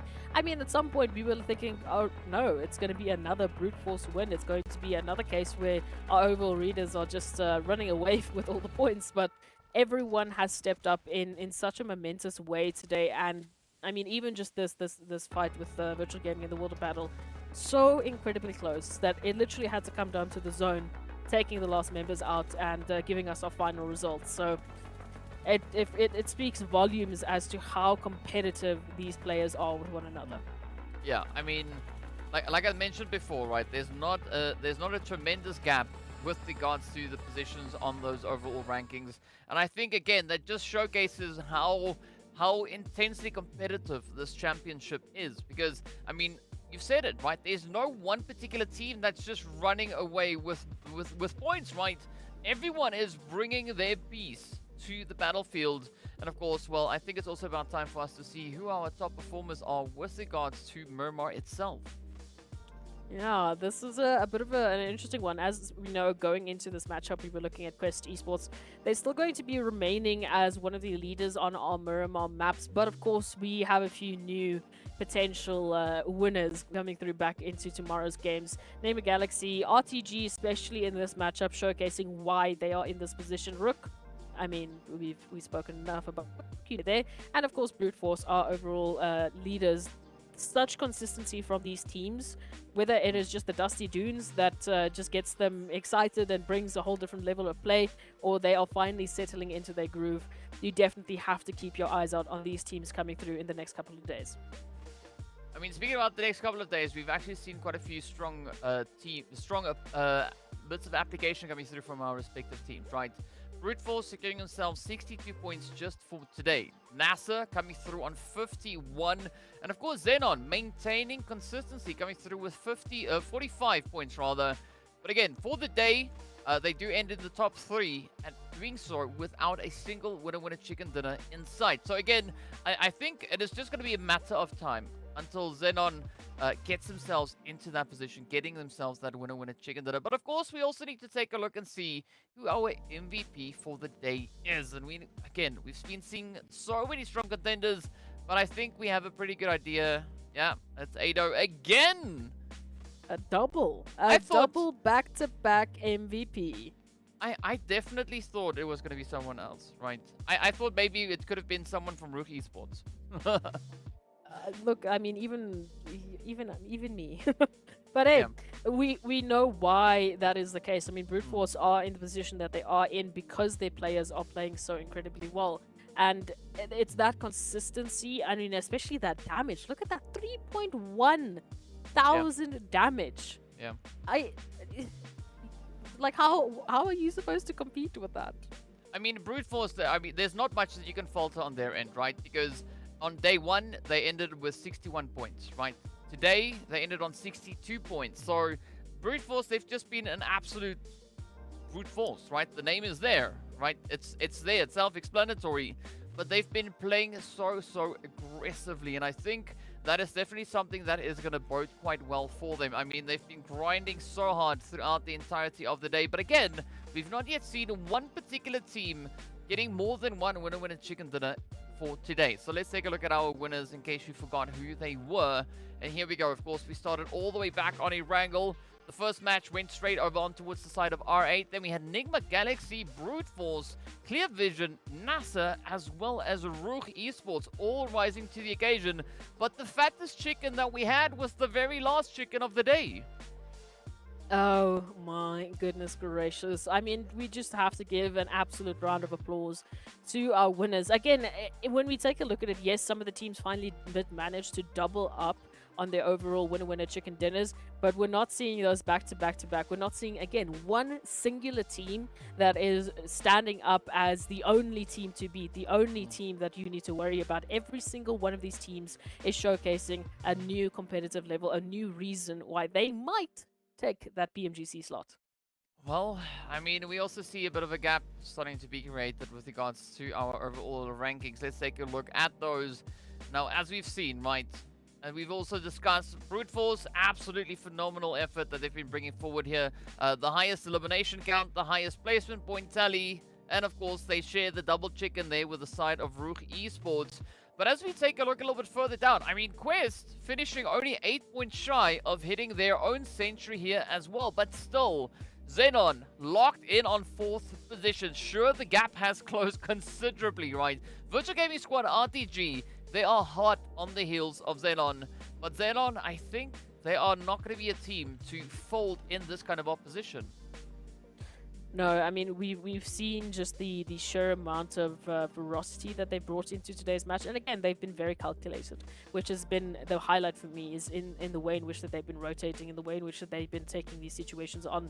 I do think there's something special that's waiting for us coming back into tomorrow's matches. Moving up into the second page, everyone has stepped up. Again, I would like some of the players, such as, you know, any of those sitting towards the bottom 5, to really have a phenomenal day coming back tomorrow and completely shake up those overall standings, just because it's amazing to see, and they deserve to showcase their talents. So tomorrow, that's going to be where my focus is going to lie, just to see what those teams specifically have in store for us.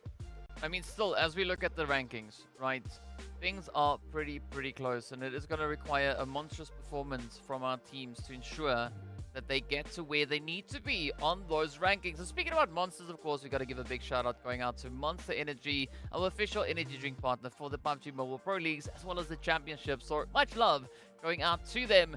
But I mean, the contention not stopping at all, right? Again, looking at that 4th to 15th position, there is still single digits separating teams. That is it. Single digits separating them. And I mean, I don't think it's going to stop anytime soon, right? I believe it's going to continue through the entirety of tomorrow, all the way up onto that 4th day. And I mean, the top 4 is going to be hanging in the balance all the way to the very end. This is what makes the MEA Championships so exciting, especially considering or comparing them to the previous MEA Championships, where we would have, you know, maybe 5 or so teams being those dominating forces every day in and day out. It was the same story back to back to back. Now it's not the case. Now it is a case of every single match has a brand new winner. Every single match has a brand new highlight. Every single match has a brand new elimination leader compared to a placement point leader. There's no consistency. There is no predicting what these teams are going to be bringing to the table. I mean, one interesting thing that I'm also noticing now is that all our teams sitting in the bottom 4, they all have winner chicken dinners, right? They're all sitting there with winner chicken dinners. It's an interesting thing to notice. I mean, the teams that we've got in 12th, 11th, all the way up into 9th place, yet to find themselves a little bit of that winner chicken dinner.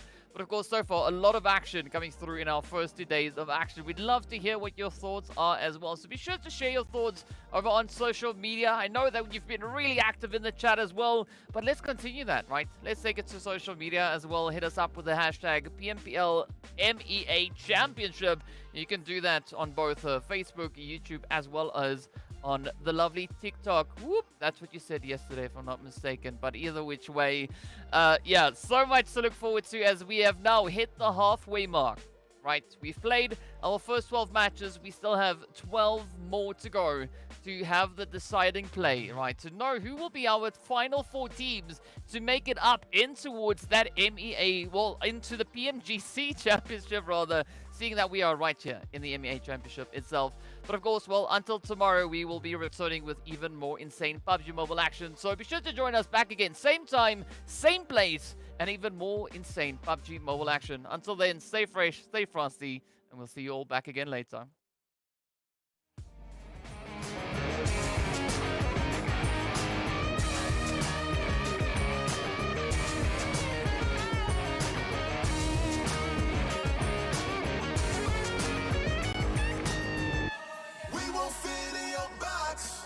We don't quit, we won't stop.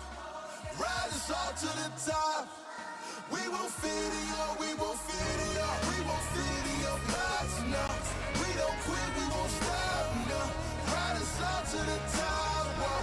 We won't fit in your box, no. Thank you, Ben, for coming out tonight. My name is Son of Augustus. Let's go.